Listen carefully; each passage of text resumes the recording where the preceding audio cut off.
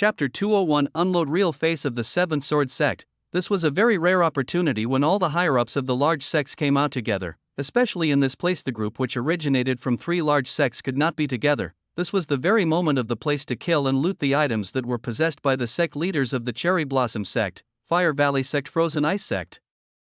You guys from the Seventh Sword Sect are indeed very despicable people. The 2 elders from the Fire Valley sect made a sneer out of Jian. These people are truly shameless, how they use opportunities in the misfortune of others. For what we care about the words of people who will die. Anyway, if you die, surely those who find you think you die at the hands of a magical beast in this place. Seven Sword Sect is not afraid of this finding by others. With the help of this very dangerous place, they need not fear being suspected by 3 other large sections. In the distance, Chen and Cheng heard the direction of the conversation between the Seventh Sword Sect and Fire Valley Sect.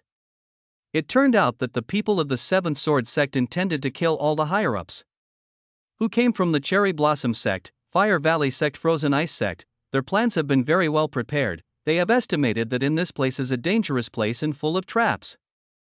The Seventh Sword Sect did not warn the other large sects for this reason. If the other 3 big sects knew this, they would all be angry with the Seventh Sword Sect. The people of the Seventh Sword Sect are indeed very despicable. In a situation like this, they want to get rid of all of the higher-ups in the sect.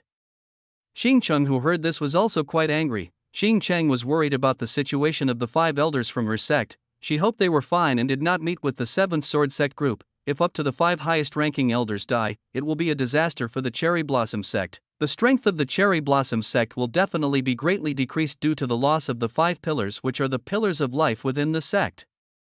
Chen, what should we do? Will we help them or just watch them die? Xingcheng asked Chen. Xingcheng herself did not dare to deal with the 4 elders of the Seven Sword Sect. In terms of strength, Xingcheng herself was by no means a match for these 4 people. Let's go there. Chen actually did not have much interest in this matter, but because it involved the Seven Sword Sect that had previously been touched on, Chen had no objection to getting rid of these people. No wonder Jinwu and Xiaokim act like that. It turns out their teacher is a bad and cunning person. Chen and Cheng appeared in front of the people from the Seventh Sword Sect and Fire Valley Sect. When Chen and Cheng appeared, Jian and the 3 elders of the Seventh Sword Sect were immediately alert. What are you all doing here? How come there are victims here? Cheng immediately asked what was happening here. She acted like I didn't know anything. The leader of the Qing sect. Actually, we from the Seventh Sword Sect are on their way to find a way to go deeper into. When we were halfway in our journey, confronted by 4 elders from the Fire Valley Sect, they suddenly attacked us, so we retaliated their attack, and finally there was an unwanted death toll. Jian was very clever. He turned the facts around. Jian, you despicable human being, how can you distort the facts? Aren't you the one who ambushed us and launched a murderous attack? The 2 elders from the Fire Valley Sect did not accept the lies made by Jian. Elder Qing, don't listen to that old man's bullshit. Don't our sect and your sect have a very good relationship? Will you believe the elders of the Fire Valley Sect who always ask for a big reward when asked to make a pill? Jian said, can make anyone believe it. If Cheng had not heard the conversation between the 2 parties before, maybe now she would really trust the words of Jian. Chen slightly smiled when he heard Jian's words. This person was very dangerous. He behaved well in front of everyone, while behind him he hid his very bad and despicable identity. People like Jian are very dangerous enemies. This is more dangerous than strong enemies visible to the eye. Enemies like this can stab you at any time from behind. Cheng nodded at Jian. Seeing Cheng trust him, Jian dared to head towards Cheng. Behind his back he had a weapon ready to stab Cheng. Die. When it was a few steps from Jian immediately used his weapon to pierce Cheng's heart. Cheng had prepared herself. She had guessed that Jian would launch a surprise attack at her. Cheng used her scarf to ward off the attack from Jian. Bang! The collision between Cheng's shawl and Jian's sword occurred. As long as the scarf that Cheng was wearing was her weapon, Chen saw that it was a weapon artifact in Tier 2, not just attacking Jian. Cheng also landed one blow on Jian's chest. After being hit by a Cheng shawl, Jian retreated several tens of meters. You bitch, why don't you accept my sword and die? Jian cursed Cheng for attacking him. So all this time you have only been kind in front of all of us, behind us you want to destroy our sect. Cheng said to everyone from the Seventh Sword Sect. Jian rose from the stone floor. That's right, our Seventh Sword Sect wants to be the strongest sect. To do that we have to get rid of the other big sects. If we can do this, we will be the supreme ruler of all sects. We can even charge tribute to all the sects below us. Jian chuckled. he explained the plan that had been prepared by the Seventh Sword sect to become the strongest sect there was. What nonsense are you saying? Aren't you already the most powerful sect now? Why are you still not satisfied with this? Xing Cheng argued with Jian Jin. It was clear that the Seventh Sword sect was the first-ranked sect which had the greatest power among the four major sects. With this kind of position, whether they were not satisfied at all, we have indeed become the most powerful sect now, but at this time we are still sharing the forest with your sect. There is an old saying that two tigers cannot live on the same mountain. Moreover, we are talking about there are currently four. Therefore, we want to get rid of these three tigers so we can monopoly all available sources. Jian Jin actually lectured to Cheng Cheng. Chapter 202 Fight with the Seven Sword Sect. Second Elder, why did you bother talking with this woman? Let's just kill and solve this problem so we can get back together with the others. One of the three elders who had been silent finally spoke up. You're right, there is no point in talking to people who are about to die. Jian Jin and three elders pulled their swords. All swords on their backs began to float above these four people. More than 20 swords currently hovering over these four people. Get ready to die. These four people hurried towards Qing Chang. At this time on Qing Chang's side there were only two elders from the Fire Valley sect who were in the 8th stage of the Sky Realm, whereas on Jian Jun's side there were two experts who were level 9 Sky Realm and two more experts at level 8 Sky Realm. In terms of combat strength, clearly Qing Chang's group lost far. Moreover, the two elders from the Fire Valley sect had been very seriously injured. The people of the Seventh Sword sect ignored the existence of Yi Chen, who was next to Qing Chang. People like this did not deserve their attention. What they thought was not worthy of attention was the biggest threat to the Seventh Sword sect. Clank, clank, about. Xing Cheng used his shawl to fend off any sword attacks or flying swords launched by Jian Jin and the four elders of the Seventh Sword sect. On the other hand, Yi Chen only saw how Cheng Chang was fighting. Qing Chang was indeed worthy of being a sect leader. The fighting ability she possessed was quite great. She could fend off attacks carried out by Jian Jin and three elders. Clank, clank, clank. The sound of collisions between the sword and the shawl keeps happening. Seeing this, four people from the Seventh Sword sect changed their attack patterns. They were now attacking more aggressively but with a very regular attack pattern. It seems like these four people have been training very hard and very long to expel their movements. With this attack, Qing Chang made a retreat. She seemed quite pressured by this aggressive attack. Qing Chang decided to use the ultimate technique she had, Cherry Blossom Dance Fairy. Qing Chang began to dance with a very beautiful movement. Every time she made a move, her shawl would launch attacks towards the people of the Seventh Sword sect. With this technique, Qing Chang started to become much better than before. Four people from the Seventh Sword sect were inconvenienced by Qing Chang's attacks that could not be guessed. Damn, just watch out for you, Heavenly Sky Sword. Finally Jian Jin could not take it anymore. He also brought out the strongest technique of his sect. Jian Jin raised one hand and began to cast a spell. After finishing chanting a spell, there were 6 green-colored wind swords appearing above Jian Jin. Jian Jin's Heavenly Sky Sword technique had reached the 6th level. It was only one step further to the highest level of the 7th level. Being able to master the 6th level of Heavenly Sky Sword was a very proud achievement in the Seventh Sword sect. Anyone in the sect who was able to master the 6th level of Heavenly Sky Sword, they will immediately be appointed to be the sect's elders. Jian Jin pointed these 6 wind swords towards Qing Chang. These wind swords were far faster than Jin Wu's that Yi Chen had ever seen. Perhaps the difference in speed was influenced by Jian Jin's level, which was already different in the 6th stage. Qing Chang, who was fighting 3 elders, did not see the sneak attack carried out by Jian Jin. She could only use her scarf to deflect the 6 wind swords that were heading towards her. Clank. Because the Heavenly Sky Sword's attack was too strong, Qing Chang had to retreat a few tens of meters back. She looked at Jian Jin with a killing look. If only Qing Chang had been a little late, maybe she would have been seriously injured by these 6 wind swords. Now let me see how you will defeat us. Ha ha ha! Jian Jin burst out laughing. With Qing Chang's Heavenly Sky Sword technique, it would definitely be very difficult to approach him. Qing Chang's attacks were of the melee and medium range types. She was not suitable for long range fighting. This was her biggest weakness. Yi Chen, why don't you help me? Qing Chang complained to Yi Chen, who did not want to help herself against these 4 people. Alright, seeing Qing Chang was already unable to fight the people of the Seventh Sword sect, Yi Chen decided to reach out to help Qing Chang defeat these people. Seeing Yi Chen come to join the battle, the 2 elders of the Seventh Sword sect who were in the 8th stage of the Sky Realm immediately launched a killer attack on Yi Chen. Die, you weak ant! These 2 people thought Yi Chen was weak and unfit to waste time. They wanted to immediately kill Yi Chen. You idiot! Yi Chen used the 9-step step directly towards the 2 people in front of him. Bam, bam. Unbeknownst to these 2 people, Yi Chen immediately hit the chest of these 2 people so that it flew into the stone wall. Yi Chen's attack this time was quite severe. The 2 elders immediately threw up a mouthful of blood. Impossible! How can you do it? Jian Jin could not believe what had just happened. How the two elders who were in the 8th stage of the sky realm could be defeated so easily by this person. Who is this person and where are they from? Chen Jin had never seen this person before. The two elders who had just been hit by Yi Chen tried to get up from the floor with a little unsteady. Yi Chen's blow had made their internal organs badly injured. Are you alright? Chen Jin asked the situation of the two elders who had just been hit by Yi Chen. We are fine, this person is quite dangerous. We should all be more careful. The two elders felt that Yi Chen was quite a dangerous person. Giggle, how do you do it? Do you still want to fight with us?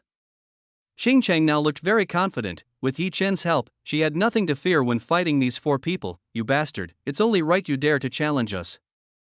Apparently behind you there is someone who is strong enough. Jian Jin cursed Xing Cheng. From the beginning Jian Jin had felt strange when he saw Xing Cheng dare to fight them. Enough pleasantries, let's fight. Yi Chen interrupted the conversation between Jian Jin and Xing Cheng. He did not have time to hear Jian Jin's babble. You are very arrogant. Don't you know which sect you are dealing with? We are the 7th Sword Sect, the most powerful sect. Bam! Before Jian Jin could finish his words, Yi Chen was already in front of Jian Jin and hit his face very hard. Jian Jin, who was not ready to be blown away, hit a stone wall. Jian Jin collapsed on the ground. He vomited blood in dozens of teeth. Chapter 203 Sword Spirit. Seeing a white object that looked like Gigi, Jian Jin immediately touched his teeth. When Jian Jin touched his teeth, there were no more teeth left in his mouth. It seems like Yi Chen's punch just knocked out all the teeth Jian Jin had. Seeing that all of his teeth fell out, Jian Jin was very angry. He gave off a very heavy killing aura to Yi Chen. Damn, how dare you sneak up on me? Jian Jin roared so loudly. The green aura began to cover Jian Jin's body. When this aura came out, all over the place began to become windy. All the sect's elders also did the same thing as Jian Jin did. They all started using the Heavenly Sky Sword technique. There were 24 swords that appeared above the 7th Sword Sect group.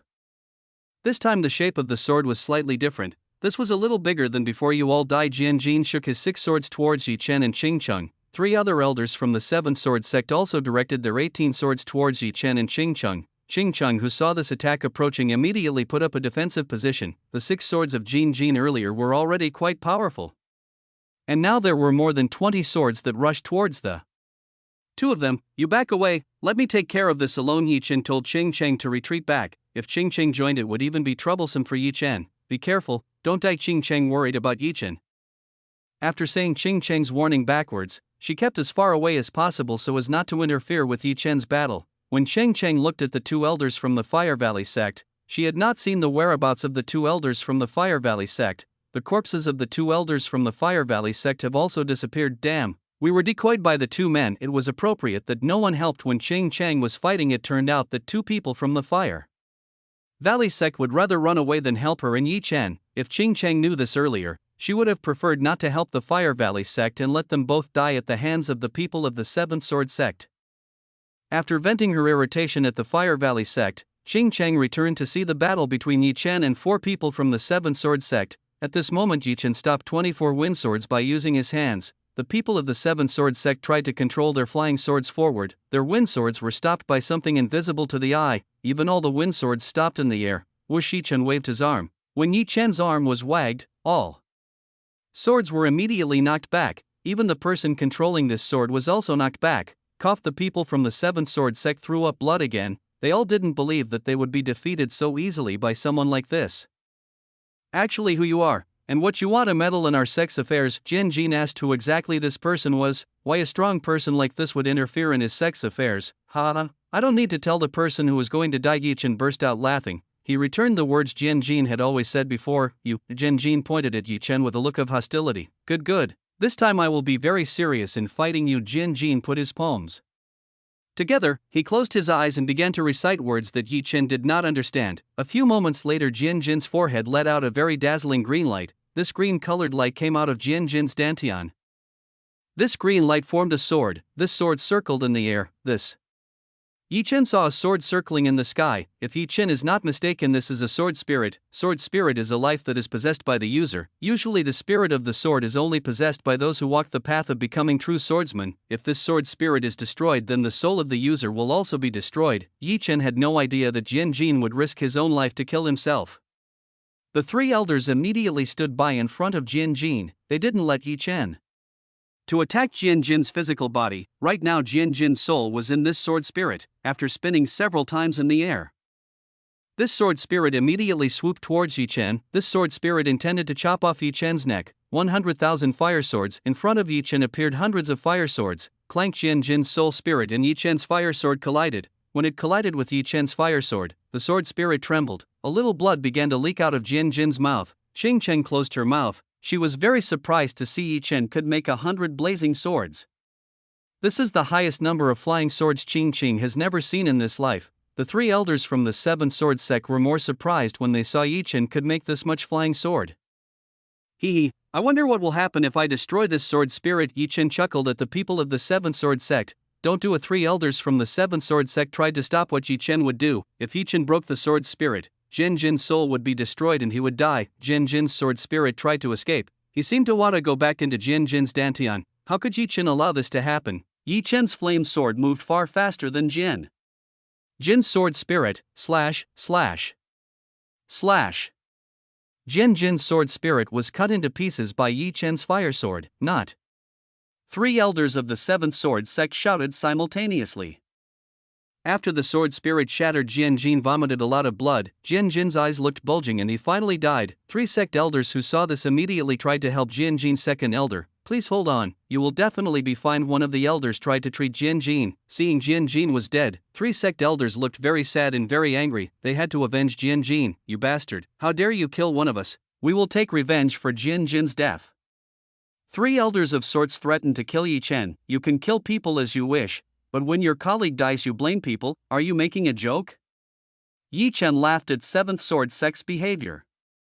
Die. Three elders of the seventh sword sect advanced towards Yi Chen. I don't have time to deal with you guys, let's end it. Yi Chen's flame sword stabbed their foreheads, then entered this third dantian. Chapter 204, the famous frozen ice sect rules. Yi Chen's fire immediately burned down the dantian belonging to these three people. Egg. When Yi Chen did this, the three elders from the seventh sword sect roared in pain. They all felt tortured when Yi Chen's fire burned their dancers. After their dantian was destroyed by Yi Chen, these three people collapsed to the floor. From now on these three people would become vegetative. Seeing the battle was over, Qing Chang ran to Yi Chen's side. Yi Chen, that was very cool and great. Qing Chang was amazed by the battle Yi Chen had just fought. Where did the people from Fire Valley sect go? Yi Chen asked Qing Chang where the two men had gone. Because they were focused in battle, Yi Chen did not see the Fire Valley sect slipping away. The people from the Fire Valley sect are as cunning as the seven sword sect. They use us as bait, while they run away to save themselves.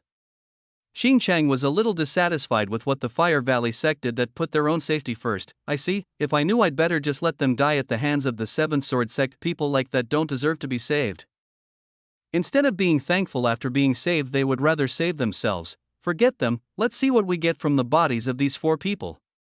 Yi Chen wanted to know if in the bodies of these four people kept a valuable treasure. Yi Chen searched the bodies of these four people. After searching for a while, Yi Chen only found a few useless pills and 4 storage rings that had very small dimensions of space. Yi Chen broke the owner's seal and saw what was inside the rings belonging to these four people. After rummaging through what was inside this storage ring, Yi Chen did not find anything of value. Inside this ring there was only a technical book and a weapon of very low class. Yi Chen did not find a core or medicinal plant in this storage ring. Damn, these people are very poor. Yi Chen was really disappointed. Inside the storage ring there was no valuables. These people only carried storage rings that contained trash. Yi Chen, what exactly is inside this storage ring? Qing Chang was very curious as to what contents of the storage ring that the four elders of the seventh sword sect had. Why don't you see the contents yourself? Yi Chen threw the rings into Qing Chang's hands. Qing Chang received a ring from Yi Chen. She was curious about what was in this storage ring. When Qing Chang saw what was inside, she was quite surprised. How can these people be so poor? Qing Chang could not believe that people of the sect's elders only had items like this. It seems like these people deliberately did not bring their valuables.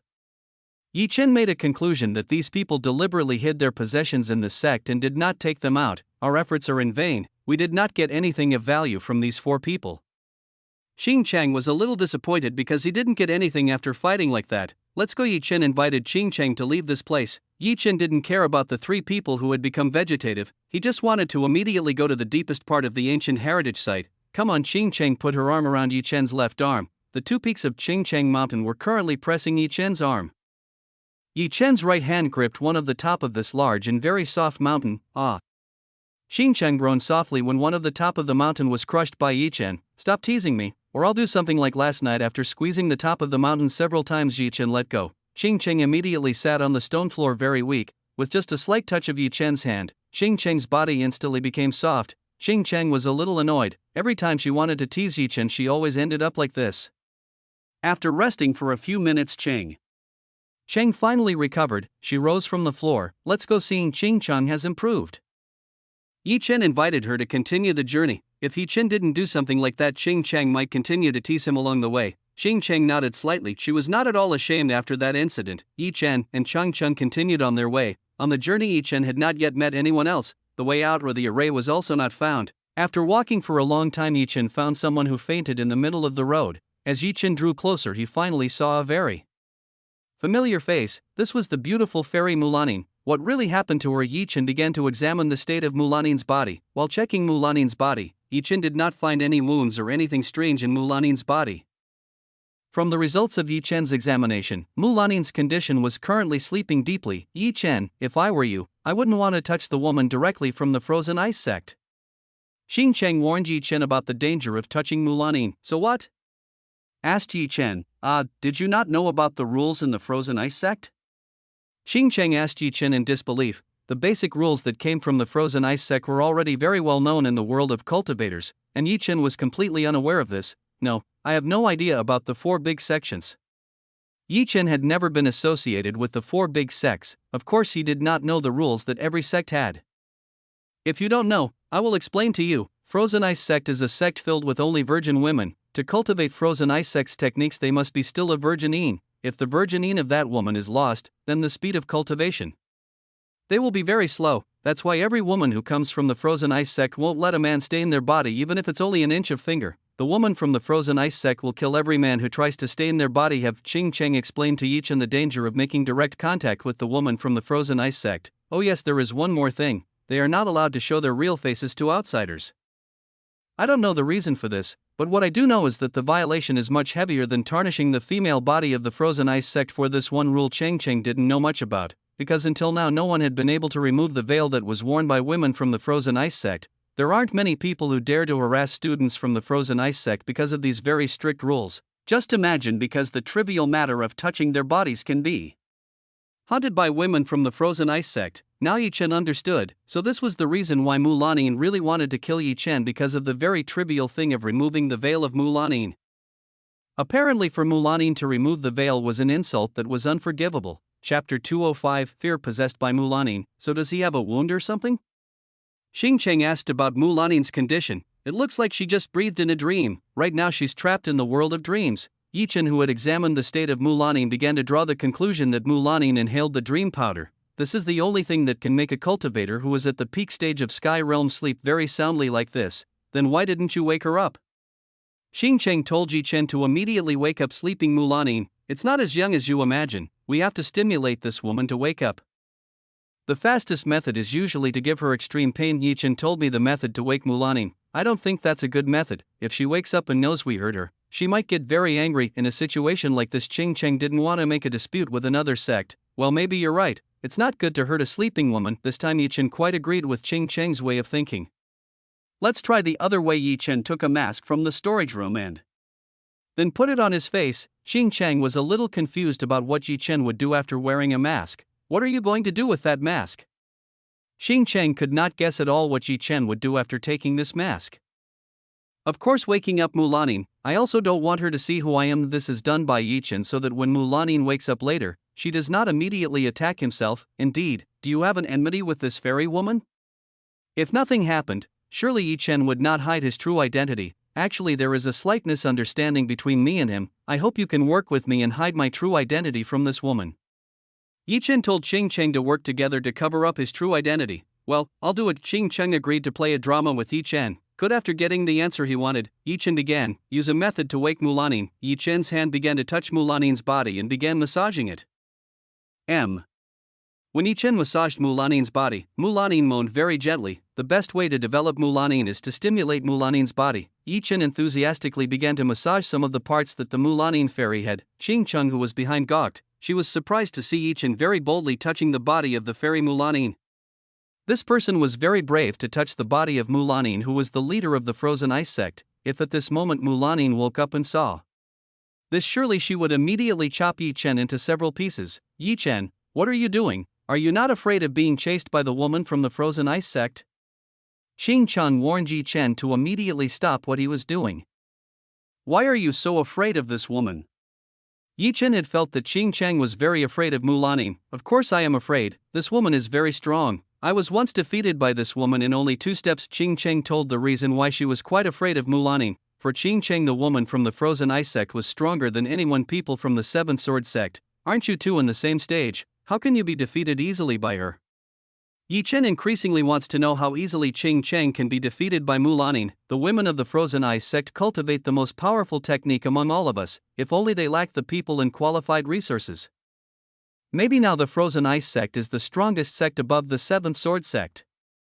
Qing Cheng told Yi Chen that frozen ice sect is a very strong sect. Unfortunately, the women of the frozen ice sect only amounted to a small amount, even less than 40 people. This sect was also very minimal with resources to cultivate, because they rarely opened themselves to the outside world. This was the reason why the frozen ice sect could not become the first-rank sect. If only the frozen ice sect were given resources and a large number of students, maybe they would become the strongest sect at this time. You should not mess with this woman. Even the leader of the Seventh Sword sect did not dare to mention Mulanin alone. Qing Cheng told everything she knew to Yi Chen.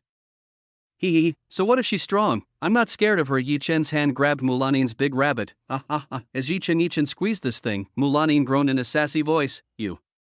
Qing Cheng couldn't believe hearing that Mulanin's cold fairy would make such a sassy voice. In this world maybe only Yi Chen could make Mulanin's cold fairy let out a cheeky voice like this. In Mulanin's dream, Mulanin now saw herself in a vast expanse of snow. Here she did not see anyone. Wherever Mulanin walked, she only saw endless expanses of snow. Mulanin continued to walk along this expanse of snow, far ahead of Mulanin, seeing several women from her sect. These women were seen fighting with someone, some of whom were even lying on the snow with bodies covered in blood. Mulanin, who saw this incident, immediately went to help them.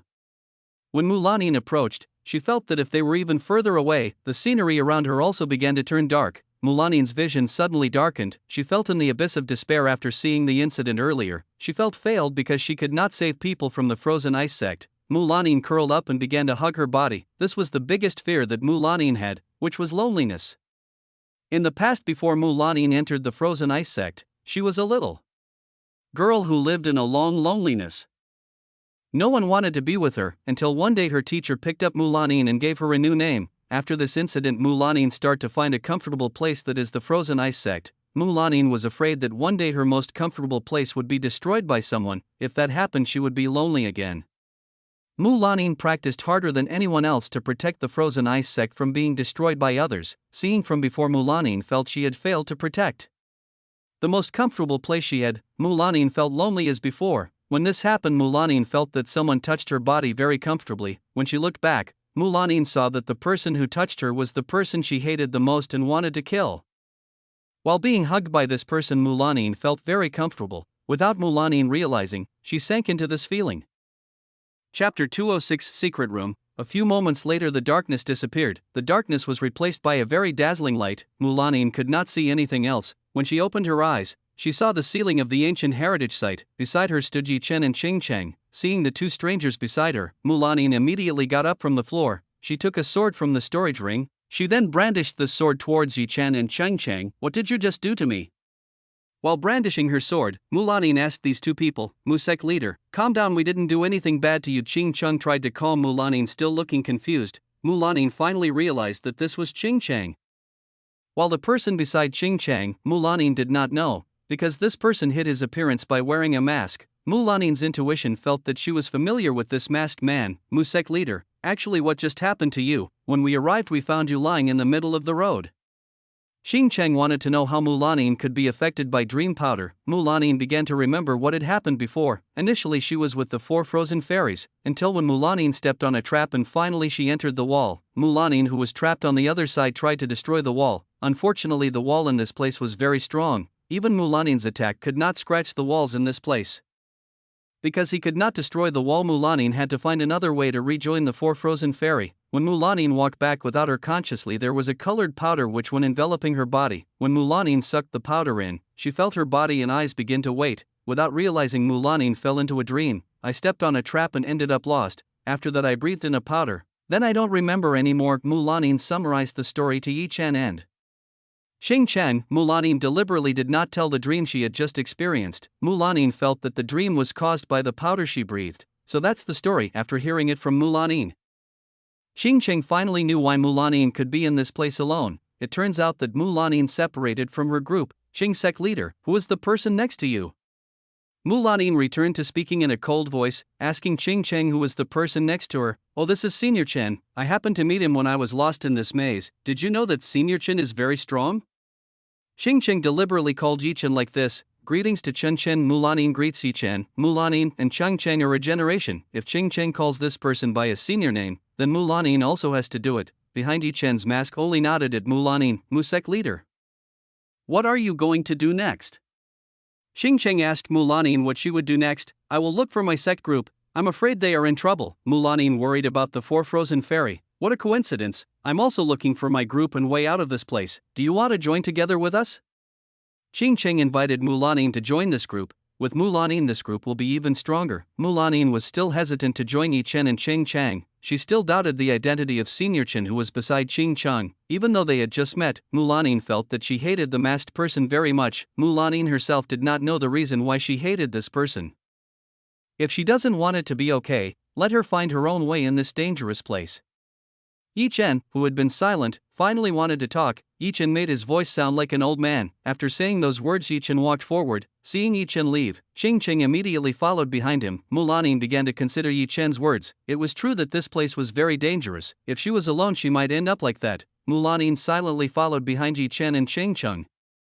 Xing Cheng smiled seeing Mulanin following behind. Yi Chen's words earlier could easily convince Mulanin to follow behind the two of them. Giggle, Yi Chen, you are so great. With just a few sentences you can make the cold elf Mulanin sure and follow behind us both. Xing Cheng sent a telepathic message that only Yi Chen could hear.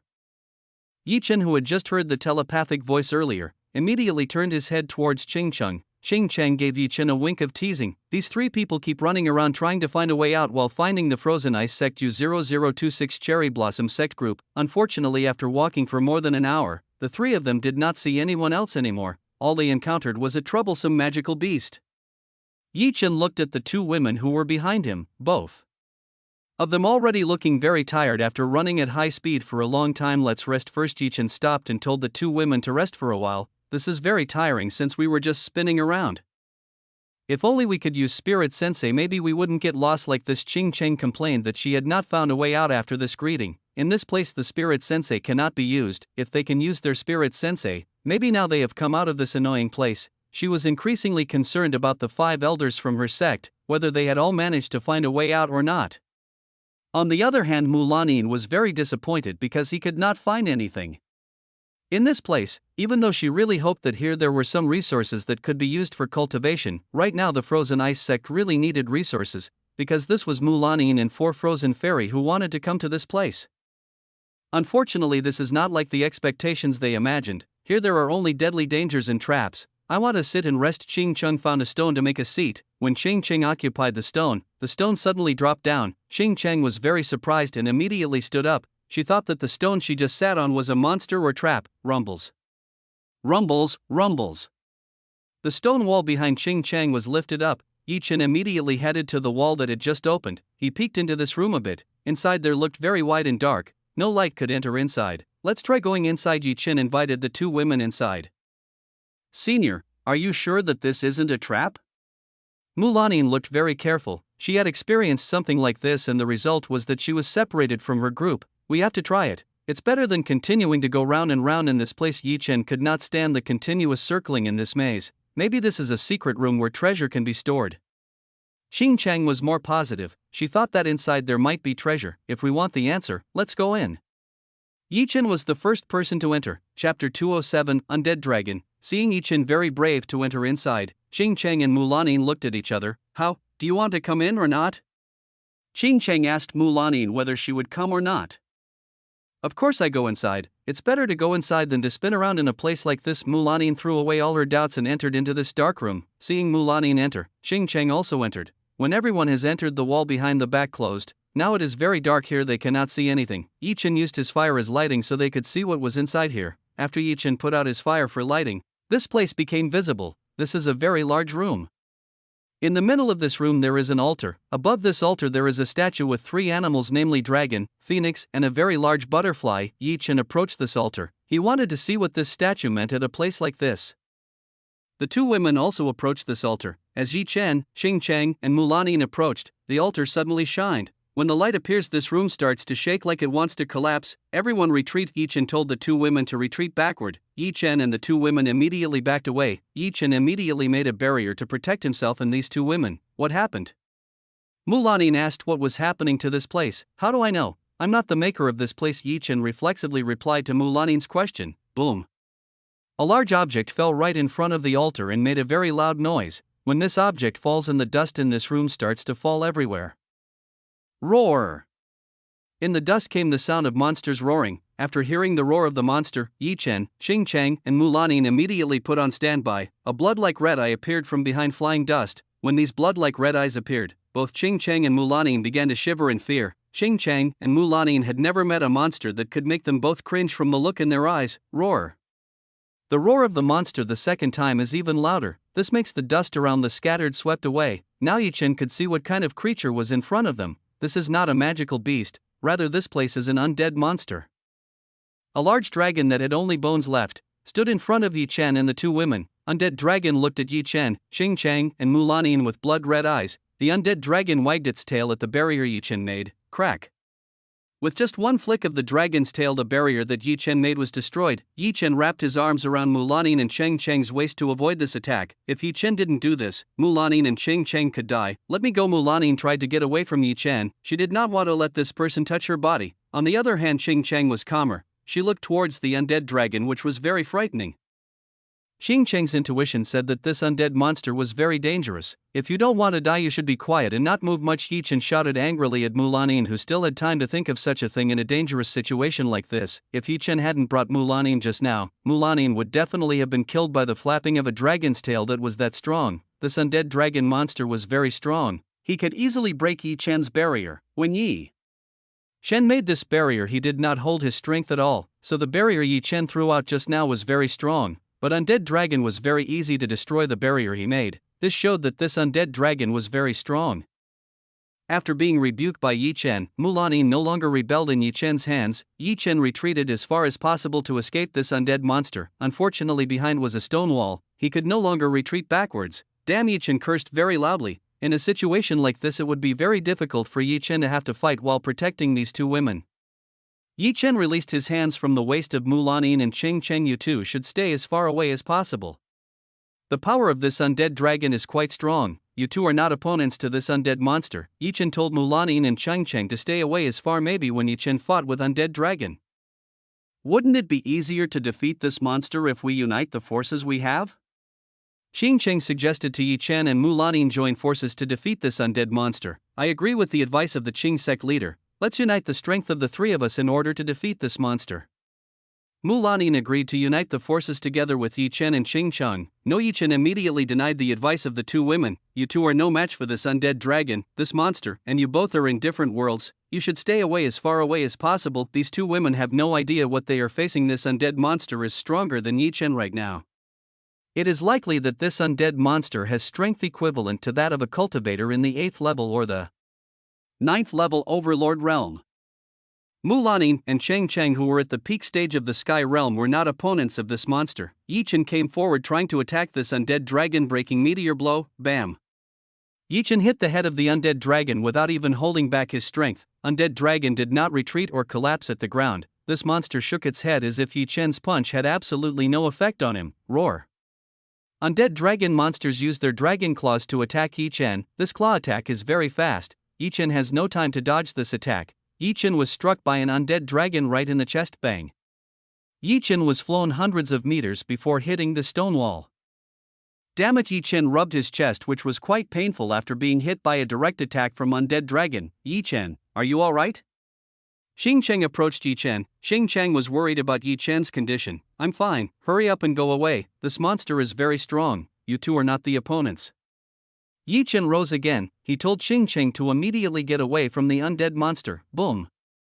When Yi Chen and Xing Cheng were talking, there was the sound of a thumping battle. At this time Mulanin attacked the undead dragon using the ice technique she possessed. This woman, does she not know what powerful creature she is facing? Yi Chen scolded Mulanin for not listening to his words earlier to get as far away from the undead dragon monster as possible. Chapter 208 Against the undead dragon in full force. At the moment under the undead dragon monster appear hundreds of large ice whose edges are like sharp needles. This sharp ice begins to envelop the undead dragon's body. The undead dragon's entire body was covered by hundreds of ice with sharp edges. Cracked as the body of the undead dragon moved slightly, Mulanin's ice technique immediately broke into pieces. Seeing that this technique didn't work, Mulanin used another technique. To defeat this undead dragon, Ice Pillar, a very large ice pillar, came out from under the undead dragon. Undead dragon's body is immediately wrapped by this ice pillar. Now undead dragon is trapped in Mulanin's ice pillar technique. Undead dragon is not moving anymore. This is easier than I thought. Seeing undead dragon has been sealed, Mulanin turned, then headed towards the altar. As Mulanin turned around, the eyes of the undead dragon slightly moved towards Mulanin, cracked the pillar of ice that wrapped the body of the undead dragon. Destroyed. Undead dragon gave off extremely hot flames towards Mulanin. Mulanin made an ice shield to fend off bursts of fire that were released by the undead dragon. When struck by the fire of the undead dragon, Mulanin's ice shield immediately melted without any resistance. Mulanin was very surprised and intended to retreat, but she already had no time to retreat. The fire that was released by undead dragon was very close to her body. Mulanin could only close her eyes waiting for this fire to come. A few milliseconds before a burst of fire hit her body, Mulanin felt that her body had been hugged by someone. The fire struck Yi Chen's body. Fortunately the bursts of fire had no effect on Yi Chen, so this did not hurt Yi Chen at all. When Mulanin opened her eyes, she saw Senior Chen save herself. She had no idea that this person would save herself from the deadly attack just now. Stupid, I told you to stay away from this undead dragon. Why are you so stubborn and do not want to obey? Yi Chen scolded Mulanin, who acted very carelessly because fighting a dragon monster that was far more powerful than herself. Mulanin said nothing more, she just turned her face to the side. Yi Chen brought Mulanin to Qing Cheng's side. You two stay here and don't come any closer, I will take care of this monster. This time Yi Chen gave absolute orders to Mulanin and Qing Cheng. Yi Chen refocused on the undead dragon. Qing Sec leader, do you know what level of Senior Chen is? Mulanin asked Qing Cheng what level of cultivation Yi Chen had at this moment. I don't know either. What I know is that Chen Senior is very strong. We'll see how the battle is when fighting these undead monsters. Qing Cheng herself was not sure what level of cultivation Yi Chen was at this time. For Qing Cheng, Yi Chen was a very mysterious person.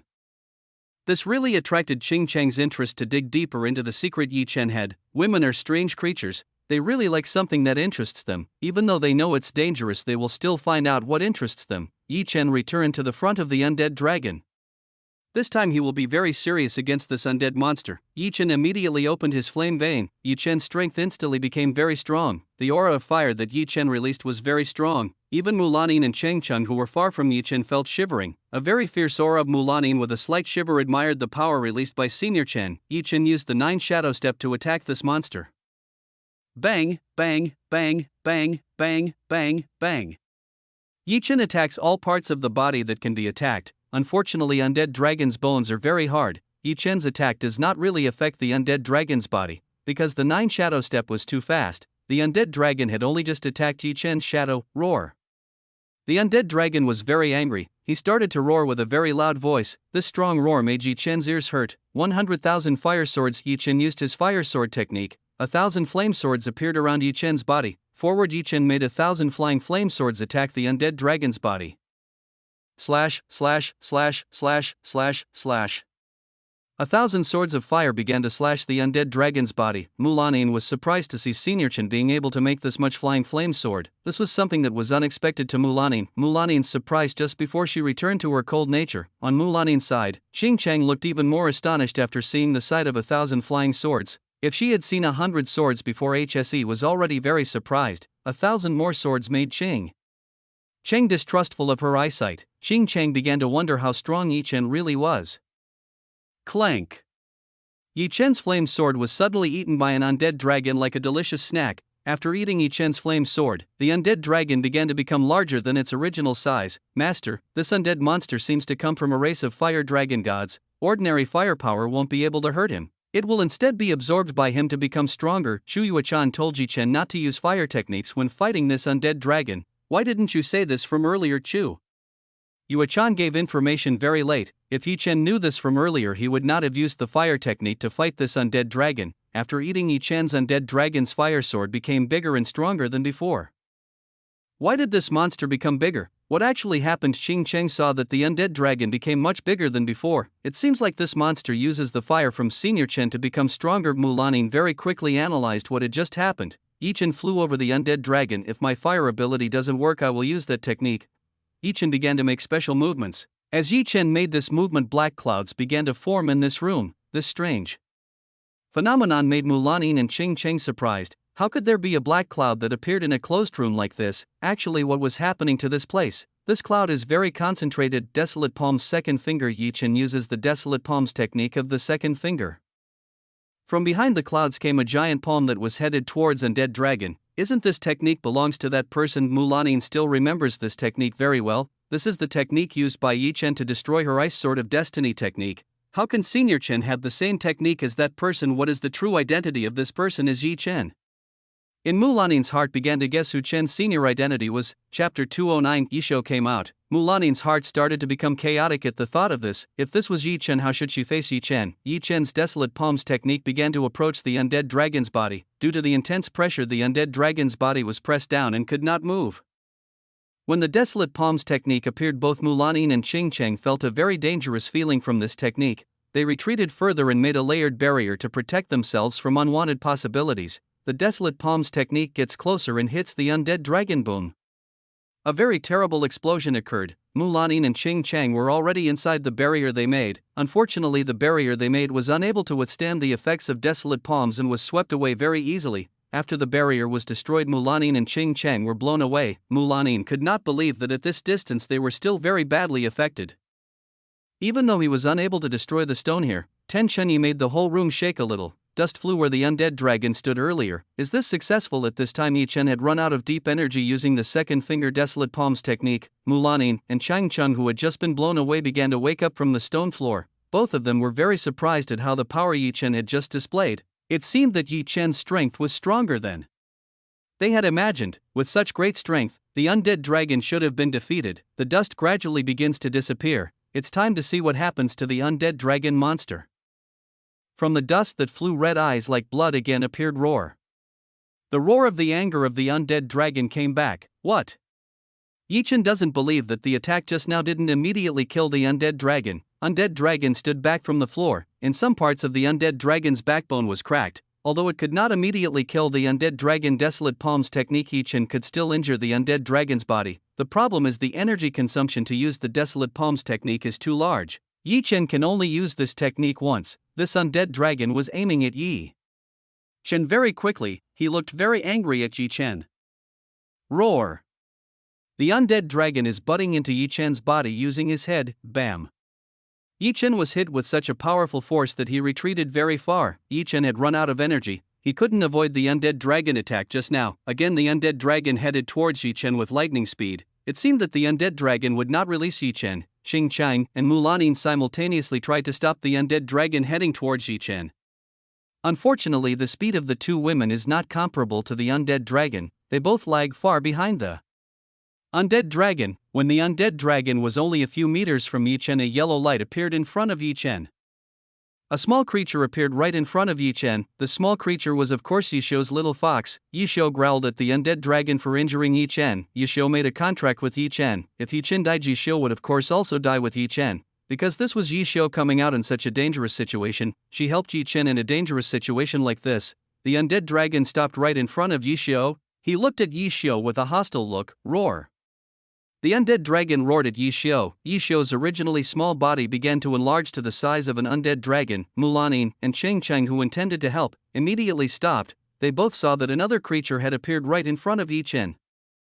Mulanin and Cheng certainly knew what this creature was. This was a legendary magical beast that was very famous, the nine-tailed fox. Both of them did not expect to see a mythical creature in a place like this. The nine-tailed fox is a creature that is very well known in the world of cultivators. This creature has special abilities that are difficult for cultivators to learn. Yisho attacked the undead dragon by using her 9 tails. These 9 tails were shaken violently to directly hit the undead dragon's body. Bam! Yisho's tail wagging can make the undead dragon retreat and fall to the floor. undead dragon that had just fallen began to rise again. Yisho didn't give the undead dragon a chance to wake up. She immediately bit undead dragon's neck bone very strongly. Yisho's tail began to wrap around the body of the undead dragon to seal the monster's movements. Yisho bit down very hard. She tried to crush the undead dragon's neck bone. Yisho's sharp teeth and strong jaws were still unable to destroy the undead dragon's neck bones. The undead dragon movement was locked by Yisho's tail. The undead dragon tried to use his free tail to attack Yisho. Bam! Yisho was hit directly by the undead dragon's tail. She immediately retreated back due to the impact of the attack, which was quite strong, with Yisho's current strength that was almost equivalent to the 9th level of the Overlord realm. Yisho was still having enough trouble fighting this undead monster. This undead dragon monster might be in the 10th level of the Overlord realm. Yisho's body began to glow in yellow. An extremely pure aura began to seep out from Yisho's body and flooded this room. Yisho no longer seemed to be holding back the power she had. Suddenly this pure aura began to envelop Yi Chen's body and gave him a very comfortable feeling. The energy in Yi Chen's body suddenly recovered at an incredible speed. This was a Inyan legendary technique that only the nine-tailed fox had. Yi Chen began to close his eyes and recover his strength. Yisho attacked the undead dragon again. Bam! Bam! Bam! Bam! Bam! This time Yisho's speed and attack were very fast and ferocious. The undead dragon continued to be retreated by the attack launched by Yisho. Roar! Undead dragon looks very angry because it was beaten by Yisho. The undead dragon began to retaliate against Yisho's attack with his dragon claws. The fight between the two giant monsters was indeed very great. The whole room shook a little as the two of them began to fight. In a short time Yi Chen's energy began to recover by around 70%. Yisho's yin-yang technique was very good at recovering Yi Chen's energy. Yi Chen opened his eyes and saw the battle that was being fought by Yisho. Yisho was currently cornered by a very strong undead dragon attack. Yisho retreated back. Seeing that the physical attack didn't work, she began to open her mouth. A yellow light began to gather inside Yisho's mouth. Yi Chen, who saw this, naturally knew what Yisho was doing. This was the strongest technique used by Yisho when she defeated the 5 old Taoist. Chapter 210, Berserker Pill. Yisho really used the technique of mass destruction in such a small place. Yi Chen immediately went to the side of Mulanin and Ching Chang. He made the strongest barrier he could make so as not to be affected by Yisho's laser attack. Undead dragon doesn't want to lose. From the mouth of undead dragon starts to fire. This huge burst of fire headed towards Yisho. Yisho released his laser towards the undead dragon. Yisho's laser and the undead dragon bursts of fire met. Boom, boom, boom, boom, boom, boom. When these two forces met, a very strong explosion occurred. Fortunately, the barrier that Yi Chen made was able to withstand the impact of the powerful explosion that occurred. Bursts of fire and lasers clashed with each other's strengths. The undead dragon added strength to his bursts of fire. Yisho's laser was suppressed by this burst of fire. Yisho herself didn't want to lose. She added strength to her laser attack. Neither Yisho and undead dragon wanted to budge. Yisho exerted all the power she had. The burst of undead dragon flames were hit backwards by Yisho's laser. Boom! A very strong explosion occurred. Yisho's laser managed to hit the undead dragon. Cracked. The barrier Yi Chen made began to crack little by little. Yi Chen used his full strength to reinforce this barrier. A few moments later, everything was finally over. There was only a puff of smoke from the explosion just now. Yi Chen released the barrier he made. He wanted to see if Yisho's attack just now was able to destroy the undead dragon. After the smoke cleared, Yi Chen saw the undead dragon lying on the floor. Several undead dragon bones cracked very badly. Yisho's laser attack was able to deal enormous damage to undead dragons. Undead dragons with a little difficulty began to rise from the floor. Roar! The undead dragon roared. The bones in the undead dragon's body begin to turn red. Flames start to come out from between the bones. This flame starts to envelop the undead dragon's body. After being wrapped by fire, now the undead dragon really looks like a fire dragon. After changing, the form of the undead dragon became much stronger than before. What kind of monster is this? Why hasn't he been destroyed? Ching Chang could not believe that after receiving two such powerful attacks, undead was still alive. Yi Chen gritted his teeth. The situation returned to being unfavorable. After using the technique, Yisho had only a little energy left. Yi Chen was afraid that Yisho was unable to fight back against the undead dragon, which had turned into a fire dragon. Yi Chen began to think very hard about how to defeat this monster. Finally, he remembered something that could help him in a situation like this. Right now, Yi Chen still had a pill. With this pill, Yi Chen was confident of beating an undead dragon. Yi Chen took a pill from the fairy gate storage room. He immediately swallowed this pill into his stomach. After swallowing this pill from inside Yi Chen's body, it overflowed with extraordinary power. Yi Chen had never felt such great power flowing into his body. Increasing the strength of 25x was very much felt for Yi Chen. Boom, Yi Chen's aura exploded. Mu Lanning and Cheng Cheng, who were behind Yi Chen, immediately retreated. Yi Chen released his fire vein again. After the fire vein was opened up, Yi Chen's strength was like an unstoppable sea. Ugly dragon, prepare to accept your defeat. Yi Chen flew towards undead dragon. Bomb, bomb, bomb, bomb. Bomb, Yi Chen repeatedly hit the undead dragon's body. Undead dragon was repeatedly hit by Yi Chen. Now the undead dragon was like a toy being kicked and hit by Yi Chen. What really happened? How did Senior Chen's strength become this strong? The increase in Yi Chen's strength did not escape Mulanin's eyes. I don't know, maybe he used a forbidden technique or something. Cheng Cheng did not know where the origin of the strength Yi Chen was getting was. Yi Xiu retreated to Mulanin and Cheng Cheng. She saw Yi Chen's fight against the undead dragon. Yi Xiu was tired now. She no longer had the strength to help Yi Chen fight the ugly dragon. Now it's your turn to feel what I felt before. Yi Chen wanted to take revenge on the undead dragon. Undead dragon was completely rendered helpless by Yi Chen. The undead dragon used his fire to attack Yi Chen. Too bad the fire attack didn't work on Yi Chen. Undead dragon didn't know that Yi Chen was immune to fire attacks. For Yi Chen right now, the undead dragon was not a threat at all to him. After being hit a few hundred times, the fire surrounding the undead dragon's body began to dim. It seemed that soon the undead dragon would lose. Before losing, the undead dragon collects fire above its mouth. A giant fireball forms above the undead dragon. This fireball is getting bigger and bigger. In a dark room, the ball is like a very bright and hot sun. The temperature of the room immediately rose very sharply. Yi Xiu made a yellow barrier to protect the two women beside her. This huge fireball is made with all the power possessed by the undead dragon. Seeing this powerful attack, Yi Chen flew up. From above, Yi Chen made a move to use the Desolate Palms technique. Because the undead dragon uses all of its power in this attack, Yi Chen also used all his strength to use Desolate Palms. Black clouds began to form. Desolate Palm's second finger from behind the clouds out the giant palm that goes towards the undead dragon. Boom. The undead dragon fired a giant fireball at Yi Chen. The two great powers met. When the giant fireball approached the Desolate Palms technique, the fireball was immediately wiped out without any resistance. Boom. The giant palm directly hit the undead dragon's body. The undead dragon's body was immediately destroyed after being hit with such a powerful attack. From the beginning to the end, Mulanin and Cheng Cheng saw the biggest battle in their lives. The two of them had never seen such a great battle before. Mulanin and Cheng Cheng felt that their world and Yi Chen's world differed greatly. This was like heaven and earth. Huffed Yi Chen sighed. He was relieved everything was over. At the moment, Yi Chen didn't have any strength left. He felt weak and his vision began to blur. Yi Chen, who flew over, immediately fell down. Fortunately, Yi Xiu acted quickly. He immediately caught Yi Chen, who fell from the air. Yi Xiu laid Yi Chen on the stone floor. She then returned to her original small and cute size. Cheng Cheng immediately headed to Yi Chen's side to see how Yi Chen was at this moment.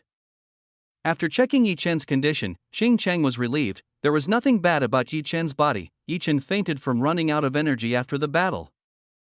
Chapter 211, God's Inheritance. Mulanin approached towards Yi Chen. She stopped beside Yi Chen. Mulanin extended her hand towards Yi Chen's mask. Her curiosity made Mulanin unable to take it anymore. She wanted to see the true face of Senior Chen. Wait, what are you doing?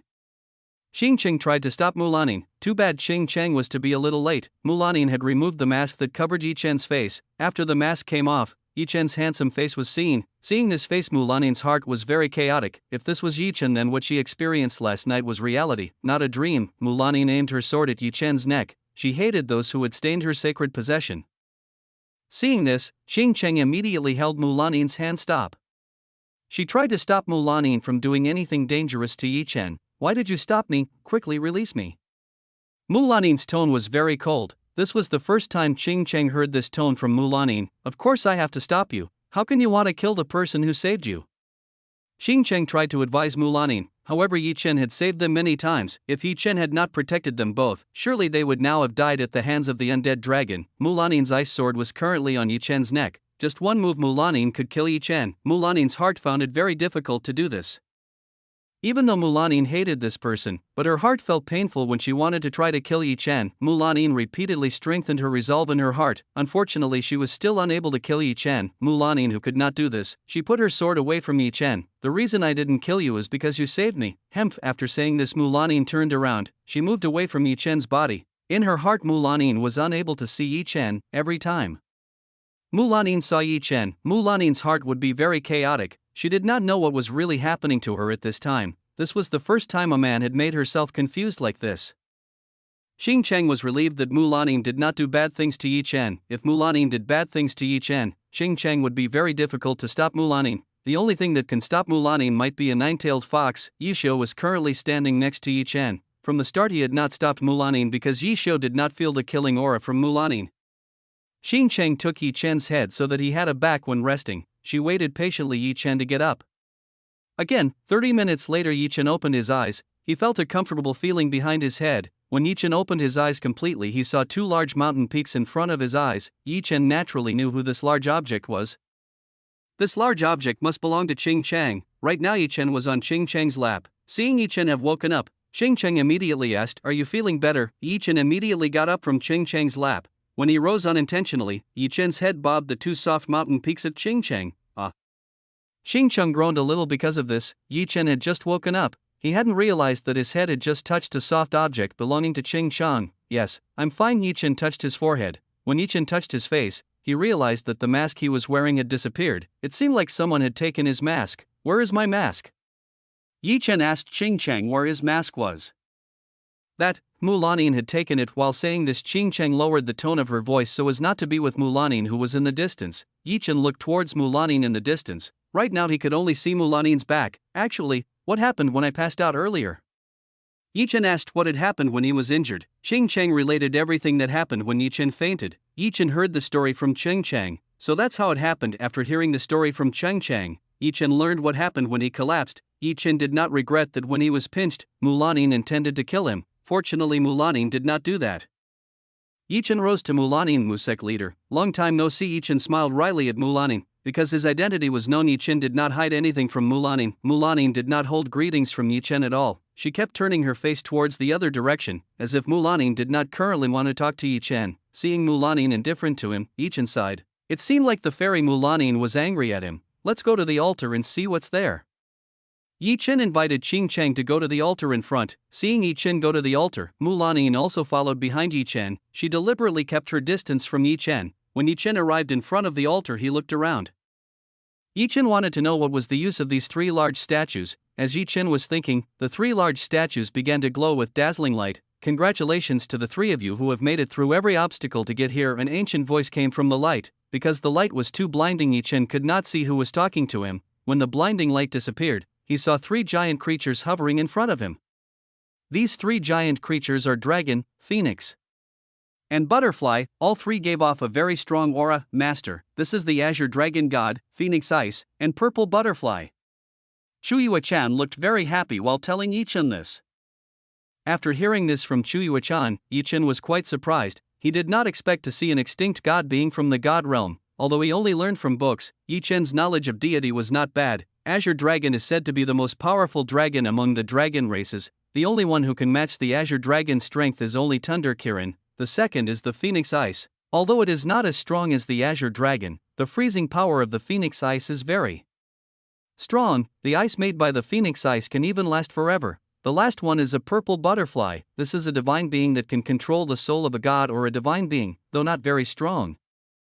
Purple butterflies can control an opponent's soul. The biggest weakness of a purple butterfly is that it cannot control people's souls, which is very strong. Today these three gods were standing in front of Yi Chen. "You have arrived here. All three of you are worthy to inherit our strength. Do you want our inheritance of strength?"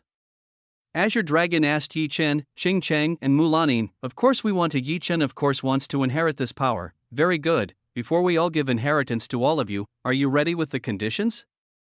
Azure Dragon asked Yi Chen and the two women if they were ready to accept the conditions given by the Azure Dragon, Ice Phoenix, and Purple Butterfly. Chapter 212 One Dragon and Two Phoenix. Conditions? What conditions should we fulfill? Yi Chen asked what they had to fulfill in order to get the inheritance from this divine being. Haha, the conditions are very easy. Our inheritance is intended for a pair of three people, so if you want to inherit our inheritance you will be bound forever. Azure Dragon tells the terms they must fulfill. What? Among the three people who was the most surprised was Mulanin. She did not think that this inheritance was intended for couples. Dragon ancestors, how can your inheritance be like that? Mulanin protested against the Azure Dragon. The legacy that we left is meant for couples. If you don't want it you can reject it. Phoenix Ice spoke to Mulanin. Gods will not force someone who does not want to inherit their power. Yi Chen and Chang Cheng didn't really bother with this matter. Ching didn't mind being a partner with Chen, that's why they had absolutely no problem with this. Hearing Phoenix Ice's words, Mulanin couldn't say anything more. Azure and Phoenix ancestors, I don't mind. May I get an inheritance from you? Chen had no problem with this. This power meant a lot to Chen. When fighting with an undead dragon, Chen understood that in this world there were a lot of strong people. If he did not immediately become strong, he would not be able to protect the most valuable treasure. His woman, of course you can, but you must convince the two women by your side. Azure Dragon said that Chen could get this inheritance if he succeeded in convincing Mulanin and Ching. Fairy Qing, do you want to inherit this power with me? Chen asked Ching. Hearing this, Ching's face began to turn red. For Ching this was like an application she had never done. Ching didn't answer, she just nodded at Chen, agreeing with Chen's proposal. Seeing Ching agree, Chen was happy. Now all that was left was to convince Mulanin. Mu Fairy, are you? No, before Chen even finished his words, he had been rejected outright by Mulanin.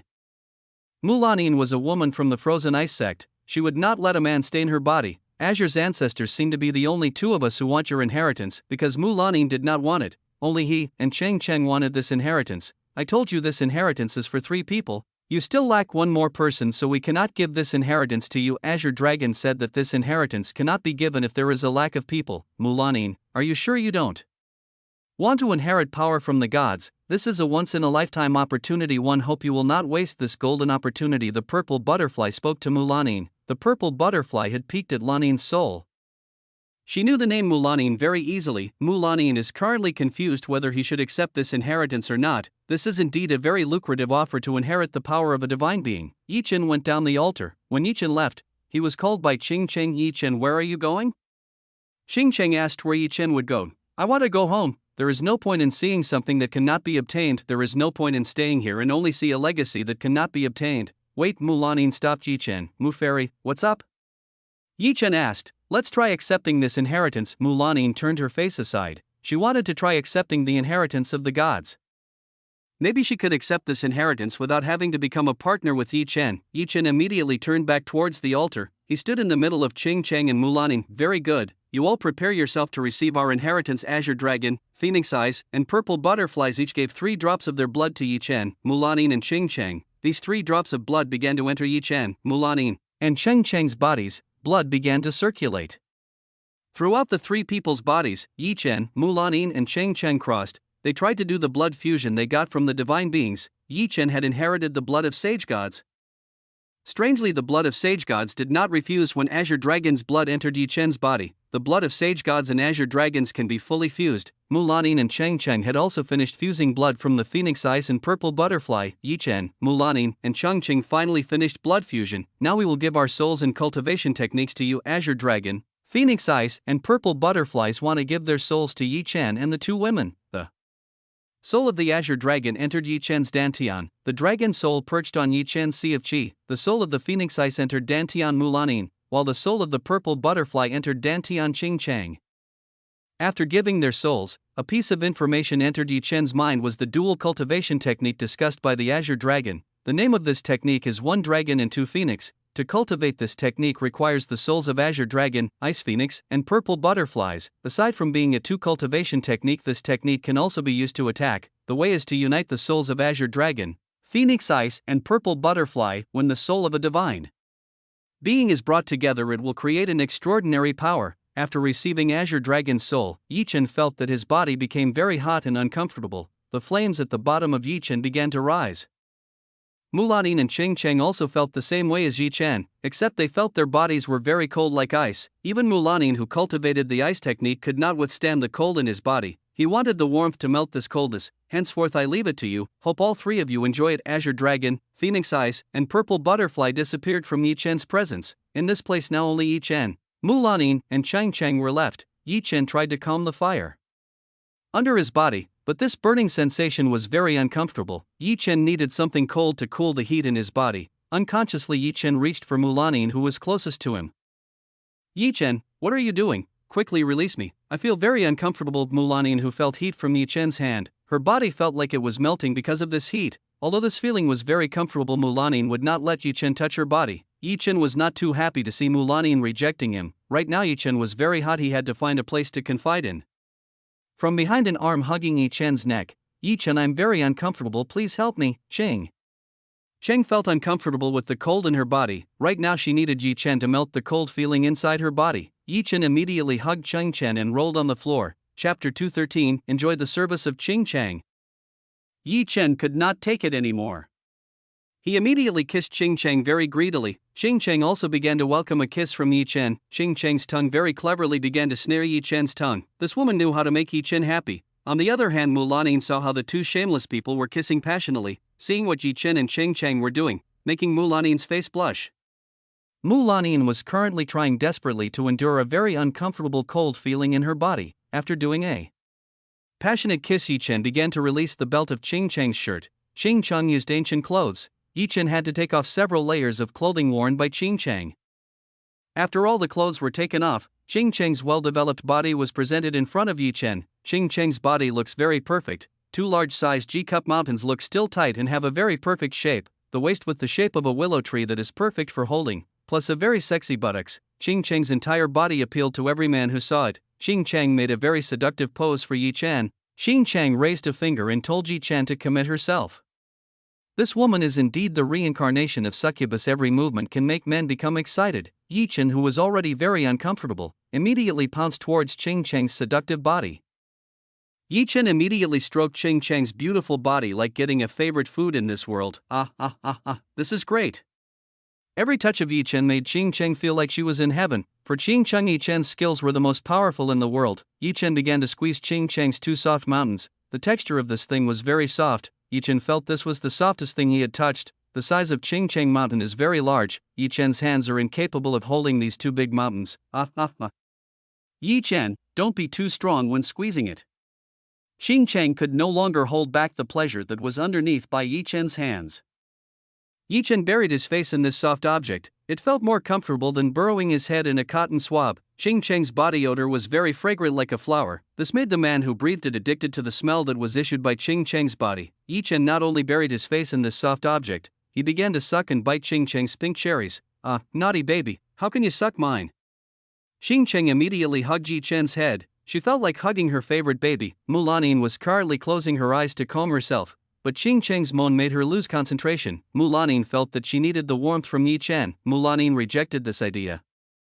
Whatever happened, she had to go through all this. Ching Chang did not want to remain silent enjoying Yi Chen's services. She had to take turns serving Yi Chen. Ching Chang's hand began to descend towards Yi Chen's younger brother. She immediately grabbed Yi Chen's large object. When Ching Chang grabbed this large object, she was very surprised. The object in her hand was very large. Ching Chang never knew that a man could have an object of this size.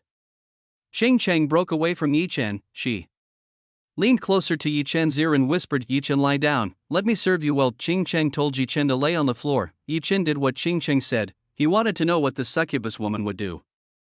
This was the first time Yi Chen did dual cultivation with an experienced woman. He wanted to feel the techniques possessed by Ching Chang. Ching Chang knelt before Yi Chen. She began to take off the clothes and pants that Yi Chen was wearing. When the pants were opened, a large object bounced and hit Ching Chang's face.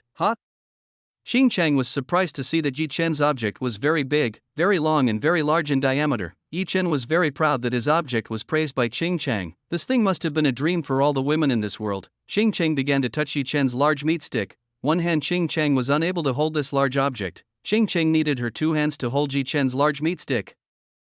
Ching Chang stuck out her tongue and began to lick the shaft of Yi Chen's large object. Ching Chang's tongue very skillfully began to dance on Yi Chen's shaft. Yi Chen tried to hold back the pleasure of Ching Chang's tongue. The ability of Ching Chang's tongue is very strong. This is very different from the skills of a virgin woman. Ching Chang really liked this big object. The taste of licking this thing was really good. She couldn't take it anymore. She put Yi Chen's object in her mouth. Yi Chen felt his object enter a very warm, comfortable, and very narrow place. When Yi Chen looked down, he saw almost all of his large objects being swallowed up by Ching Chang. Ching Chang was so great he was able to put all of Yi Chen's big objects in her throat. Ching Chang herself felt her throat fill up when Yi Chen's large object entered. It was very tight and very comfortable for Ching Chang. Ching Chang began to move back and forth to serve Yi Chen's large object. Ching Chang's tongue whirled around serving Yi Chen's large object. Ching Chang's teeth scratched at Yi Chen's large object. When Ching Chang's teeth scratched his, Yi Chen did not feel any uncomfortable feeling. Instead, he felt an incomparable pleasure from Ching Chang's technique. Aim! Yi Chen roared. The extension of Ching Chang's technique was indeed very great. For nearly 10 minutes Qing Cheng served Yi Chen's large meat stick with her mouth. Yi Chen was very strong, able to withstand her techniques. "Husband, is my technique very rusty? I can't even get you out." Qing Cheng had not had sex for a long time. After becoming a leader of the Qing Cheng sect, no longer touched male and female relations. "Your technique is amazing, make me more comfortable." Yi Chen helped set Qing Cheng's hair back. Now Qing Cheng's teasing face was presented in front of Yi Chen. Qing Cheng, who had just stopped continuing to serve Yi Chen's large object, slurp. Slurp. Slurp. Slurp. This time Qing Cheng's mouth suction was stronger than before. Yi Chen felt incomparable pleasure from Qing Cheng. Mulanin continued to hear the shameless voice from the front. She peeked a little and wanted to see what Yi Chen and Qing Cheng were doing. When Mulanin opened her eyes, she was shocked by the sight presented in front of her. Mulanin was currently seeing Yi Chen lying on the floor, and Qing Cheng was under serving a large and very terrible object. Mulanin could not believe that a male object of this size, how could an object of this size enter a woman's body? Wouldn't this large object immediately destroy the small cave that belonged to every woman entered by Yi Chen's large object? Chapter 214, The Temptation of Two Fairies. Until now Yi Chen had not yet come out. Qing Cheng's jaw had been completely numbed by Yi Chen's large object. Qing Cheng used another method to stimulate Yi Chen. She used her hand to grab Yi Chen's 2 egg bags.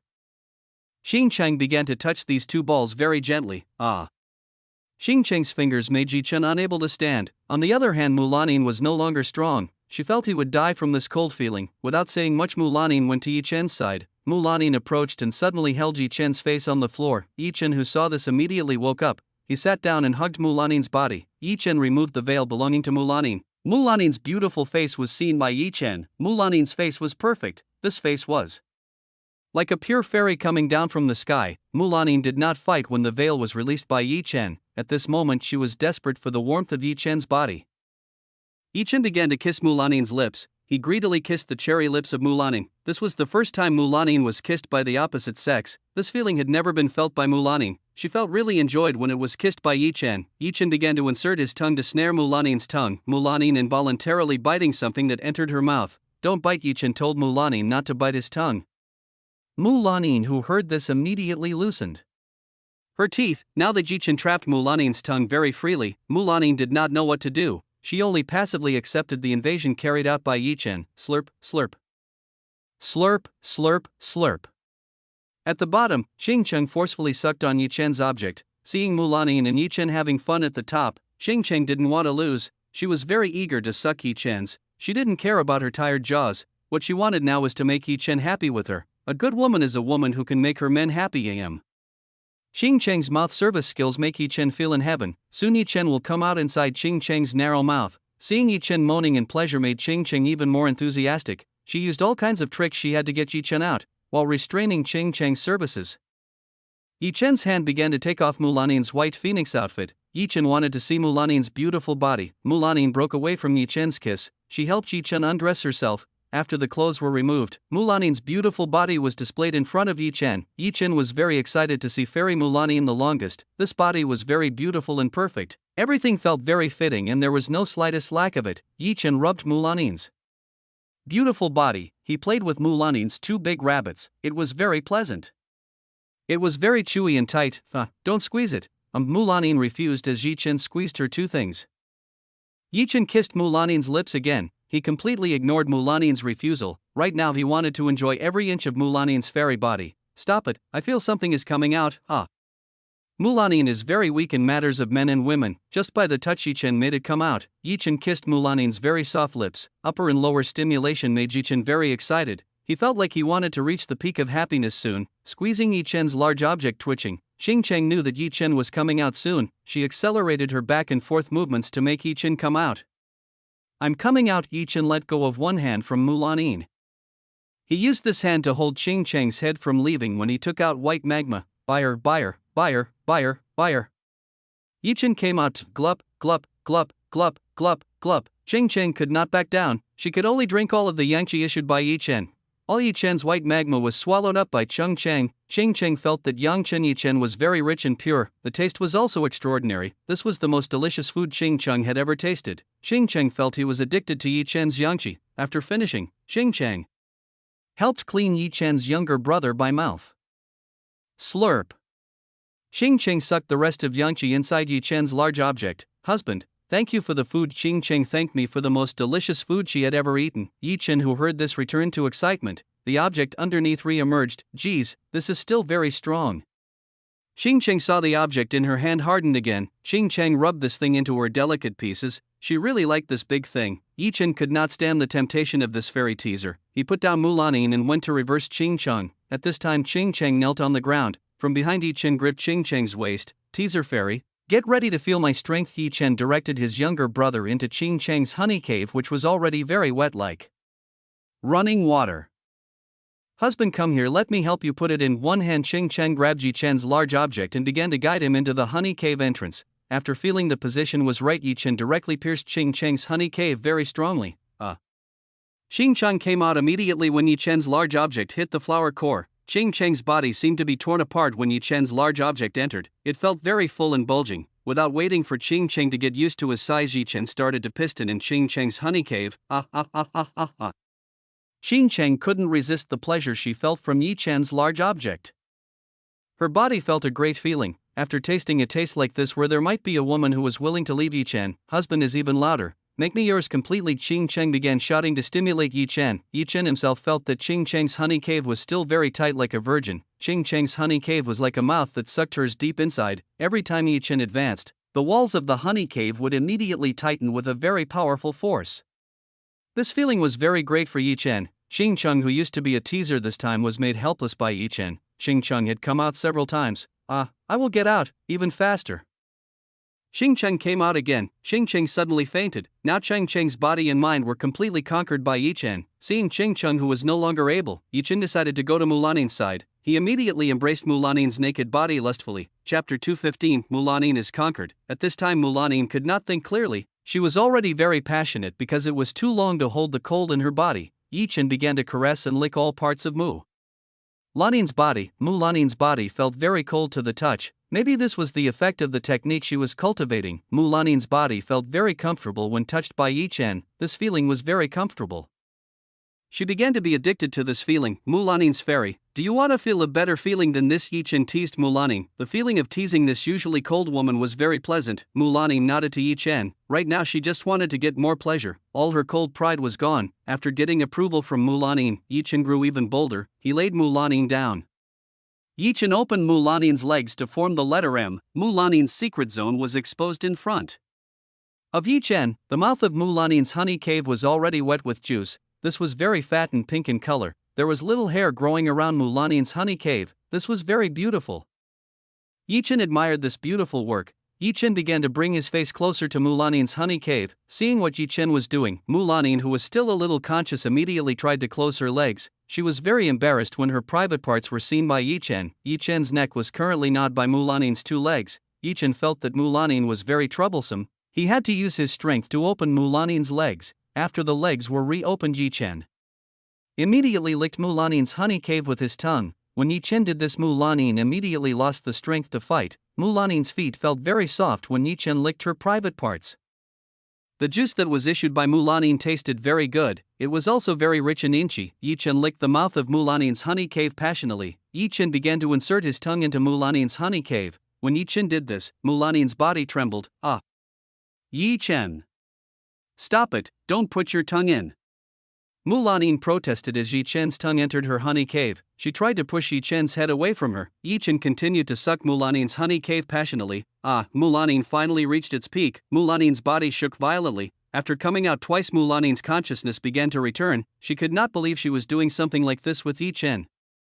She was very ashamed of her shameless self. Yi Chen wrapped his arms around Mulanin's waist and lifted it up. Yi Chen held Mulanin's lap. Yi Chen's younger brother was ready to break into the gate that was still tightly closed. Yi Chen couldn't wait to take away the beautiful and cold fairy Mulanin. Yi Chen, stop it. We can't do something like this. Mulanin, who had begun to consciously try to resist the invasion of the large object. Yi Chen, fairy, I really like you, do you not? Want to be my woman? Yi Chen said what was in his heart. He really liked Mulanin. After hearing Yi Chen's confession, Mulanin's body stopped revolting. In her heart, Mulanin felt a very sweet feeling. In Mulanin's small heart, she accepted Yi Chen as her husband. Forget, she has seen my real face. From now on she is my husband. Mulanin began to acknowledge Yi Chen as her man. Mulanin shyly buried her face in Yi Chen's chest. Yi Chen, who saw Mulanin's shy behavior, was more excited. He had never seen the cold fairy Mulanin shameless like this. Yi Chen aimed his large object at the mouth of Mulanin's honey cave. "Mulanin fairy, are you ready?"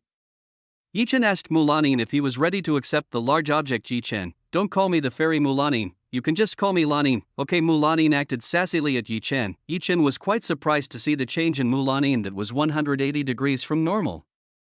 The normally cold and indifferent nature now lost was replaced with a sassy nature. "Lanin, I'm going in." Yi Chen pushed his big object into Mulanin's honey cave. Mulanin groaned in pain as Yi Chen's large object entered. Though Yi Chen had already slightly reduced his large object so as not to hurt Mulanin, it turned out that this was still very large for Mulanin's small hole. Mulanin was moved to tears. The virgin she had kept for 7 decades was finally taken by Yi Chen. "Does it hurt?"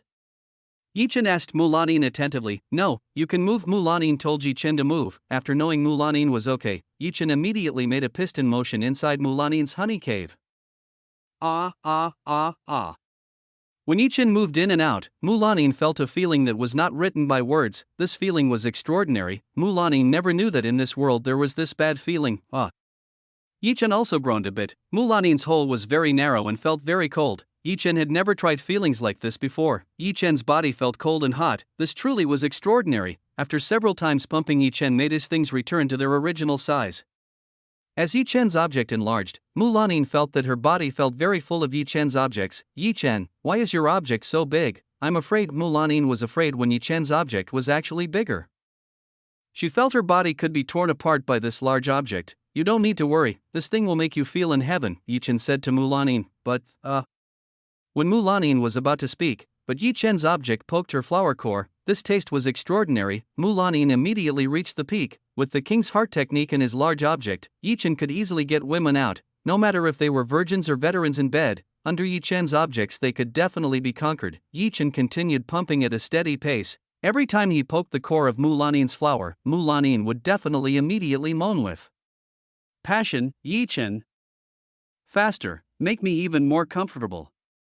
Mulanin began to drown by the pleasure given by Yi Chen. She began to forget her identity, which was the leader of the frozen ice sect. Yi Chen suddenly stopped moving. "Call me a good husband." Yi Chen wanted to hear Mulanin call him husband. "Good husband, please don't tease me anymore. I'm very uncomfortable." Mulanin immediately called a good husband. Hearing this, Yi Chen was very happy. He was more eager to do Mulanin's honey cave. After 20 minutes, Yi Chen finally began to feel that he was going to come out. Yi Chen accelerated his movements and thrust his object into Mulanin's innermost part.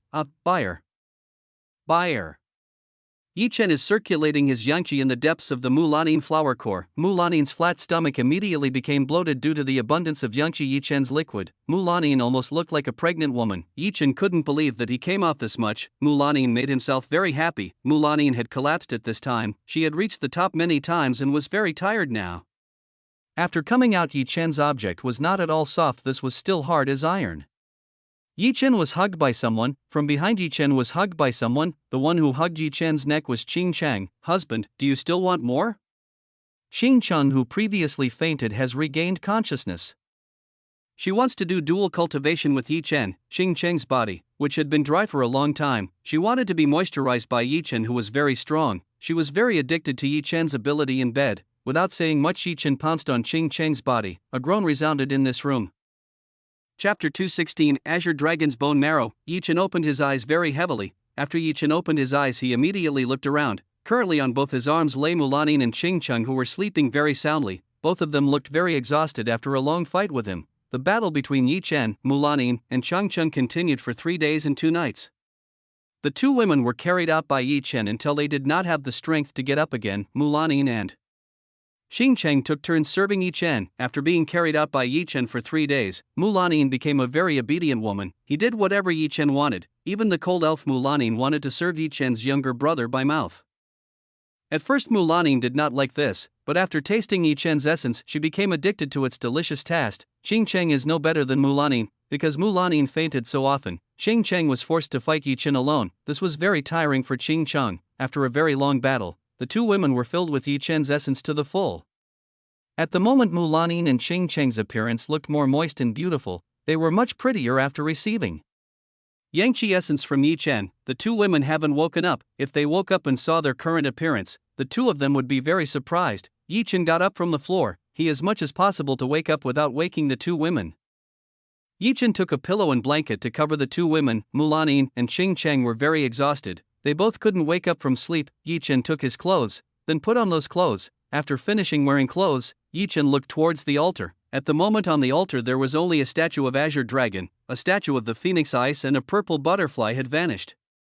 Yi Chen was confused why the statue of the Phoenix Ice and purple butterfly vanished, while Yi Chen was thinking, a light shone from the Azure Dragon statue. This light enveloped Yi Chen's body and made an isolation barrier that made outsiders unable to know what was happening inside. Congratulations on your successful double fusion with your two women. Azure Dragon congratulated Yi Chen. Thank you Dragon ancestors for the inheritance you have given. Yi Chen thanked the inheritance given by Azure Dragon. Ha, you don't need to thank me, I should instead thank you for accepting my inheritance. In front of the inheritance of the sage gods that you have, my inheritance is nothing. Azure Dragon said that his inheritance was nothing compared to the inheritance of Yi Chen's sage god. Yi Chen was surprised that Azure Dragon knew that he had a legacy from the sage god. Azure ancestors, how did you know that I have the inheritance of the sage god? Yi Chen wants to know how Azure Dragon knows that he has the inheritance of the sage god. I only found out after the soul I gave into your body. At that time I felt that my soul met something very powerful. After that I dug deeper about you. I found that you are the heir of a great sage god. Azure Dragon told. How did he find out that Yi Chen had the legacy of the sage god? Yi Chen nodded to Azure Dragon. I don't have much time left. Now I will give you something very special, just like my soul. This might be the only one left in this world. Azure Dragon told Yi Chen that he would still give Yi Chen something very valuable. What is that? Yi Chen asked what the Azure Dragon would give him. This is the bone marrow that I have. I intend to give this thing to you. Azure Dragon wanted to give the bone marrow to Yi Chen. The bone marrow is something that is very valuable for the life of each individual creature. If this is found or damaged, the individual creature will become paralyzed. Azure's ancestors were very valuable to you. I am afraid that if you give me you will be harmed. Yi Chen said that he didn't really need that thing. Ha, you're a very good person, but you don't need to worry about me. I'm just a remnant of the soul. After I gave my soul to you, my existence will soon disappear from this world. Before I disappear, at least I will give what I have to my heir. Azure Dragon said to Yi Chen that he would soon disappear from this world, just like Phoenix Eyes and purple butterflies. Azure Dragon will also disappear from this world. Prepare yourself. This will be very painful. Azure Dragon prepared to put his bone marrow into Yi Chen's body. Yi Chen immediately prepared to receive the Azure Dragon's bone marrow. When Yi Chen's bone marrow was replaced by Azure Dragon's, Yi Chen felt the back of his property was very painful. This was even more painful than when Yi Chen received blood from the sage gods. Yi Chen tried to hold back his might. After 1 hour, finally the Azure Dragon bone marrow managed to fuse with Yi Chen's body. The process was terrible. It was the most terrible experience Yi Chen had ever experienced. Alright, now your body has become a complete dragon body. I hope you use my inheritance very well. Under this altar there is a treasure warehouse. You can take all the treasures and objects that are below here. After the rest of my soul disappears, this place will collapse within 1 by 24 hours. Good luck. After saying the Azure Dragon soul's parting words disappear, Azure Dragon statue also disappeared from this place. After getting the Azure Dragon's bone marrow, Yi Chen felt his body become very strong. The effect of his strength could be clearly felt by Yi Chen. Yi Chen wanted to test his strength by hitting the stone floor in this place. Bam! A very loud sound rang out. The stone floor under Yi Chen cracked slightly after receiving the strongest blow Yi did. After seeing this, Yi Chen was very happy. This was a very great improvement. Before, with the desolate palms technique, Yi Chen was still unable to scratch the floor in this place. After getting the Azure Dragon inheritance, Yi Chen was finally able to scratch this floor. Right now Yi Chen's strength was in the 6th level of the Overlord realm. Although Yi Chen's realm didn't increase too much, but Yi Chen's strength rose very rapidly. Now he wasn't afraid even if he had to fight hundreds of undead dragons like before. What happened because of the loud noise Yi Chen had just made? Mulanin and Qing Cheng immediately woke up. Mulanin and Qing Cheng thought that someone was attacking them. You two are calm. Just now I'm just testing the strength I have. Yi Chen immediately explained to the two women what had happened before. Husband, you frightened us both. Qing Cheng complained that Yi Chen frightened her while she was sleeping soundly. Chapter 217. A treasure room. Mulanin and Qing Cheng were awake. They began to take their clothes. They immediately dressed in front of Yi Chen. Yi Chen did not blink when he saw this scene. Husband, what you saw, didn't you see enough last night?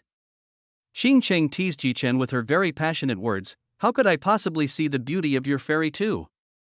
Yi Chen approached and hugged the waist of the two women. Yi Chen's hands began to dishonestly touch the bodies of his two women. Mulanin immediately stopped Yi Chen's hands from acting even further. Yi Chen, don't be naughty, my body still hurts because you were too strong last night. Mulanin still felt pain in her lower body. At the moment Mulanin's gaze was no longer cold on Yi Chen, now Mulanin's eyes looked softer when staring at Yi Chen. Last night Yi Chen was too strong when doing herself, so Mulanin still felt pain when walking. Fortunately Mulanin's cultivation level was quite high, if not possible at this time she could not walk because the bottom was too swollen. If women used to do what Mulanin and Cheng had just done, they would definitely be killed by the large object Yi Chen had. Both Mulanin and Cheng knew that the two of them could not handle Yi Chen alone. It seemed like they both had to find several brothers to deal with Yi Chen. Strangely both Mulanin and Cheng felt that they could not leave Yi Chen anymore. Both of them felt very loving Yi Chen. Even a cold fairy like Mulanin could fall into Yi Chen's hands and become a very obedient woman. Mulanin had now broken through to the 6th level of the Emperor Realm, whereas Chen had broken through to the 4th level of the Emperor Realm. The two women couldn't believe that they could break through this much after doing dual cultivation with Yi Chen. After the two women put on clothes, Yi Chen helped Mulanin comb through her long beautiful black hair. Mulanin made a mirror of ice. After receiving the inheritance of the blood and soul phoenix ice, Mulanin's ice aura became stronger than before. Mulanin looked at her face in the ice mirror she just made. When Mulanin looked in the mirror, she was surprised to see that she looked prettier than before. Mulanin in disbelief began to touch her beautiful face. Her skin now looked more moist and keel than before. Cheng also saw herself in the mirror of ice made by Mulanin. She did not expect herself to be even more beautiful than before. The two women immediately looked towards Yi Chen. Seeing this, Yi Chen smiled wryly at the two women. After finishing changing clothes, it was time to look at the treasure room said by Azure Dragon. Let's go to the treasure room. Yi Chen invited the two women to go to the treasure room under the altar. The treasure room? Where is the room? Hearing the word treasure, Cheng was very excited. She immediately asked Yi Chen where the treasure room was, as Mulanin was also excited, but she was not like Cheng who expressed herself. It's under the altar, let's look for where the entrance is to go down. Yi Chen, Mulanin, and Cheng began to search for the entrance around. Azure Dragon didn't mention where the entrance was. Yi Chen and the two women had to find the entrance by themselves. After searching for a while, Yi Chen found the entrance under the altar. I found it, let's go in. The entrance was rather small. Yi Chen had to bend down to enter downwards. Mulanin and Cheng followed behind Yi Chen. Yi Chen used his fire as street lighting. After walking for several minutes, Yi Chen finally reached the bottom. What Azure Dragon said was true. In this place there were a lot of valuable treasures scattered about. There were pills, weapons, artifacts, medicinal plants, and divine rainbow crystals. Divine rainbow crystal is a crystal in which it stores very pure energy. This energy can be absorbed by a cultivator to accelerate the increase in cultivation level. Moreover, this crystal was the rarest type of crystal in the God realm. Even Gu Xin was only that great, only possessing a few divine rainbow crystal ores, and right now in front of Yi Chen was a pile of divine rainbow crystals. This place was indeed worth mentioning as a treasure room. Yi Chen, Mulanin and Cheng began to scatter and look for some valuable items. They all want to see if there is an artifact or a valuable object that is suitable for their use. Mulanin is currently looking for some swords for herself. Mulanin likes thin and light swords. She wants to find out if there is a sword in this place that is suitable for her to use. Mulanin began to sort through the swords that were in this place. Some of the swords he took turned out to be very heavy. The artifact weapons in this place were the lowest in tier 3 and the highest in tier 7. Of course, the higher the tier weapon artifacts, the more also strong the material used. Mulanin kept trying one by one for every sword she saw. All of them were not right for her. All of these swords were indeed strong, but this was too heavy for Mulanin, who likes light type swords. Mulanin did not give up. She continued to search the pile of artifacts to find the weapon she wanted. After searching for a long time, finally Mulanin found a weapon that looked like an ice crystal. The handle of this sword was shaped like a very beautiful white lotus. Mulanin began to weigh the weight of this sword. This sword was very thin and very light. Mulanin felt like lifting a cotton ball. Seeing that this sword fulfilled the requirement that she was looking for, Mulanin immediately tried a few movements of her sword attack by using this sword. While holding this sword, Mulanin began her sword dance. After trying a lot of movements, Mulanin really liked this sword. This sword was very suitable for her. Mulanin saw the inscription carved on this scabbard. The name of this sword was the White Lotus Crystal Sword. This was the tier 6 sword artifact. This sword could strengthen the user's ice attack. This was the most suitable weapon to be used by Mulanin. Mulanin has decided to take this sword. Cheng has now also found the artifacts she wanted. The requirements for the Cheng artifacts were not too high, as long as it could be used for herself. Cheng got a butterfly pattern shawl artifact with a rainbow colored cloth. For Cheng this was very beautiful. The name of this weapon is Rainbow Butterfly Shawl. This is a tier 6 artifact. After getting this shawl, Cheng Chang was very happy. This was the first time she had gotten an artifact with a very high tier. Chapter 218 Mysterious Sword. Yi Chen didn't really care about the artifacts in this place, he preferred to see the pills in the bottle. He wanted to see if there was a valuable pill in this place. There are tons of very valuable pill bottles here. There are cultivation speed enhancing pills, pills to increase your cultivation base, and many more pills that are useful for Yi Chen and his women. Yi Chen began discussing with Mulanin and Ching Cheng to divide up the treasures that were in this place. After a very long discussion, the final result had been decided. Mulanin and Ching Cheng asked for some ration to be given to their sect, while the rest let Yi Chen save it for their later use. Yi Chen divided the treasures for Mulanin and Ching Cheng. The rest Yi Chen put it in the storage of the fairy gates. All the items in this place by Yi Chen were put into the storage of the fairy gates. Mulanin and Ching Cheng were happy because they brought back this much resources, ranging from pills, artifacts, medicinal plants, etc. It would definitely be very useful to increase the strength of their sect, especially at this time. Both Mulanin and Ching Cheng had entered the realm of the Emperor realm. This time the harvest was huge for Mulanin and Ching Cheng. This was thanks to Yi Chen's help. If it wasn't for Yi Chen, maybe they wouldn't get such an abundant harvest. Now I can return to the sect calmly. Ching Cheng was happy that this trip had produced this much results. Back to the sect, Hub Mulanin was a little gloomy when thinking about returning to the sect. Lanin, why are you so sad? Do you get less wealth? Yi Chen asked whether Mulanin wanted more wealth from him. It's not like that. The problem is I have violated sect rules. If it is known by the sect, I will definitely be removed from the sect. If until Mulanin is known to have a relationship with a man, then it is certain she will be expelled from the sect. Do you have no other way so that you are not expelled from the sect? Yi Chen asked Mulanin. Mulanin shook her head. There is no other way. Sect rules are very strict. This has been passed down by the first ancestor who built the Frozen Ice sect. Mulanin informed that this regulation had existed since time immemorial. Husband, come here. I want to tell you something. Ching Cheng told Yi Chen to come closer to her. Ching Cheng then whispered a secret to Yi Chen. This secret about all the rules that existed in the Frozen Ice sect. Ching Cheng used the purple butterflies technique to enter Mulanin's mind. Mulanin had no idea if Ching Cheng peeked into her memory. Yi Chen listened to all the rules in the Frozen Ice sect. He had no idea that the Frozen Ice sect had rules like that. Ching Cheng was the same as Yi Chen. She was surprised to find that the Frozen Ice sect had such rules. It turns out that what she had known about the Frozen Ice sect was wrong. The rules of the Frozen Ice sect are very clear. Whoever is the woman of the Frozen Ice sect whose face is seen by men, then they have two choices. First, they will kill the man, and the second, they follow the man and are expelled from the sect. It was only fitting that when Yi Chen took the veil that Mulanin had, Mulanin was very angry and intended to kill him. Apparently it was the choice she had between killing Yi Chen and following Yi Chen. What are you talking about behind me? Mulanin began to suspect what Yi Chen and Cheng Cheng were talking about. Nothing, we are just discussing how you cannot be expelled by your sect. Ching Cheng immediately said that Mulanin was not suspicious of herself and Yi Chen. If Mulanin knew she was peering into her memory, then it could be ascertained that Mulanin would be angry with her, which is why Ching Cheng tried to hide this from Mulanin. Then what plans do you two have? Mulanin wants to know what plans Yi Chen and Ching Cheng have. Yi Chen and Ching Cheng were both thinking about how to solve Mulanin's problem. Yi Chen just remembered that he had the technique. Lanin, you don't need to worry about that. I have a technique that can make you look like you have the aura of a virginine again. Yi Chen has a technique that can manipulate the aura of a virginine. After all, if no one spoke, then no one would know of Mulanin's relationship with Yi Chen. Does such a technique exist? Mulanin did not know that such a technique existed in this world. Of course there is. This is the technique. Yi Chen handed a book to Mulanin. This book contains techniques to manipulate the aura of the virginine. This technique is only to manipulate so that it feels to have the aura of a virginine. Unless a dual cultivation cultivator like Yi Chen could absorb the inchy aura from a virgin, no one would realize that Mulanin had no longer emitted a virginine aura. Thank you very much. Mulanin was very grateful to Yi Chen. The problem that she feared the most was easily resolved by Yi Chen. You don't need to keep thanking me.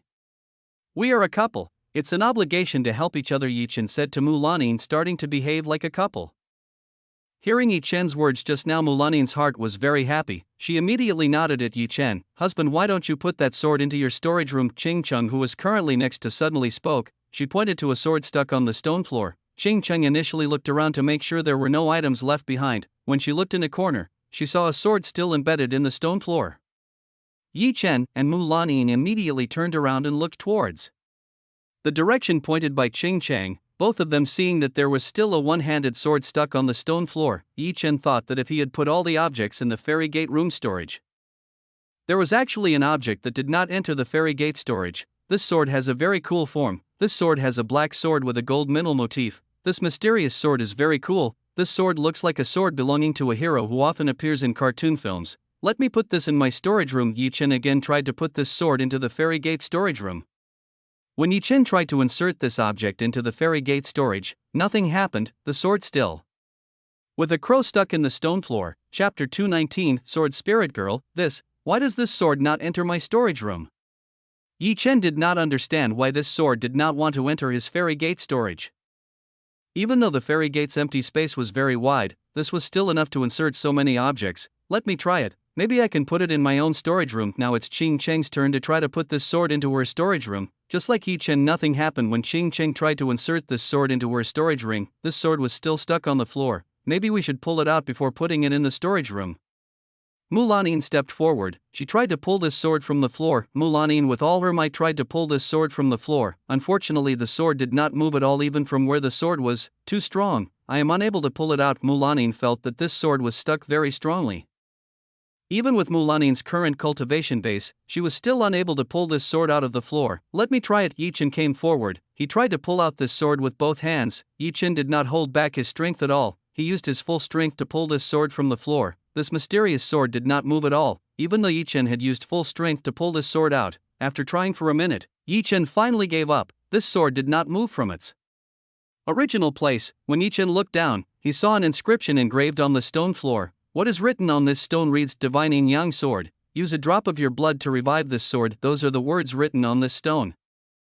Yi Chen was curious about the meaning of the words written on this stone floor, especially here it was said to bring this sword to life requires a blood. What kind of sword is this actually? Yuechan, do you know what sword this is? Yi Chen asked Chu Yuechan, who might know something from this sword.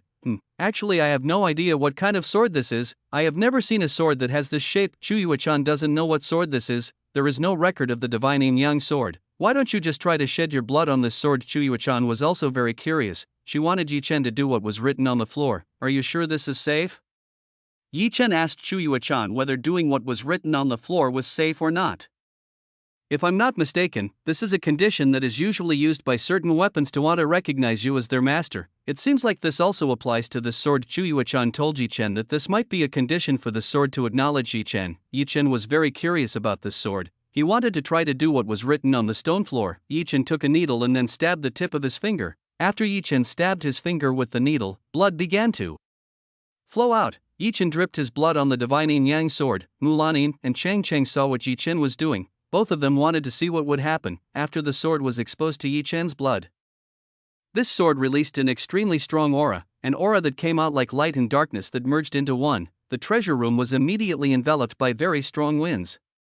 The strength of this wind directly blew Yi Chen, Mulanin, and Cheng Cheng. Yi Chen, Mulanin, and Cheng Cheng were flown backwards. The three of them had no idea that something like this would happen when Yi Chen shed blood on the Divine Yin Yang sword. The aura released by the sword became stronger, until a dazzling light came out from the sword. The light that came out of the sword made Yi Chen, Mulanin, and Cheng Cheng unable to see for a while.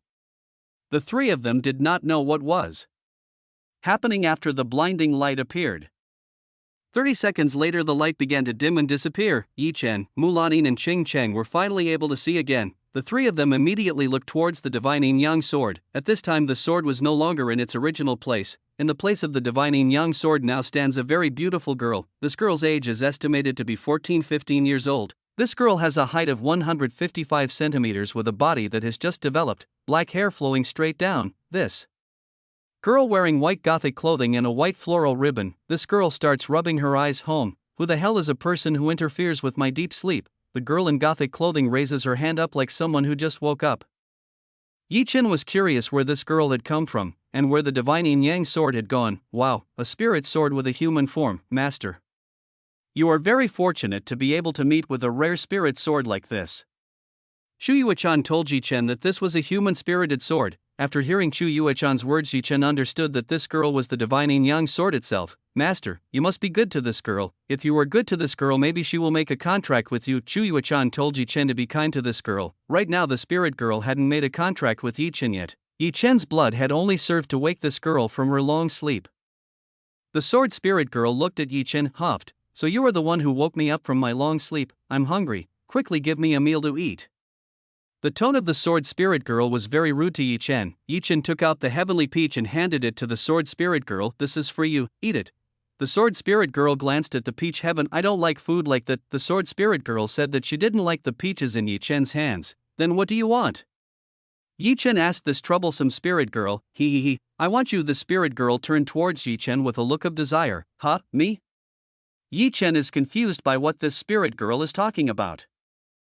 Mulanin and Cheng, who heard this, were shocked by the courage of the sword spirit girl. The two of them did not expect that the girl who looked innocent had such thoughts. The sword spirit girl disappeared and appeared right in front of Yi Chen. The sword spirit girl now floated parallel to Yi Chen's height. She leaned closer to Yi Chen and wrapped her arms behind Yi Chen's back. Chapter 220. Yin Inger. Yi Chen didn't understand why this girl suddenly hugged himself. The sword spirit girl opened her mouth and bit Yi Chen's neck. Yi Chen immediately felt pain in his neck. Yi Chen's blood felt suctioned by this sword spirit girl. Yi Chen tried to break away from this girl. Unfortunately, Yi Chen couldn't break away from the sword spirit girl. He felt the sword spirit girl holding him very strongly. The sword spirit girl continued to suck Yi Chen's blood. A few seconds later, she finally wanted to release the bite from Yi Chen's neck. Wow, your blood is very delicious. I have never tasted blood that is as delicious as yours. The sword spirit girl licked her own lips. She looked very fond of Yi Chen's blood. Yi Chen immediately grabbed the place where the spirit girl sucked himself. Yi Chen did not see the scar in the place where the sword spirit girl bit Yi Chen. Yi Chen felt strange. Why were there no scars, even though he clearly felt that the blood in his body was suctioned by the spirit girl in front of him? I like you. From now on you will be my master. Now every day I will get delicious food. The sword spirit girl was jumping up and down with joy. The sword spirit girl returned closer to Yi Chen. She took Yi Chen's finger and put Yi Chen's finger in her mouth. Yi Chen felt his finger get into a very moist and warm place. The mouth of the sword spirit girl was very comfortable. The feeling of comfort did not last long. The sword spirit girl again bit Yi Chen quite strongly. Hurt. Yi Chen shouted slightly as the sword spirit girl bit his finger. Yi Chen's blood was suctioned again by the sword spirit girl. A few moments later, on the back of Yi Chen's hand appeared a sword tattoo place under the fairy gate tattoo. The contract was finally made by this sword spirit girl. Master, from now on we will always be together. You have to give me a good meal every day. The sword spirit girl looks very happy with this. Yi Chen was helpless seeing the behavior of the sword spirit girl, who was like a child. So what is your name? Yi Chen asked the name of this sword spirit girl. Name? The sword spirit girl began to remember who she was. Yes, that is the meaning of the word used to call someone. Yi Chen explained to the sword spirit girl. I remember. My name is Yin Inger. The sword spirit girl finally remembered her name. Yin Inger. So that's your name. Okay, from now on I will call you Inger. How is it? Yi Chen asked Yin Inger. Yin Inger immediately nodded to Yi Chen. She now became obedient to Yi Chen. Yi Chen stroked Yin Inger's hair. Yin Inger seemed to really enjoy Yi Chen's hand caressing. Home. Yin Inger yawned. I'm sleepy. I want to sleep. Yin Inger suddenly disappeared and entered Yi Chen's body. Yi Chen smiled wryly at the departure of Yin Inger. This girl seemed not to be much different from Yi Shou's little fox, who was lazy and liked to sleep. Yi Chen, who was that little girl? Mulanin immediately asked who the mysterious girl was. That girl is a sword spirit that has a human form. This is a very rare type of spirit. Yi Chen explained who Yin Inger was to Mulanin. Mulanin did not think that the little girl earlier was a sword spirit. She thought the girl was the guardian of this place. You don't need to worry about Inger. She won't hurt us. Let's get out of this place. Soon this place will collapse. Yi Chen invited Mulanin and Cheng out of the ancient heritage site. Mulanin and Cheng nodded. The three immediately returned to the surface. The three of them came out of the secret room. Now Yi Chen felt he could again use his spirit sensei in this place. Before, Yi Chen could not use his spirit sensei, which made him trapped with Mulanin and Cheng. Yi Chen wanted to see if there were people in this place or not. He used his spirit sensei to detect the entire ancient heritage site. Yi Chen detected within a very wide radius. Apparently in this place there were no more people. It seemed like everyone had left this place. There are no more people here. Let's get out of this place. Yi Chen invited the two women to leave this place. Mulanin and Cheng were currently worried about the situation of the elders from their sect. It was not known whether they were okay or had an accident at this place. This time coming out of this place felt easier when it could use Spirit Sensei. Within minutes Yi Chen, Mulanin and Cheng made it to the exit. Outside is also very quiet. There are no cultivators in this place. What actually happened when we were gone? Why did this place become so quiet? Mulanin did not understand why this place was so quiet. Where did the other cultivators go? Is it possible that they have all returned? Xingcheng began to think that people had returned to their respective sections. As they were thinking, there was a bird made of ice and beautiful butterflies flying close to Mulanin and Xingcheng. It was obvious that these two creatures were a technique. The icebirds and beautiful butterflies landed on the fingers of Mulanin and Xingcheng. These two creatures turned into particles and gave information to Mulanin and Xingcheng. Mulanin and Xingcheng absorbed the information they got. After absorbing this information, the two women were relieved. Apparently their group had returned to the sect 2 days ago. Because they did not find anything valuable inside, everyone decided to return to their respective sections. This time the group belonging to Mulanin and Xingcheng should have returned to the sect headquarters. What happened?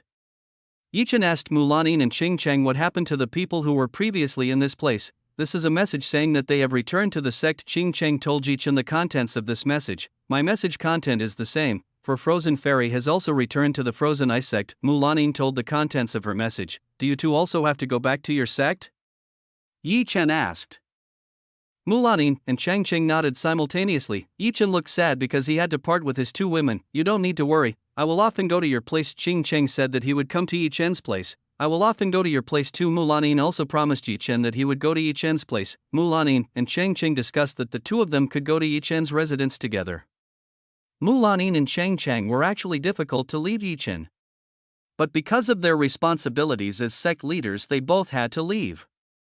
Chapter 221. Lin Roshi was cornered. Well, I understand. Yi Chen understood the responsibility that Mulanin and Changcheng had. Yi Chen told Mulanin and Changcheng the location of his residence. After that, Mulanin and Changcheng bid farewell to Yi Chen. Both of them flew towards their respective sects. Yi Chen saw the departure of Mulanin and Changcheng. After seeing the figures of Mulanin and Changcheng disappear, Yi Chen decided to return too. It had been several days since Yi Chen left the city. He wanted to know what had happened to his four women. Yi Chen flew towards the city. In a luxurious manner sat a middle-aged man. Around this middle-aged man sat two elderly men with white hair. These three people were the head of the Yun family and two masters who were employed by the Yun family. The three of them were discussing something important. This is very strange. Why until now there is no news from Elder Yun Gu? At this time Yun Pujuan lost contact with Yun Gu. Initially Yun Pujuan told Yun Gu to kidnap one of Yi Chen's women as hostages. But after the order was issued, Yun Pujuan did not have any news about Yun Gu anymore. Yun Gu seemed to evaporate from this world. Patriarch Yun, do we need to go there to find out what happened there? These two masters named Sansang and Tuzan are both cultivators who are in the early stages of the Earth realm. Sorry to trouble the two great masters for this problem. I want to ask the two great masters to bring the head of the person named Yi Chen to me. Yun Pujuan asked these two masters to immediately kill Yi Chen and bring his head here. Because Yun Pujuan's failed abduction method had lost his temper, he wanted to immediately kill the man named Yi Chen. Patriarch Yun, it is indeed very cruel. Alright, we will do this happily. Tu Zhen burst out laughing. He had long waited to be told to kill someone. Tu Zhen hasn't killed someone for a long time. His hands are so itchy to kill someone. Patriarch Yun, you don't need to worry. We will make sure to bring that person's head to you. Sansang promised Yun Pujuan that he would bring Yi Chen's head. After saying this, both the Sansang and two Zen masters disappeared from this room, in this room now leaving only Yun Pujuan alone. Wait, your father will soon avenge you. Yun Pujuan hopes that the master Sansang and two Zen will succeed in killing Yi Chen. Currently in Lin Roshi's dormitory, Xia Yanyan was coolly reading a book. Beside her there was Lin Roshi thinking of something. Lin Roshi was actually a little scared when together with Xia Yanyan, she was now Yi Chen's lover. Behind Xia Yanyan, if Xia Yanyan knew, then their relationship would be chaotic or broken. Roshi sister, what are you thinking about? Xia Yanyan suddenly asked Lin Roshi. A few days ago Xia Yanyan had felt strange with Lin Roshi's behavior. Xia Yanyan felt that Lin Roshi often avoided her. Xia Yanyan did not know why Lin Roshi was avoiding her. No, there's nothing that I'm thinking about right now. Lin Roshi immediately woke up after hearing Xia Yanyan's words just now. Roshi sister, why in a few days you have become strange? I see you often avoid me. Is there something wrong with me? Xia Yanyan asked Lin Roshi. She wanted to know why Lin Roshi looked afraid of her. Avoiding? No, indeed. When did I avoid you?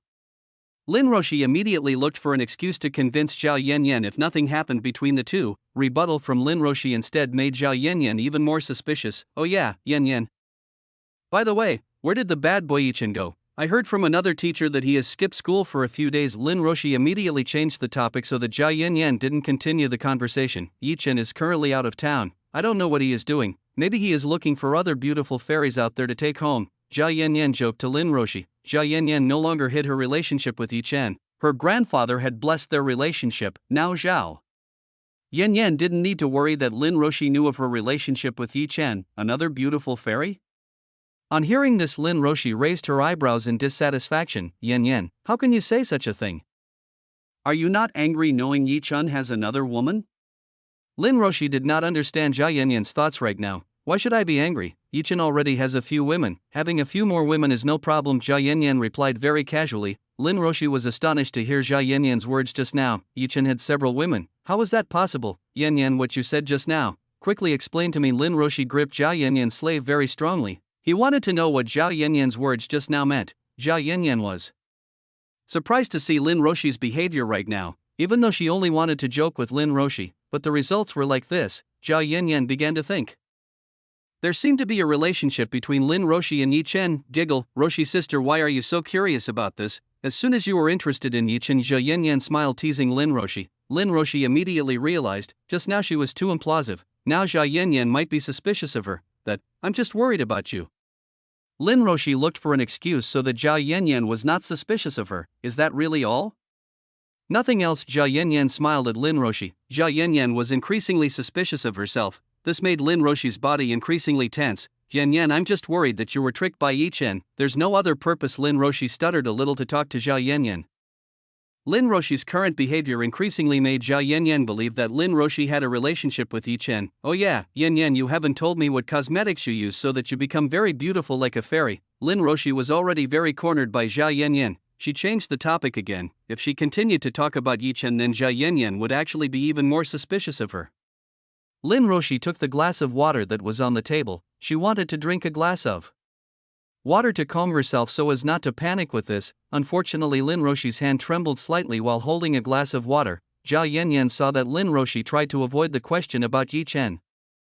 This made Zhao Yanyan want to tempt Lin Roshi even further. Roshi's sister, actually I don't use any cosmetics. Actually this is thanks to having relations with Yi Chen. Zhao Yanyan answered very honestly to Lin Roshi. Since doing dual cultivation with Yi Chen, Zhao Yanyan has never used beauty cosmetics. Yang Chen's Yangqi has a better beauty effect than cosmetics in this world. Chapter 222 Complicated Mind. Puffed. Lin Roshi blew out the water in her mouth. She didn't expect that Zhao Yanyan would be very brave to say such a thing. Yanyan, how does a girl like you say so vulgar like that? Lin Roshi scolded Zhao Yanyan for saying vulgar words. Didn't you ask me yourself earlier? I answered honestly, but Roshi's sister was angry with me. Isn't that strange? Zhao Yanyan could easily break Lin Roshi's words. From the beginning, Lin Roshi was indeed the wrong person for asking Zhao Yanyan's beauty secret. Me. Lin Roshi bowed her head. She was quite ashamed of what she just asked Zhao Yanyan. Lin Roshi's thoughts at this time were very complicated. This was the first time Zhao Yanyan saw Lin Roshi embarrassed like this. Now was the right time for Zhao Yanyan to ask Lin Roshi about the truth. Roshi's sister, do you already have a relationship with Yi Chen? Zhao Yanyan asked Lin Roshi in a very soft voice. Hearing this, Lin Roshi's body trembled. It seemed like the secret she had with Yi Chen had been exposed by herself. Now she was very confused as to how to answer the question Zhao Yanyan was asking at this time. Me. Lin Roshi looked towards Zhao Yanyan. Zhao Yanyan currently looked at Lin Roshi with hope. She wanted to know the truth of this matter from Lin Roshi. Lin Roshi saw how Zhao Yanyan looked at her. She was currently in a very difficult situation. Lin Roshi's mind was very chaotic. She did not know what to do in a situation like this. Does she have to be honest or continue to hide this from Zhao Yanyan? But as the older sister of Zhao Yanyan, Lin Roshi is not comfortable to continue lying to Zhao Yanyan. Lin Roshi could only blame Yi Chen for putting herself and Zhao Yanyan in a situation like this. Yanyan, I hope you are not angry after hearing this. Lin Roshi asked Zhao Yanyan not to be angry after hearing this. Yes, I promise not to be angry. Zhao Yanyan immediately nodded to Lin Roshi. Seeing Zhao Yanyan want to promise, Lin Roshi felt a little relieved. Actually, I do have a relationship with Yi Chen. You might think of me as a shameless woman for having a relationship with a man who already has a girlfriend. Honestly, this feeling is what drives me to do this. Lin Roshi said what? Her heart felt. She immediately saw Zhao Yanyan. Lin Roshi was afraid that Zhao Yanyan would immediately get angry at her for having an affair with Yi Chen. Strangely, Zhao Yanyan was not at all angry with what she was doing. Zhao Yanyan instead smiled at herself. So, Roshi's sister, how far is your relationship with Yi Chen? Zhao Yanyan got closer to Lin Roshi and interrogated her. Lin Roshi felt strange about Zhao Yanyan's attitude right now. If this were an ordinary woman, she would definitely be very angry knowing the man she liked to play behind herself. What more could that man play with the person whom she considered her own big sister? Yan Yan, you're not mad at me?" asked Lin Roshi. Jia Yan Yan shook her head. "How can I be angry with Roshi's sister? If there is anyone to blame, that is Yi Chen. He made us both be like this," Jia Yan Yan said to Lin Roshi. Lin Roshi was relieved Jia Yan Yan was not angry at her.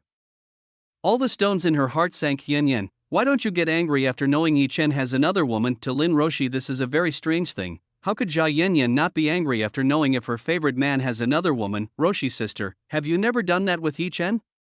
Jia Yan Yan asked. "No, we haven't gotten that far yet." Lin Roshi certainly knew what Jia Yan Yan meant. Thinking that night while peeking in Jia Yan Yan's room made Lin Roshi's face turn red. "So you haven't reached that stage with Yi Chen? Let me tell you, Chen's ability in that place is very strong. If you do it with Yi Chen, you will surely know. One or two women alone is not enough to handle Yi Chen," Jia Yan Yan whispered in Lin Roshi's ears.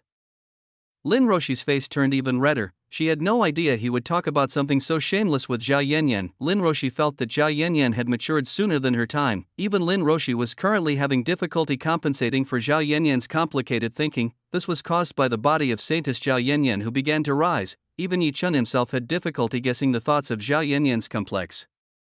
"Little girl, how can you do such shameless things?" Lin Roshi scolded Jia Yan Yan for doing shameless things with Yi Chen. "Indeed, what is wrong doing that with my husband? If you taste it once, I'm sure you also won't be able to leave Yi Chen," Jia Yan Yan said.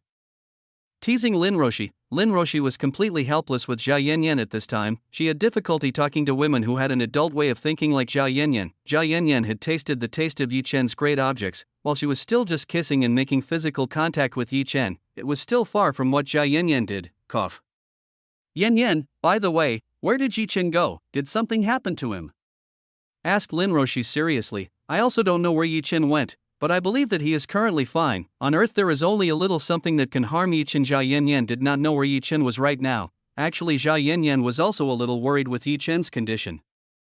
Jia Yan Yan asked Chuyuechan several times where Yi Chen was, but Chuyuechan only smiled and did not want to tell Yi Chen's whereabouts to her. Chuyuechan said Yi Chen was fine. Right now Yi Chen could not be bothered and was being do the important thing. "NT Writer, you know what you mean by Chuyuechan by doing things that can't be bothered." Smiley face. Seeing Jia Yan Yan did not know where Yi Chen was, Lin Roshi did not continue to ask, "By the way, how many women did Yi Chen have?" Lin Roshi asked how many women Yi Chen currently had. This question was very strange in Lin Roshi's heart. She wanted to know how many women Yi Chen had. "In Yi Chen's house there are 3, added Roshi's sister, then the total is 5. Jia Yan Yan raised her palm and opened all of her fingers. 5. Lin Roshi didn't expect that Yi Chen had that many women. Yi Chen already had a beautiful Jia Yan Yan. How could he still be looking for women out there? Lin Roshi had already decided, if Yi Chen returned, she would educate Yi Chen very tightly. Jia Yan Yan didn't know what Lin Roshi was thinking. If she knew what Lin Roshi was thinking right now, surely Jia Yan Yan would laugh. "Roshi's sister, let's cook. I haven't tasted your cooking in a long time." Jia Yan Yan invited Lin Roshi to go to the kitchen. After that incident, Jia Yan Yan and Lin Roshi's relationship became even closer. Chapter 223, Go to Recreation Park. Yi Chen finally returned his villa. When he returned to the city it was almost evening. He immediately entered into the villa. In the villa there was Su Mingxin, who was watching TV in very loose clothes and some parts of her body could be seen by Yi Chen. Xiao Lulu was currently in the kitchen cooking dinner. Fu Lanling was currently in her room doing cultivation. Seeing someone open the door, Su Mingxin immediately turned toward the entrance. She saw Yi Chen standing in front of the entrance. "Husband, you have returned." Su Mingxin immediately welcomed Yi Chen's arrival. "Well, I'm going home. Where are the others?" Yi Chen asked Su Mingxin where other women were. "Sister Lanling is above. While for Yan Yan and you, they are currently out." Su Mingxin told Yi Chen where the other woman was. "So Yan Yan and you are going out?" Yi Chen understood after getting information from Su Mingxin. "Yes, both of them went out. Sister, you seem to be at the company, and for Sister Yan Yan, she seemed to return to the dormitory at the school." Su Mingxin explained in more detail where the two went. Yi Chen nodded at Su Mingxin. "Mingxin, do you want to go out?"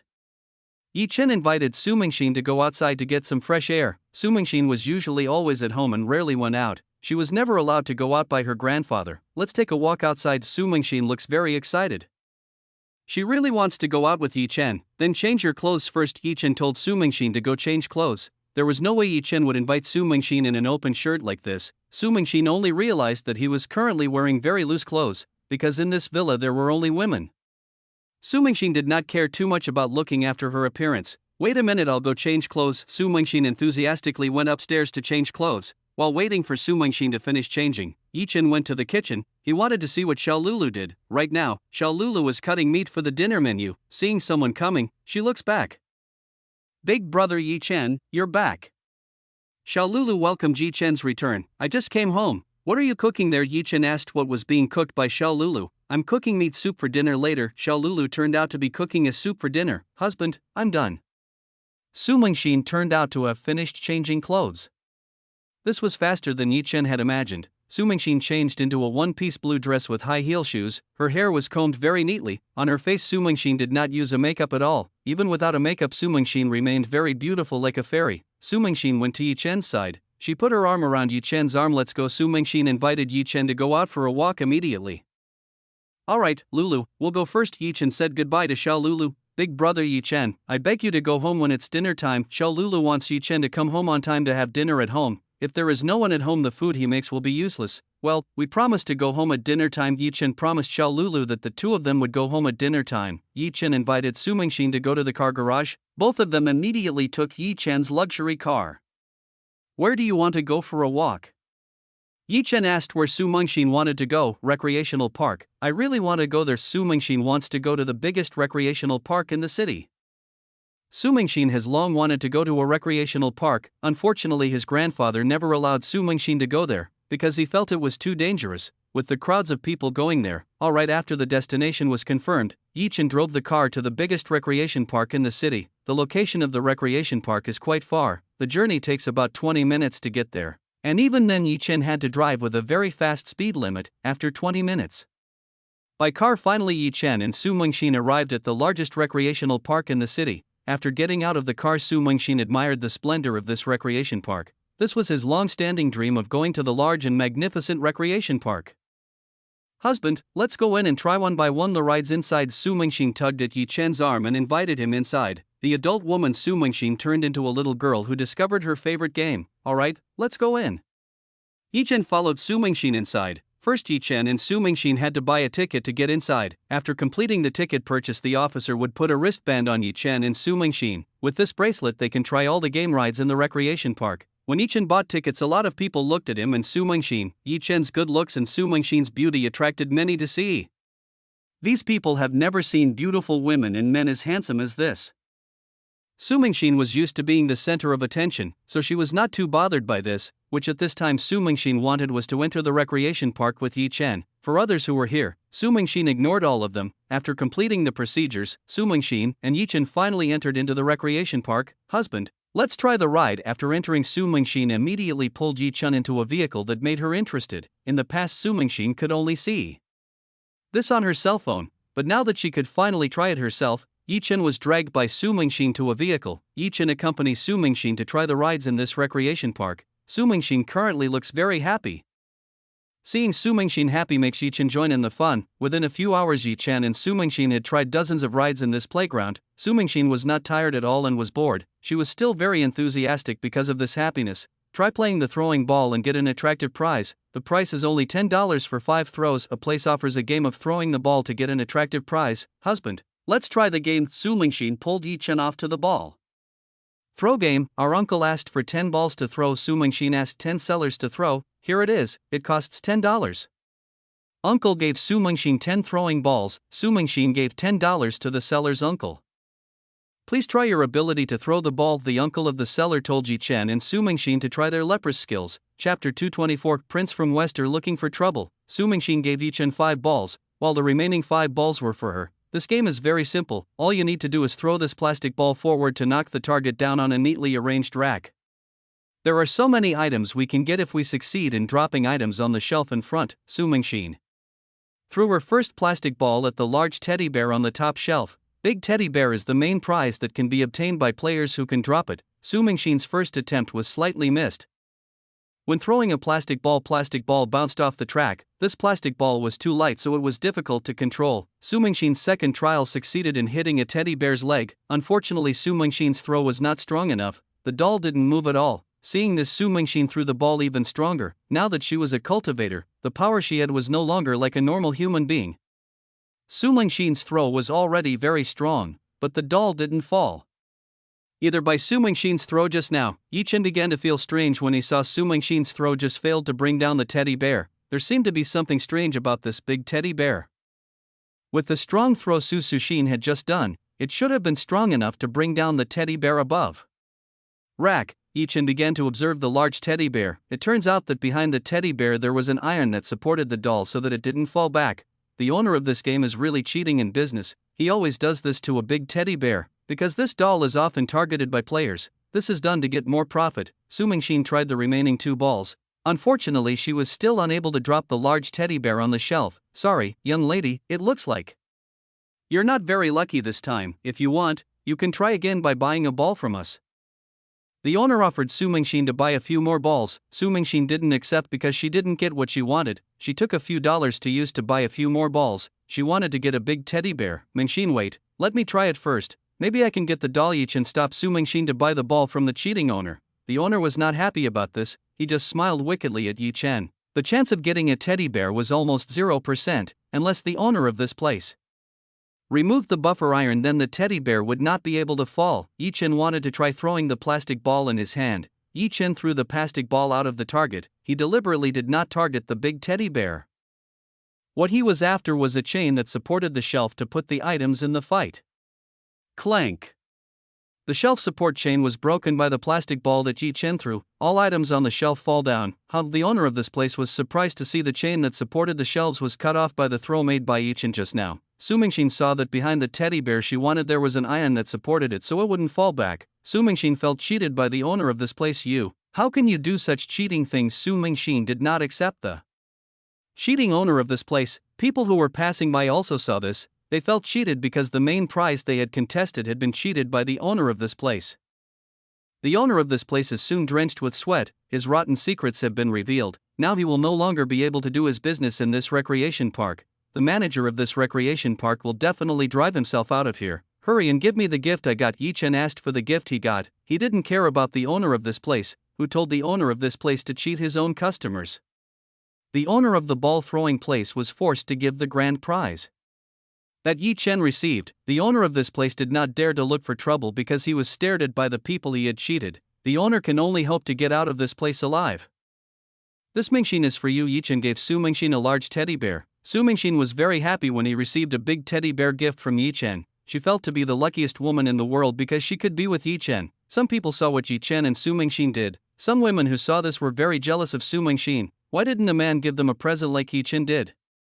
Let's get out of this place. Yi Chen asked Su Mingxin to leave this place. He felt uncomfortable being stared at by the crowd of people who were here. Su Mingxin nodded. She followed Yi Chen away. Yi Chen looked for a place to rest with Su Mingxin. He ordered cold drinks for himself and Su Mingxin.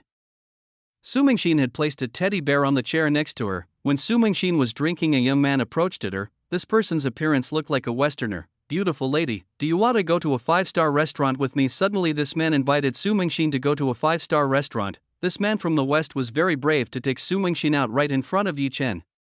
Sorry, I do not know you. Su Mingxin immediately refused the invitation of this man. She did not know. The man from the West is not angry with Su Mingxin. Instead he smiles at Su Mingxin. Beautiful lady, introduce, my name is Joe. I am a prince from the Western continent. This man introduced himself to Su Mingxin. He even claimed to be a prince from the Western continent. I do not want to get acquainted with you. Quickly get lost. I already have a partner. Su Mingxin could not stand anymore with this shameless man's behavior. Joe was captivated by Su Mingxin's glamorous beauty. He had no idea that women on this land could be this beautiful. Whatever happened, Joe must have Su Mingxin. Didn't you hear what my wife said? Hurry and get out of this place. Yi Chen chased this man rudely. Yi Chen was not happy with the person who was trying to disturb Su Mingxin. Hearing this, Joe was very unhappy. Joe always got what he wanted. Whatever happened, he wanted Su Mingxin. To get Su Mingxin, Joe didn't care if he had to kill someone. Joe's family is very strong. His family can even rule half the land in the Western continent. That's why Joe is very brave to do anything in this country. Even for Joe, the government of this country is no match for him. Chapter 225, Men in Black Suits. From the start this person came, Yi Chen had felt something strange. This man was not an ordinary human being or a cultivator, who was certain this person had strength in his body, and it was not weak. No wonder this person is very brave. It turns out this person has a strong enough capital. Yi Chen and Joe glare at each other. Both of them are not happy with the other party. Husband, let's go. Seeing the dispute continues, Su Mingxin decided to invite Yi Chen to leave this place. Su Mingxin didn't want her beautiful day to be ruined by a stranger who came from nowhere. Because Su Mingxin asked him to leave, Yi Chen did not give this person a lesson. "You're lucky because my wife is kind, otherwise I won't let you go," Yi Chen warned this man named Zhou. After giving a warning, Yi Chen was invited to go by Su Mingxin to leave the drink place. I should be the one talking like that. You are very lucky your woman invited you to go, otherwise you might die in this place right now. Zhou smiled wickedly at Yi Chen, who had gone far away. "Crown Prince, do you need me to take care of that person right now?" Behind Zhou, suddenly a man in black suit and sunglasses appeared. The man in the black suit asked Zhou, "Does he have to get rid of people who have been impudent with the main heir of the royal family? Let them have fun first. After sunset, I want you to bring the woman to me." Zhou gave orders to the person behind him. "Okay, I understand." The black suit man obeys Zhou's orders. "I will definitely bring this woman to be my queen." Zhou laughed, very satisfied. After laughing freely, Zhou suddenly disappeared from this recreation park. After Crown Prince Zhou disappeared, the man in the black suit did what he had to do. Yi Chen currently did not know that the person had intended to look for more problems with him. Yi Chen's main focus at this time was to accompany Su Mingxin to do what she liked.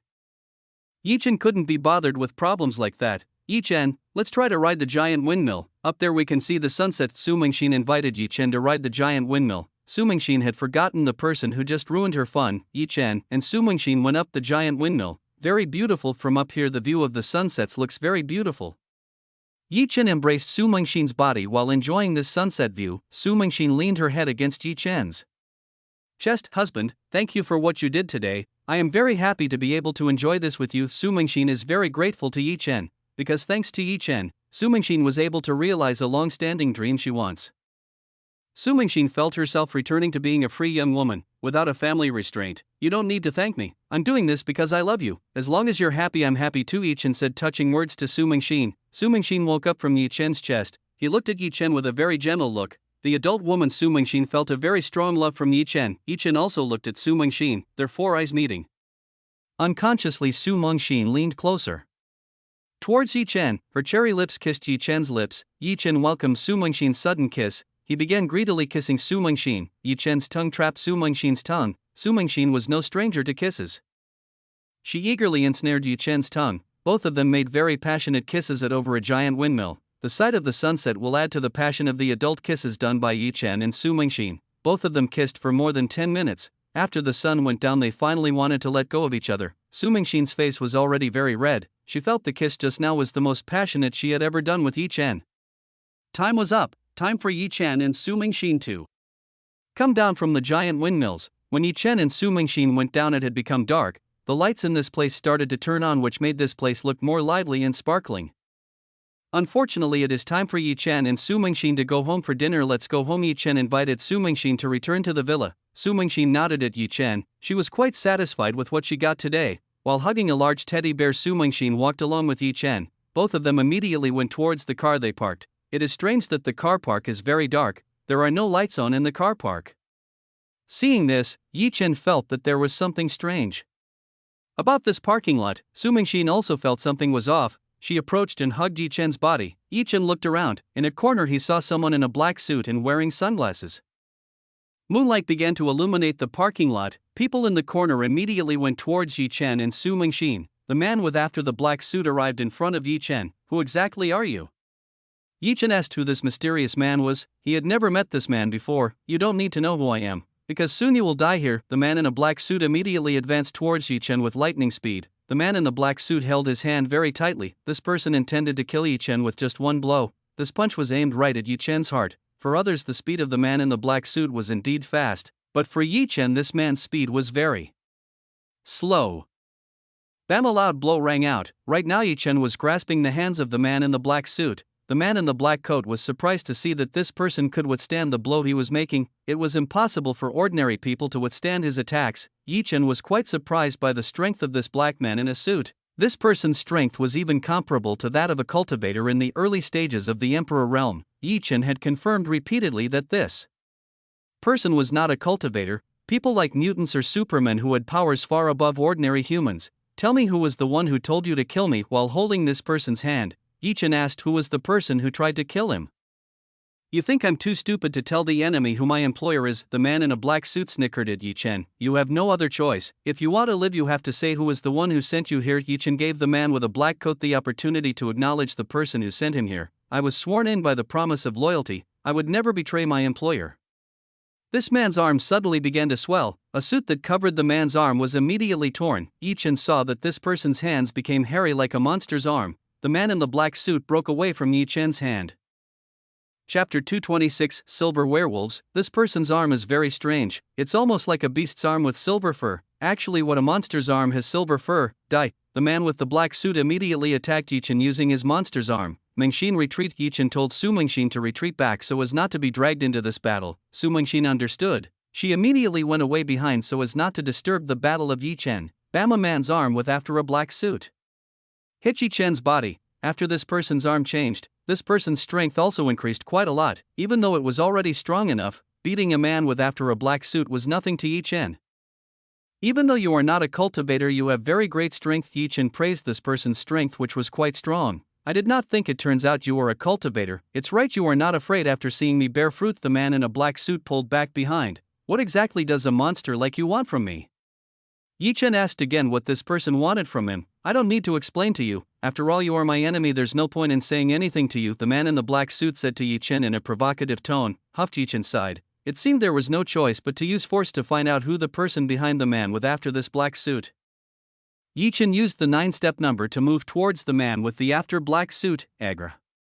The man in the black suit roared in pain. He saw that his right arm was cut off. Sometimes you have to know when is the right time to surrender while holding the arm of a man's monster with a black suit. Yi Chen told this person to just give up. Seeing the strength of the person Yi Chen had displayed, the man in the black suit did not look scared at all. Until whenever I will never give up. Even though I die, I will remain loyal to my employer. The man in the black suit still did not want to tell who exactly was behind all this. The body of a man with after a black suit starts to look weird.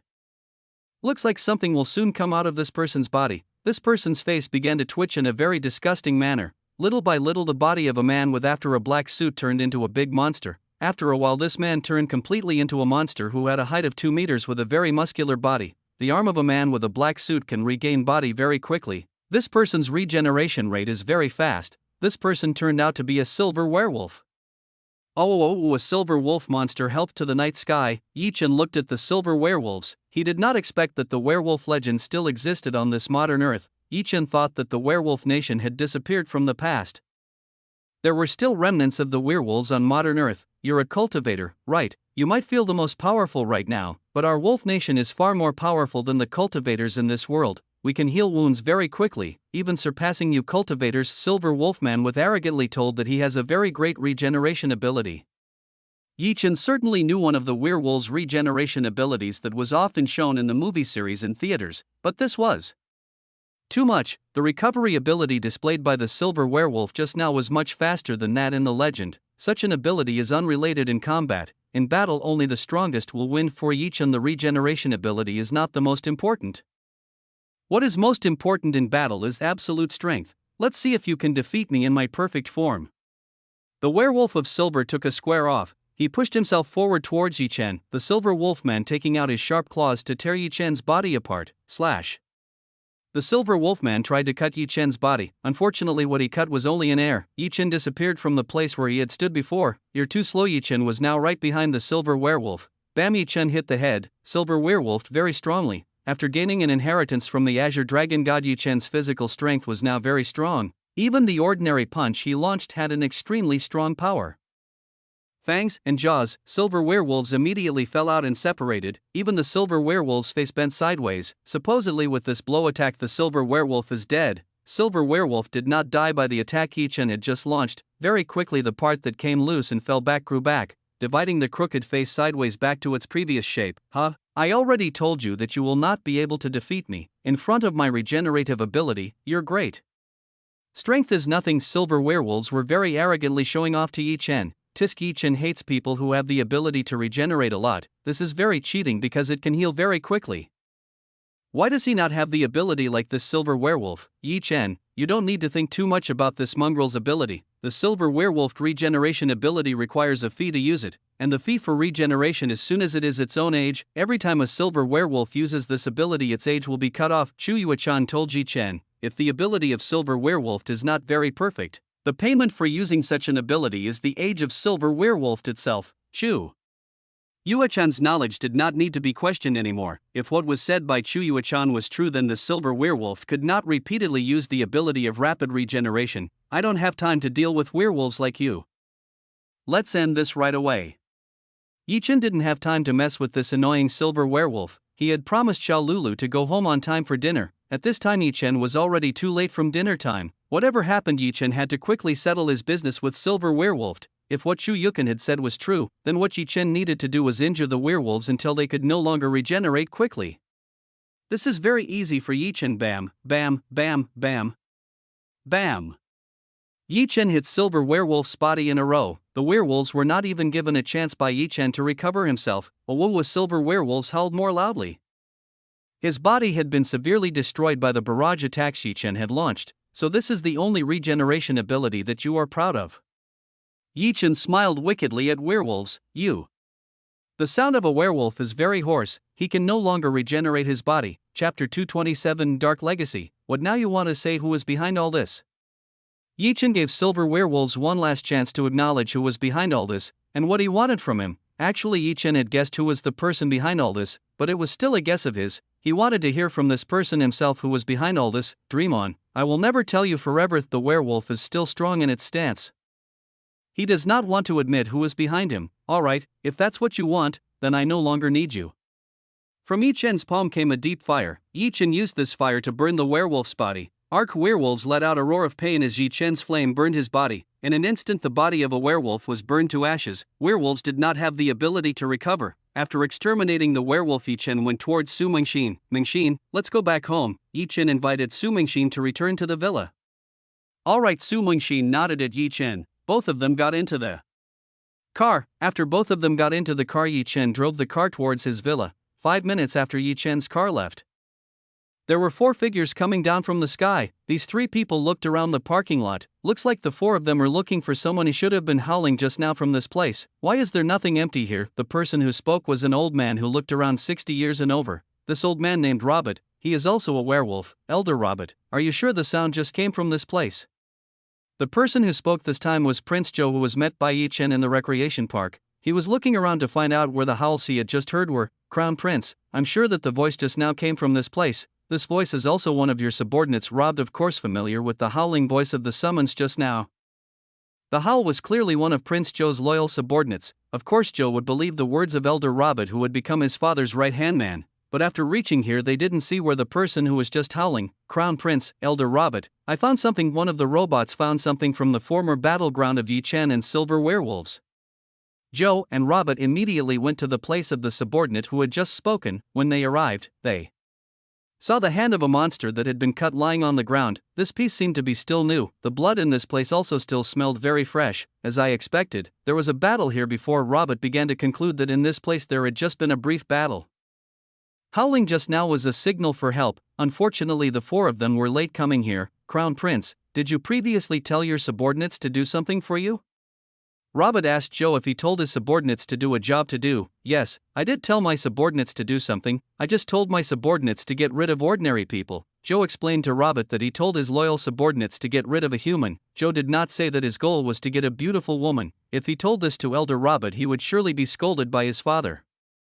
Although Zhou is a prince, but he still does not dare offend Robert. After all, this person is still his father's right hand. Are you sure the person you are trying to get rid of is a normal human being? Robert asked Zhou whether the person he was trying to get rid of was a human being or not. Zhou did not know whether that person was a normal human or not. Zhou did not feel the energy from Yi Chen's body. Therefore Zhou concluded that Yi Chen was a normal human being. Hearing an uncertain answer, Robert raised his eyebrows. Next time make sure whether he is just a normal human or not. At this time we are not in our own faction's territory. If you create chaos, the Kunlun faction will not remain silent. Robert advised Zhou for more. Be careful when in someone else's faction, Elder Robert. I understand.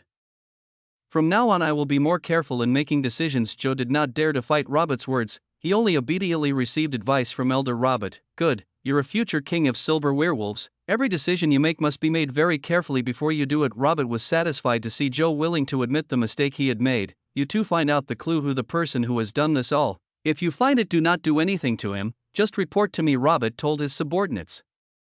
To look for clues who the person who has done this. If indeed the person who did it was from the Kunlun faction, then he had to notify the king and report this to the Dark Legacy faction, Crown Prince. Let's go back to the hotel. Robert invited Joe back to the hotel. Joe helplessly followed behind Elder Robert back to the hotel where they were staying for the time being. Joe himself was very dissatisfied. He was supposed to have some fun tonight with the beautiful woman he had met this afternoon. So this incident happened once. Joe will find out where Su Mingxin lives. Next time he will bring Su Mingxin with his own hands. Joe believes that if that person is an ordinary person, that person might be lucky to meet a strong person who wants to save himself. Yi Chen did not know that after he left, several more werewolves came. Yi Chen was now almost at his villa. After arriving at villa, he and Su Mingxin immediately got out of the car. Both of them went to the dining room. In the dining room there are already many plates with food on it. Here are Lu Yu, Fu Lanling and Xiao Lulu. Lu Yu and Fu Lanling seem to be waiting for Yi Chen's arrival, while Xiao Lulu was arranging the dishes to make them look better when viewed. Seeing Yi Chen come, Fu Lanling smiled at Yi Chen. Husband, finally you remember to go back home. Where have you been for the past few days? Is it possible you found a new vixen outside and forgot us, Lu?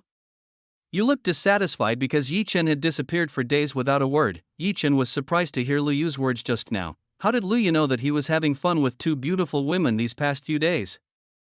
Yi Chen immediately rushed to Lu Yu's side. How could I forget my beautiful wife? Every time I always miss you all. Yi Chen tried to persuade Lu Yu with sweet words. Chapter 228 Practice Alchemy Skills. With Yi Chen's persuasion, Lu Yu finally wanted to smile, giggle. Husband, you have a very sweet tongue. It is fitting for many women to fall in your arms. Lu Yu giggled. Just now she just wanted to tease Yi Chen, not to think that she was alone, will instead enjoy the praise of Yi Chen, Yi Chen's big brother. The food is ready. Please try cooking it for me. Xiao Lulu wants Yi Chen to try the food she has made. Yi Chen looked up at the table. Besides the meat soup, there were many more complimentary foods made by Xiao Lulu. All of them looked quite tasty and delicious. Yi Chen tasted the food made by Xiao Lulu. Xiao Lulu's cooking was delicious. This was not inferior to the cuisine in starred restaurants. Delicious. Yi Chen complimented Xiao Lulu's food with all her heart. Receiving Yi Chen's praise, Xiao Lulu's face turned red like an apple. Xiao Lulu was very happy to receive praise from Yi Chen. Her efforts to learn cooking finally produced satisfying results. She can now cook a pretty good meal for this family. You also sit and come eat. It's not good to stand there. Yi Chen told Xiao Lulu to sit together with him. Yes, come here and eat with us. Lu Yu also invited Xiao Lulu to sit and eat. Xiao Lulu shyly sat down with Lu Yu, Fu Lanling, and Su Mingxin. Everyone began to eat the dishes made by Xiao Lulu. You, how is your company doing? Yi Chen asked Lu Yu's company. Everything has gone back to normal. Lu Yu's company has returned to normal as before. Then have you mastered Jun Jing's company?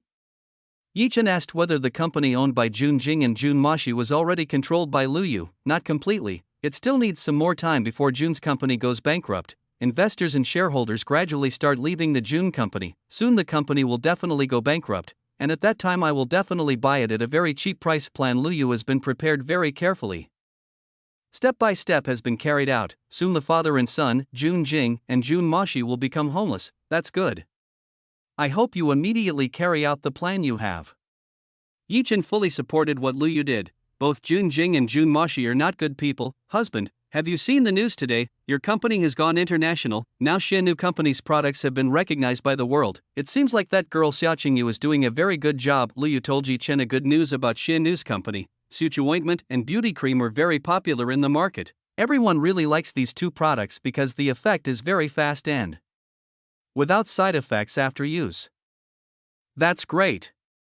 Yi Chen was quite happy that his company had become big in such a short time. If you have another product that is more powerful, I think that soon your company will surpass mine. Lu Yu has analyzed the Yi Chen company's curve. If Yi Chen's company continues to run like this, soon it will surely surpass Lu Yu's company. As long as there is a new product, Xianu company can develop further. I of course still have a lot of drugs that are very hopeful. I will sell them gradually. Yi Chen still has many prescription drugs that are far more powerful than Suchu ointments and beauty creams. Yi Chen deliberately saved them for later so as not to damage the market. Lu Yu nodded at Yi Chen. Husband, a few days ago there was a cultivator who tried to sneak into the courtyard of this villa. I immediately caught this thief. When I asked that person, he let out words that were threatening, so I knocked that person into a handicap. Fu Lanling told Yi Chen that a few days ago someone had sneaked into the villa courtyard. Fortunately, the array that Yi Chen had installed was very effective so that the person could only enter the courtyard outside the villa. When Fu Lanling asked the thief who sneaked, the thief instead threatened Fu Lanling. Even that person wanted to kill Yi Chen and make the woman in the villa become a slave. This made Fu Lanling very angry. With one finger Fu Lanling tapped the thief's head. This becomes permanent disability. The power of one finger of Fu Lanling doesn't need to be questioned anymore. Even if you want Fu Lanling to make the thief into a mist of blood, Fu Lanling is still kind enough not to kill this thief. After making this thief defect, Fu Lanling threw this person out of the villa. Fu Lanling did not care about the fate of this evil thief. Hearing this, Yi Chen slightly raised his eyebrows. Who else was trying to look for problems with his family? Whether those people didn't give up searching for problems with him, possibly it was people from Jun's family or Yan's family. Only these two families became Yi Chen's enemies. You looks like you have to speed up your plans. It looks like the other side will not just stay quiet and watch. Yi Chen told Liu Yu to immediately speed up the plan to destroy Jun's company, whereas for Yun, Yi Chen's family could take care of it later. After all, the Yun family very far in the capital, they would not act quickly against him. Alright, Liu Yu understood. It seemed like the enemy was using a rude way to deal with her and Yi Chen. Linger, I will trouble you to take care of the others. Yi Chen asked Fu Lanling to look after the other Yi Chen women. If there were strong opponents like werewolves coming, Zhao Yanyan, Liu Yu, and Su Mingxin could not possibly fight these strong men.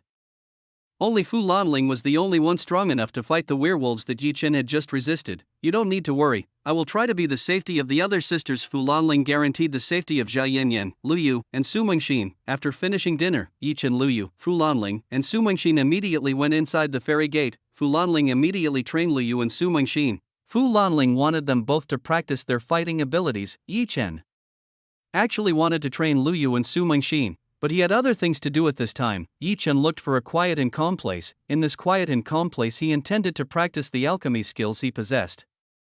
Right now he and the women needed enormous resources to become stronger, so Yi Chen had to make full use of the herbs he got to make pills or medicines that were useful for increasing the strength of himself and the women. Because this was Yi Chen practicing the alchemical skills he had. Right now Yi Chen's alchemical ability was still low. Yi Chen rarely practiced alchemy because he was too focused on strength training. He only practiced alchemy in his spare time, and even if he wasn't lazy. Yi Chen took the dual dragon cauldron from the storage room. He wanted to see if this cauldron was as good as the one in the description. Chapter 229. 4 Frozen Fairy is injured. Yi Chen took some medicinal plants and put them into the dual dragon cauldron. After Yi Chen put the medicinal plants into the dual dragon cauldron, and Yi Chen closed the dual dragon cauldron, Yi Chen began to circulate the fire inside the dual dragon cauldron. The first stage was the purification process. This process was no less important because it would determine the level of purity of the pills that were made.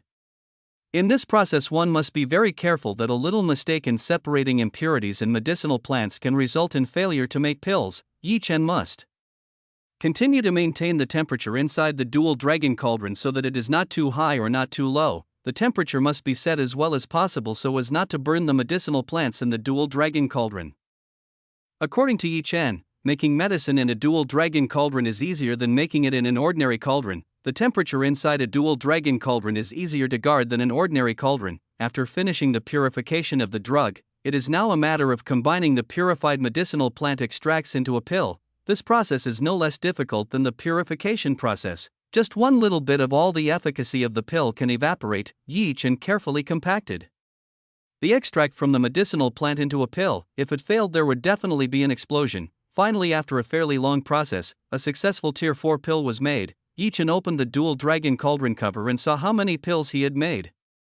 Yi Chen saw that there were 2 pills in the dual dragon cauldron. It should be that with these ingredients Yi Chen could only make 1 pill. Yi Chen's dual dragon cauldron with the special ability to double the pill he made. This is great. Yi Chen was very happy to know that the dual dragon cauldron's ability was real. After easily making tier 4 pills, now Yi Chen wanted to try to make tier 5 pills. Maybe in the process Yi Chen would experience failure many times, but that doesn't matter. In practice failure is common. The higher the tier pill, the more difficult it was to make it. Yi Chen tried again to put medicinal ingredients into the dual dragon cauldron. This time Yi Chen made the cheapest tier 5 pill. Yi Chen carried out the procedure as before. All went well when purifying, but when combining medicinal plant extracts there was a slight problem. Bam, there was an explosion inside the dual dragon cauldron. Yi Chen knew that he had failed. He wanted to see the pill inside. Inside there was a pill that failed and was imperfect. If this was eaten it would have an unknown effect on those who took it. better to throw away this failed pill. Chen tried again, he would not stop until he succeeded in making a tier 5 pill. Tonight Chen continued to practice making pills inside the gates of a calm fairy. No one was bothering him from practicing alchemy, in a very cold and snowy place.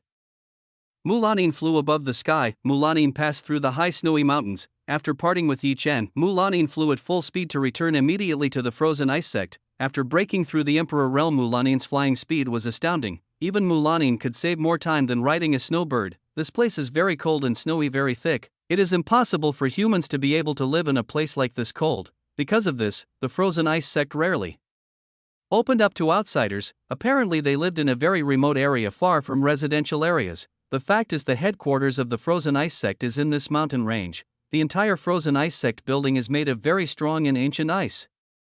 Even the walls that protect the frozen ice sect are made of very strong ice. This is far stronger than anti-nuclear concrete walls made by humans. Mulanin descended in front of the entrance of the frozen ice sect. When she came, she was welcomed by 8 beautiful female students. These 8 beautiful female students were guarding the gate of the frozen ice sect.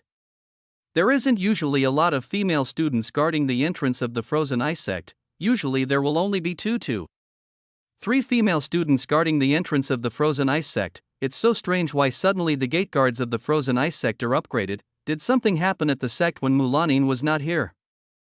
Sincerely, to the sect master, the 8 frozen ice sect disciples immediately saluted Mulanin. Mulanin nodded at the 8 beautiful female students. Has the 4 frozen fairy returned? Mulanin asked the situation of the 4 frozen fairies. The 4 beautiful female students looked at each other. Sect master, 4 frozen fairy had indeed returned, but they were seriously injured and were currently in the healing room. One of the female students answered Mulanin, how can they be hurt? Mulanin asked how could the 4 frozen fairy injured? Sect masters, for that matter we don't really know. When they return they are already seriously injured. The female students who guarded the gerbag did not know how the 4 frozen fairy was injured. They knew only the 4 frozen fairy returned with a body full of blood. I will see their situation. You guys keep guarding this gate. Don't let outsiders enter our sect. Mulanin told the 8 female students who were guarding the entrance to be vigilant. Mulanin immediately went to where the injured 4 frozen fairy was. She wanted to see what the 4 frozen fairies were like. Without a long time Mulanin arrived the healing room. Inside here there were several senior students who were taking care of the 4 frozen fairies. Respect to the sect master. Senior female students immediately welcomed the arrival of Mulanin. They were happy that the sect master Mulanin came home fine. They thought the sect master was having a bad thing. If Mulanin experienced something bad, then the situation of the frozen ice sect would become even worse. How is the condition of the 4 frozen fairy? Mulanin asked the situation of the 4 frozen fairies to the female senior students who were caring for the 4 frozen fairy. The conditions of the 4 fairies have begun to improve. The wounds on their bodies are also gradually recovering. Maybe in a few days they will wake up. Soon senior female students told Mulanin how the conditions of the 4 frozen fairies were. Mulanin heard the situation of the 4 frozen fairies carefully. You all can rest. I myself will take care of the 4 of them. Mulanin told the senior students who care for the 4 frozen fairy to rest. It looked like they were very exhausted from not sleeping and depressed while treating 4 frozen fairy. Thank you, sect master. We excuse myself to withdraw first. Senior students obeyed Mulanin's orders and came out of the healing room. They were all very tired because they had to care for the 4 frozen fairies for days. After the senior female student left, Mulanin approached the 4 frozen fairies. On the ice bed there were 4 beautiful fairies. These 4 beautiful fairy were none other than Mujua, Fengshi, Mufei, Morongxia. The 4 beautiful fairies were seen sleeping very peacefully. Mulanin held her hand very tightly. Actually, who would dare to hurt the 4 frozen fairies? If Mulanin knew she would take revenge on that person, Mulanin took several bottles of healing pills that she got from the treasure room in the ancient heritage place. Mulanin helped the 4 women to take this healing pill. Mulanin was convinced that this pill was very effective in healing the wounds suffered by 4 frozen fairy. Chapter 230 Muniancy. After giving the healing pill, the wounds on the body of the 4 frozen fairies began to heal very quickly. The pills obtained from the treasure room and the ancient inheritance were very great. The effect of wound healing was very fast. The 4 frozen fairy lashes began to tremble. It seemed they were coming to their senses. A few moments later 4 frozen fairy opened their eyes. The 4 of them looked around the room. After waking up the 4 still looked a little in a daze. The 4 of them saw Mulanin standing right in front of them. Sect master, where is this? For frozen fairy asked where they are right now. The heads of the 4 beautiful fairies are still a little dizzy and cannot be used to think clearly. We are now in the sex healing room. What exactly happened when I was not with you? Who has done this to the 4 of you? Mu Lanin asked who was the person who had injured Mujua. Fengshi, Mu Fei, Morongxia. Mujua, Fengshi, Mu Fei, Morongxia began to remember what had happened before. They remembered that they had just survived a terrible life and death situation. I now remember, when we returned to our sect were ambushed by two people wearing masks. Mujua told what happened to herself and the other three fairies when returning to the sect. The four were ambushed by two people wearing masks. The strength of the two masked people were very strong. Even the combined strength of the four frozen fairy was unable to defeat these two masked people. The four frozen fairies were ambushed by the enemy and suffered a crushing defeat. Fortunately, they were able to escape from a dangerous situation by using the forbidden techniques of the sect. After using the forbidden technique, their bodies suffered even worse injuries. They were lucky to be alive after using the forbidden technique frozen ice. Do you know who is the one who ambushed you? Mu Lanin asked the four fairies who were the people who had ambushed them. We don't know because they use masks, but the techniques and skills they have are exactly the same as those of the Seven Sword Sect.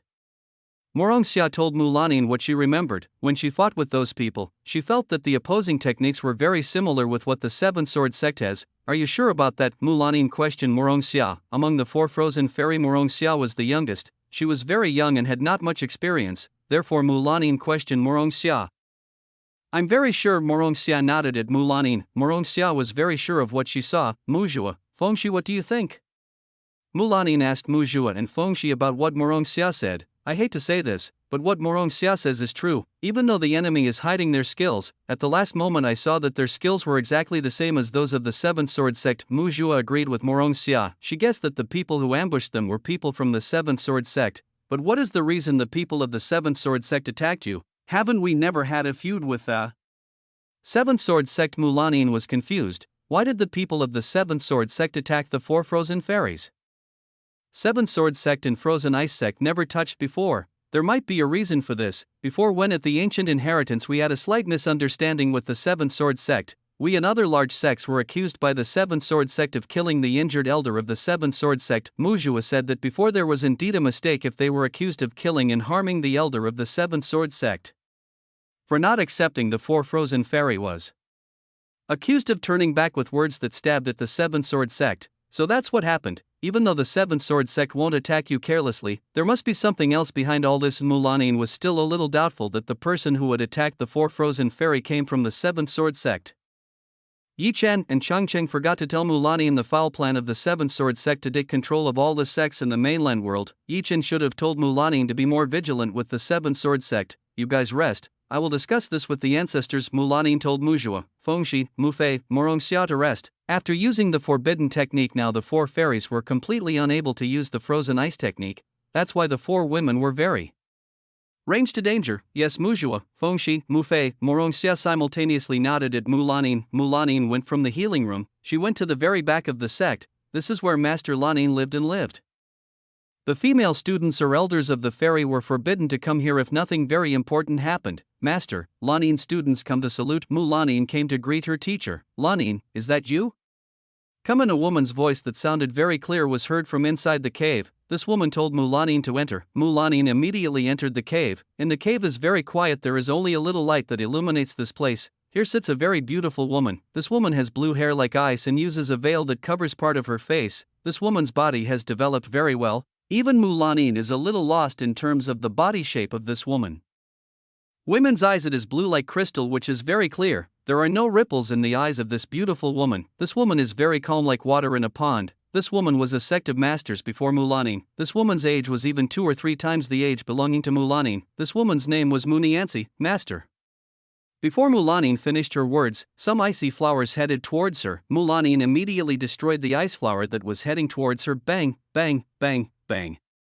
All the ice flowers that led to her were destroyed very easily by Mu Lanin. Lanin, it seems like you have gotten even better since our last meeting. Muniansi only wanted to test the strength of Mu Lanin at this time. Muniansi is currently in the second stage of Emperor Realm. From the first talent possessed by Muniansi is indeed great. She is called a genius that is rarely seen. Because of this talent, Muniansi can break through the second stage of the Emperor Realm. Master, thank you for the compliment. Mu Lanin saluted Muniansi. Lanin, what do you want to come here? Muniansi asked what Lanin wanted with herself. Master, I came here to discuss something with you. Mu Lanin wanted to discuss the matter with the Seventh Sword Sect. Chapter 231, Muniansi Suspicions. What do you want to discuss with me, about your cultivation or something else? Muniancy asked Mulanin what problems she wanted to discuss with her. Mulanin shook her head. Master, it's about the 4 frozen fairy. So what happened to them? Asked Muniancy. Master, Mujua, Fengshi, Mufei, Moromxia are currently injured. They are currently very weak after using forbidden techniques. Mulanin told Muniancy what had happened to the 4 frozen fairies. Who is it that forced the 4 frozen fairies to use forbidden techniques? With the power of 4 frozen fairies right now, there are only a few people who are able to force the 4 frozen fairies to use forbidden techniques.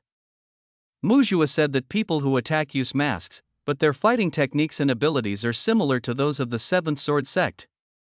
Mulanin told Muniancy that the culprit was most likely the 7th Sword Sect. Why does the 7th Sword Sect want to attack our people? So far our sect has never come in contact with their sect. This is very strange. Muniancy still looked very calm like swimming water. Master, people from the 7th Sword Sect accuse our sect of harming their people, because they do not accept Mujua and others arguing with people from the 7th Sword Sect. They may want to take revenge on us, said Mulanin. Muniancy closed her eyelids. She began to analyze what she heard from Mulanin.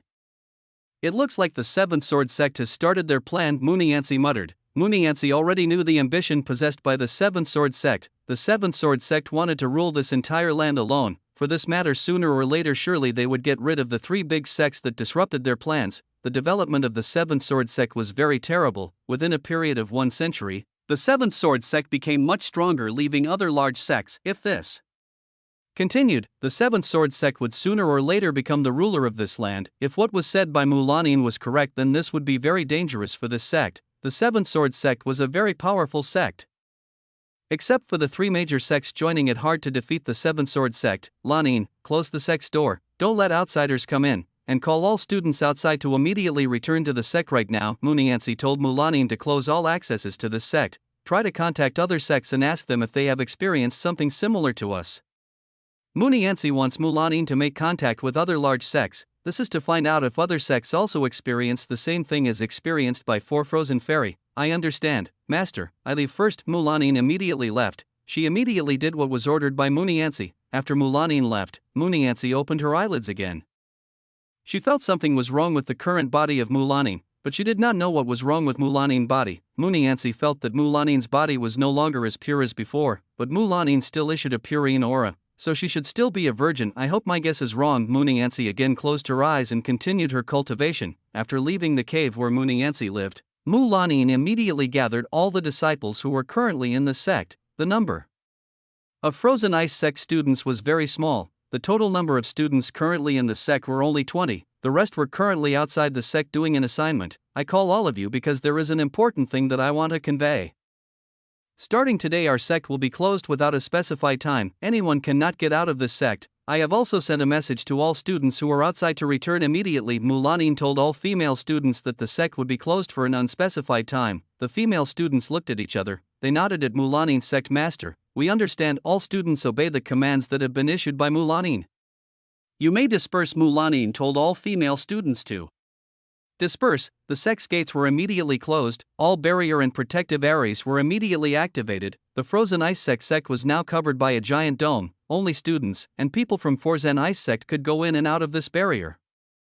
After this, Mulanin intended to meet Qing Chang and discuss something with her. After having a relationship with Yi Chen, Mulanin became very close to Qing Chang. But before that, Mulanin had to confirm the healing of the 4 frozen fairies first, before she went to the Cherry Blossom sect to meet Qing Chang. But before that, Mulanin had to confirm the healing of the 4 frozen fairies first, before he went to the Cherry Blossom sect to meet Qing Chang. During the day at the fairy gate, Yi Chen only practiced and continued to practice his alchemical abilities. Yi Chen learned very quickly from the mistakes he made. After a long training, Yi Chen finally succeeded in making a pill in Tier 5 with a success rate of over 70% by using a dual dragon cauldron.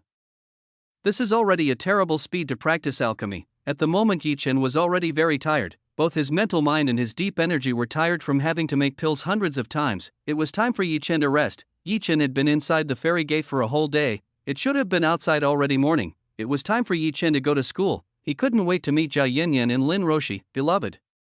Yi Chen immediately went out of the fairy gate and changed his clothes. He ate the toast that had been prepared by Xiao Lulu before leaving for school. Yi Chen's journey to school went without a hitch. No one disturbed Yi Chen's journey. Yi Chen arrived at the school After finishing parking his car, Chen went to the girls' dormitory near the school. He pulled out his cell phone and called Zhao Yanyan's number. Okay, Chen hung up and waited for Zhao Yanyan to come down. Some women who came down from the female dormitory looked at Chen, a rich young woman smiling and waving at Chen. Chen only replied with a gentle smile to every woman who waved to him, "Hey handsome, do you want to have breakfast with us?"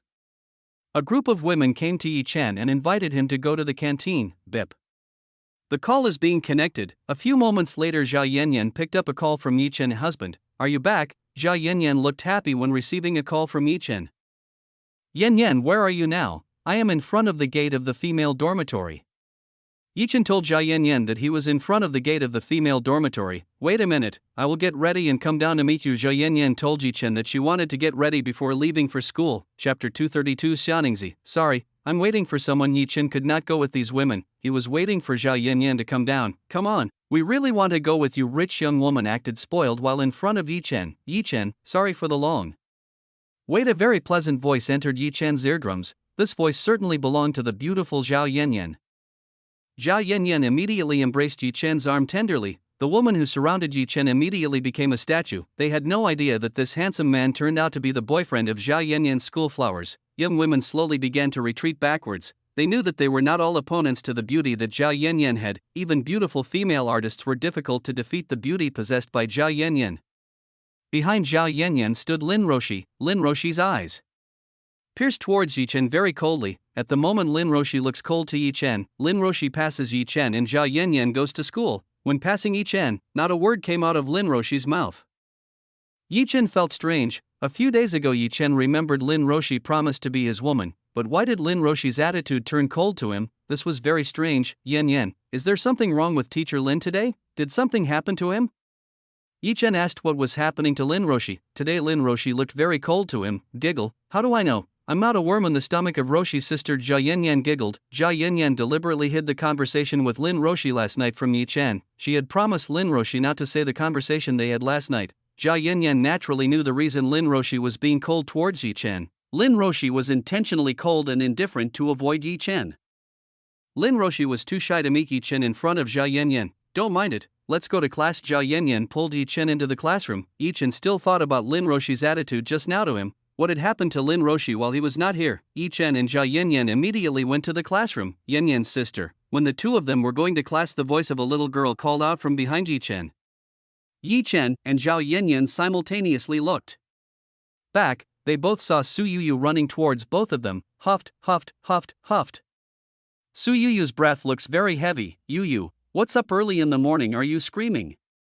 Zhao Yanyan asked Su Yuyu what happened. "Yanyan's sister, I have mastered the movements you taught. Can you give me a new movement?" It turns out that Su Yuyu just wants to ask Zhao Yanyan for a new martial arts movement. For days Su Yuyu always practiced the movements taught by Zhao Yanyan. She now had the confidence to fight the bad guys who wanted to disturb her. "Okay, I'll give you a new movement technique, but not now. Later after school I'll teach you." Zhao Yanyan promised to little lowly Su Yuyu. Yay, Su Yuyu was very happy. She was jumping for pleasure. "Yuyu, why are you running so fast?"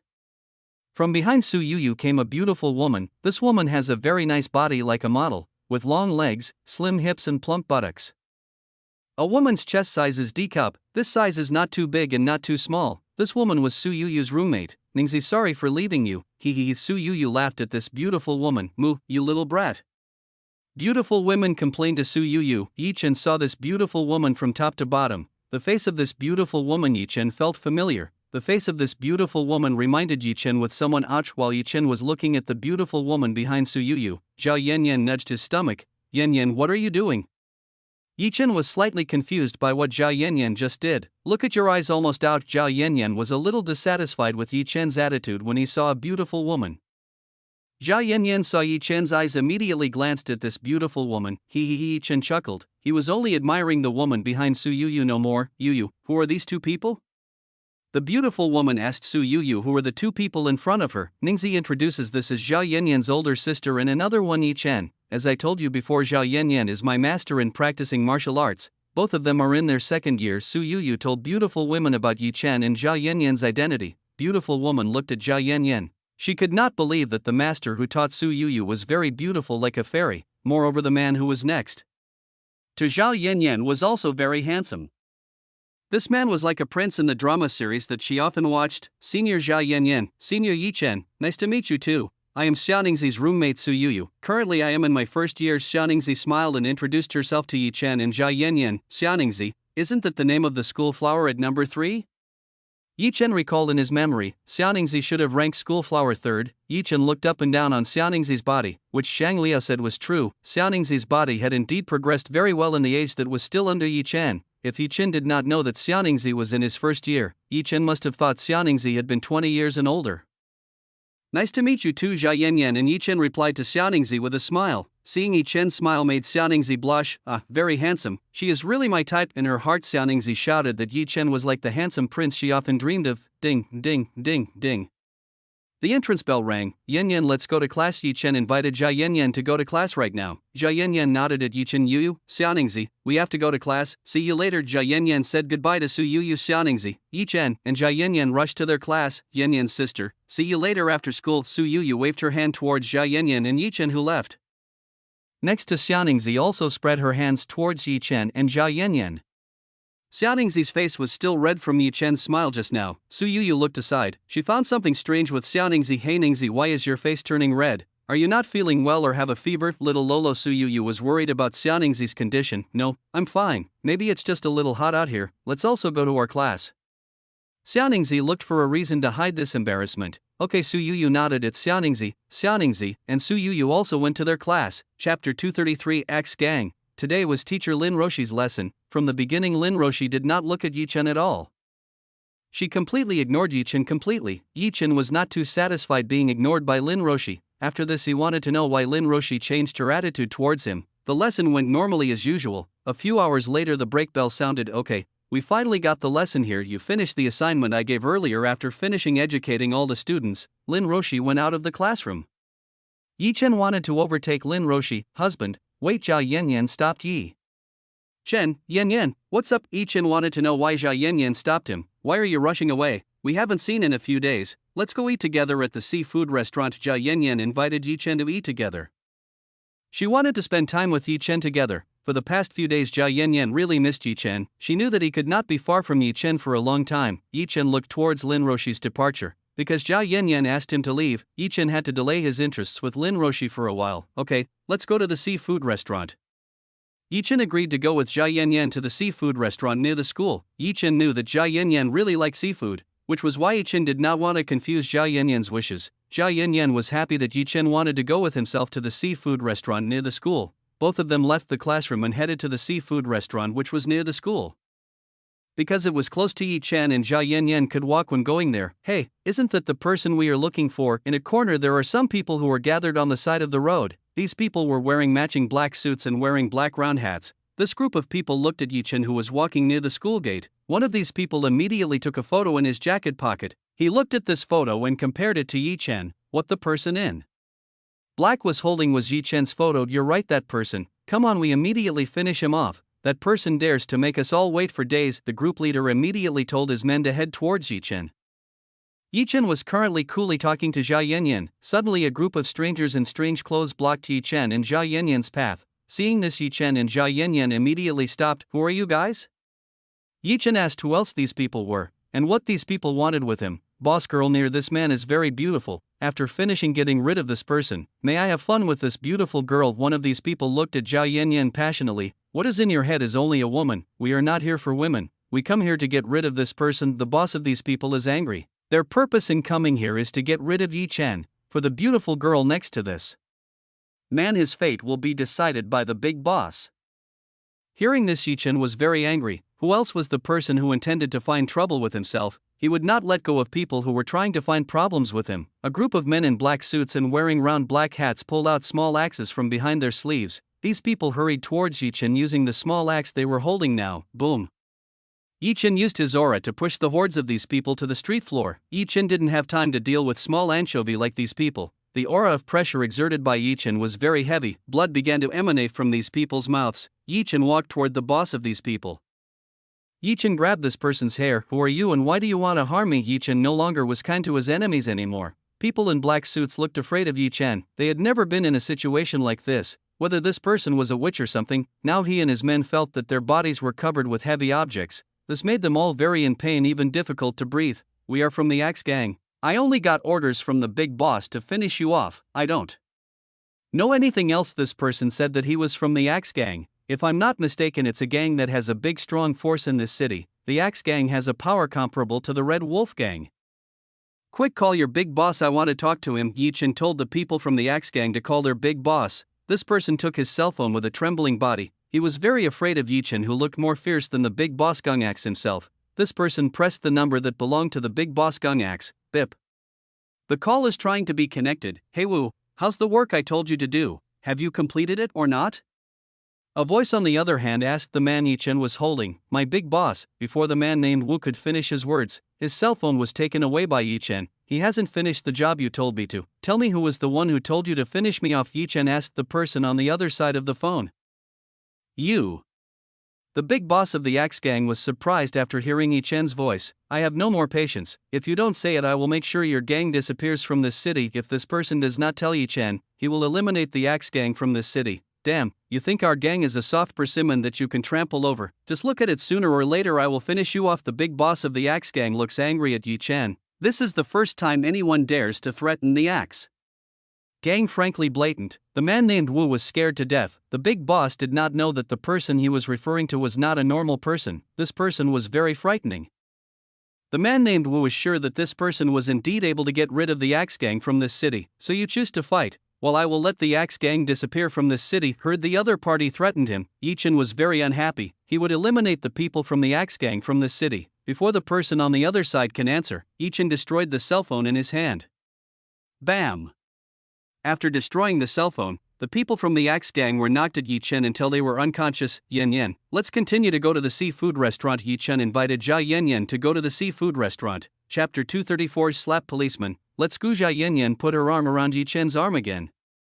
Jia Yen was used to the bad guys who tried to disturb her and Chen. Jia Yen wanted to make these bad people disappear as far as possible from her and Chen's lives. Chen let the people of the Axe Gang faint in the middle of the road. He didn't care about the people of the Axe Gang. After a few minutes of traveling, Chen arrived at the seafood restaurant. This is where the beginning between Chen and Jia Yen's relationship took place.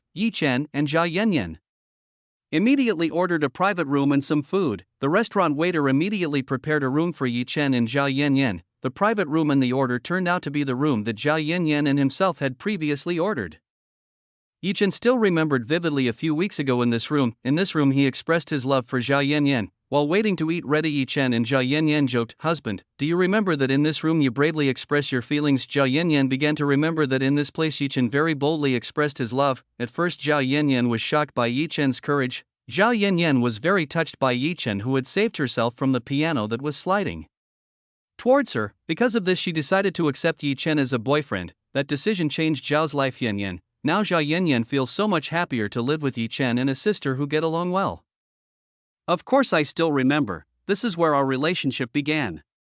Chen held Jia Yen's hand, very romantic. The two of them started staring at each other. Without realizing, Chen and Jia Yen's lips approached each other. They were both ready to kiss. Bang! The door was suddenly kicked by someone. "Quickly raise your hands." A male policeman suddenly broke into the room that was being occupied by Chen and Jia Yen. This policeman immediately pointed his weapon at Chen. This person dared to disturb the good things that Chen wanted to do. The Chen's mood began to improve again. Suddenly this person came and disturbed his and Jia Yen's pleasures. Jia Yen was also dissatisfied with the police who suddenly entered very rudely. Moreover, the policeman was pointing a gun at Chen, which made Jia Yen angry. "What are you two waiting for? Quickly raise your hands." The police were angry at Chen and Jia Yen, who were still very calm in this situation. "Why do we have to raise our hands? We do not feel that we are committing a crime." Underestimated, Chen spoke to the police who pointed a gun at him. "You two are suspected of committing violence against some people. Don't evade and surrender yourselves." While the male police yelled at Chen very loudly, this policeman said that Chen perpetrated violence on several people. The people who had just been beaten up by Chen were people from the evil Axe Gang. How could the police want to arrest Chen because of things like this? Wasn't the police greatly helped because Chen helped their work in beating up these criminals? Chen began to suspect that this policeman was sent from the big boss Gung Axe. Chen looked at the police with hostility. "Quickly raise your hands before I lose my patience." This policeman was very angry with Chen and Jia Yen, who were not obedient to his orders. How dare these two people not obey orders from the police like him? Bam! Yi Chen hit the cop's face hard enough, the Priandi police flew back a few meters to hit a brick wall bang. The sound of the crash was quite loud. To be honest, Yi Chen was not overly pleased with the police who used his authority for other things such as being accomplices. For the sake of money, some police are willing to cooperate with criminals. Yi Chen doesn't like police like this the most. The few teeth that were owned by male police officers fell out by Yi Chen's punch. From the mouth of the police the blood flowed out in large quantities. The police had no idea that this young man dared to hit him. This young man was looking for a death because he dared to fight him. Moreover, this person made some of his teeth fall out. This could not be forgiven. He had to kill this person. The police had lost the patience. He had die. He aimed his gun at Yi Chen. He was ready to shoot Yi Chen. Door.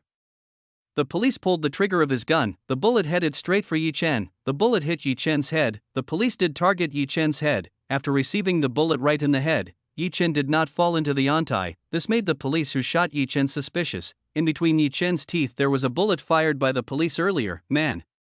Yi Chen spat out bullets fired by the police at the floor. The bullet was totally incapable of injuring Yi Chen's body. For Yi Chen a police gun was like a toy gun. Seeing this the police were very surprised.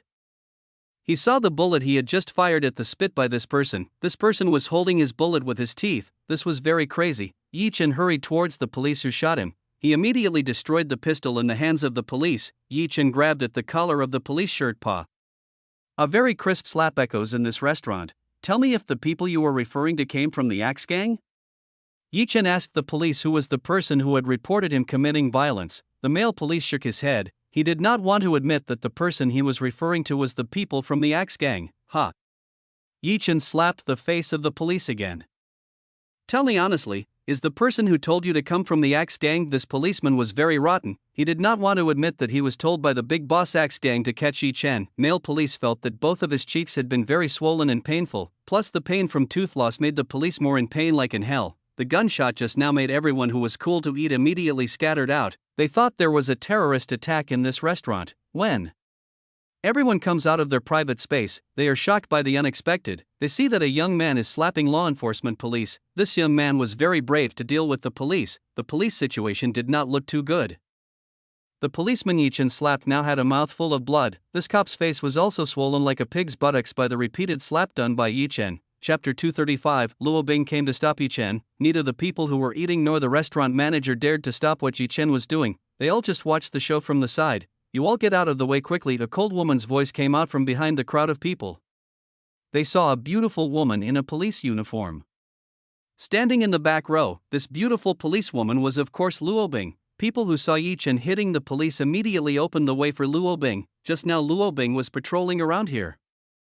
While he was patrolling, Luo Bing heard a gunshot that made her immediately go to the origin of the gunshot. Not unexpectedly, when she arrived, she saw a crowd of people in a restaurant. Curious, Luo Bing immediately went to the seafood restaurant. When Luo Bing entered, she told the crowd to open the road so he could see what was happening. Luo Bing was surprised to see a policeman being beaten by a young man. The person who was beating the police was of course Yi Chen. Yi Chen, what are you doing? Hurry up and stop! Luo Bing tried to stop Yi Chen from beating the poor cop. Police Luo, what do you want to come here? Yi Chen spoke to Luo Bing. Miss Luo, please save me from this demon. The police in Yi Chen's hands tried to ask Luo Bing for help. Luo Bing raised her eyebrows. What really happened here? How could Yi Chen bully an ordinary policeman? Seeing the police reinforcements coming, the audience wanted to see what would happen to this young man, whether the beautiful police officer Luo Bing would immediately arrest Yi Chen or do anything else to Yi Chen. Some people certainly know the most beautiful police figure in this city. The beautiful police Luo Bing is known to have no mercy for anyone who breaks the rules. This young man will surely experience misfortune at the hands of Luo Bing. Yi Chen, let him go first. We can talk about this carefully. Luo Bing tried to ask Yi Chen very kindly. The audience was astonished when they saw the attitude of the Luo Bing female policeman being very gentle towards this young man. What exactly was the identity of this young man that made the prettiest female police in this city behave like this? Luo Bing gritted her teeth. Luo Bing was quite annoyed when she had to be gentle with Yi Chen. If Luo Bing was not gentle, Yi Chen would definitely be even more rude to her. When that happened, nothing could stop Yi Chen's actions. Luo Bing still remembered when Yi Chen slapped her buttocks. Insults like that which could be forgotten by proud women like Luo Bing. If Luo Bing was given the chance, she wanted to beat Yi Chen to a pulp, but that was not possible because the difference in power between the two was so far away. Luo Bing was not a balanced opponent for Yi Chen. Luo Bing couldn't help but wonder how someone like Yi Chen had the power that was out of her mind. No, I still have important business with this person. Don't disturb me. Yi Chen refused to let this person go. This person had to pay because he had disturbed the good things that Yi Chen and Jia Yanyan wanted to do. Luo Bing gritted her teeth with extreme anger. What should she do to stop Yi Chen? Luo Bing could not use force on Yi Chen. The only way was negotiation. Yi Chen prepared to slap this policeman again. Yi Chen, wait, what exactly is this person doing that you are angry with him? Luo Bing tried to find out the reason Yi Chen had hit the policeman to a pulp. With Yi Chen's temperament, if this policeman did not make a mistake, then Yi Chen would definitely not hit him like this. This policeman is pointing his gun at me and accusing me of violence against some people. Yi Chen told Luo Bing what this bad police officer was doing. Tell me, is that true? Luo Bing asked the police in Yi Chen's hands. No, Miss Luo, trust me. I did not do such a thing. The policeman in Yi Chen's hand shook his head. This cop did not want to admit what he had done before. If he was found out using the police authority he had for something else, surely his career would end in this place, because this was the police in Yi Chen's hands insisting not to acknowledge what he had done. The police in Yi Chen's hand clenched his teeth in pain. No matter what happens, he can't tell the truth in front of Luo Bing. Pa. Yi Chen slapped the policeman in his hand again hard enough. This person still dares to lie, even though this person's face has changed like a pig's buttocks. You liar, hurry up and tell the truth. If you don't tell the truth, I will keep slapping you until no one can recognize you anymore. Yi Chen threatened to continue to slap this person if he kept speaking out the wrong words. If you want to be free, hurry up and tell the truth. Luo Bing urged the police in Yi Chen's hands to tell the truth. This person was very stupid for offending a man like Yi Chen, who was terrible. Seeing Luo Bing not helping him at all, the police in Yi Chen's hands felt strange, even though he had asked Luo Bing for help. But why did Luo Bing not want to help him? Instead, Luo Bing was more inclined to help this young man in front of him. Is it possible that the man in front of him has a higher background than Luo Bing, so Luo Bing doesn't want to help himself? Damn you, Li Sang, you put me in this kind of situation. In his heart, the police in Yi Chen's hand cursed the leader of the axe gang that has made him deal with demons like this. Everyone who gathered here also had the same question. Actually, who was this young man? Why did the beautiful police Luo Bing really respect him? Well, I will confess, it is true that I put a gun at this person, and I accused this person of violence without evidence. Finally, the police in Yi Chen's hands admitted what he had done. Finally, the male police wanted to confess what he had done to Yi Chen. Tell me, who was the one who told you to do this? Luo Bing's tone turned very cold to the police in Yi Chen's hands. Finally, all was revealed. The wrong person at first was the police in Yi Chen's hands. No one told me, I just do not. Like this person, he could not say that the person who had told him was the boss of the axe gang. If he admitted it, his career would be finished forever. How can you use your authority to do things like this? Starting today, you are suspended for 2 months. After your suspension period is over, you will be transferred to the Traffic Control Division. Luo Bing gives punishment to the police who have used their power arbitrarily. Chapter 236. Luo Bing asked for help. The policeman in Yi Chen's hand almost cried. He had worked hard to get to this position. How he would be sent back to being a traffic controlling police. This was a very cruel demotion. Yi Chen, you are satisfied with this? You can release this person. Luo Bing asked Yi Chen to release the police in his hands. Yi Chen sniffed coldly. Actually, he was still not satisfied with the answer given by this person, because this person had received a proper punishment, so Yi Chen let him go. Another time Yi Chen would go make a calculation with the axe gang boss. You can go to the hospital and treat your wounds. All costs will be borne by the police bureau. Luo Bing told the police to go to the hospital and treat the injuries he suffered. The male policeman looked very shabby. He did not look at all excited. Today he was really unlucky for offending Yi Chen. If he knew beforehand, he would not want to be asked for help by the big boss gang axe to catch Yi Chen. Rice has been cooked into porridge. He cannot change what has happened. He must accept what he has done. What are you looking at? Quickly disperse. Luo Bing told the crowd of people in this place to disperse. The crowd began to disperse themselves. Yi Chen also dispersed. He returned to the room he had ordered together with Jia Yanyan. Yi Chen, wait a minute. Luo Bing stopped Yi Chen from leaving. What else? Yi Chen asked Luo Bing. That, will you help me do something? Luo Bing wants Yi Chen to help her do something. Do not want. Yi Chen crossed his arms. He immediately refused Luo Bing's request. Why did you reject me right away? Luo Bing was furious at Yi Chen. She hadn't even said what he needed, but Yi Chen had already rejected her. I'm sure it must be something about a criminal. Sorry, I'm busy wasting time with my woman. Yi Chen waved his hand at Luo Bing. He entered the room where Jia Yanyan was. Luo Bing gritted her teeth. This man always refused herself, indeed lacking what she compared to other Yi Chen women. Luo Bing was very confident with the beauty she had. if she opened the suitors there would be many men waiting in line to get her. Luo Bing did not accept Yi's treatment.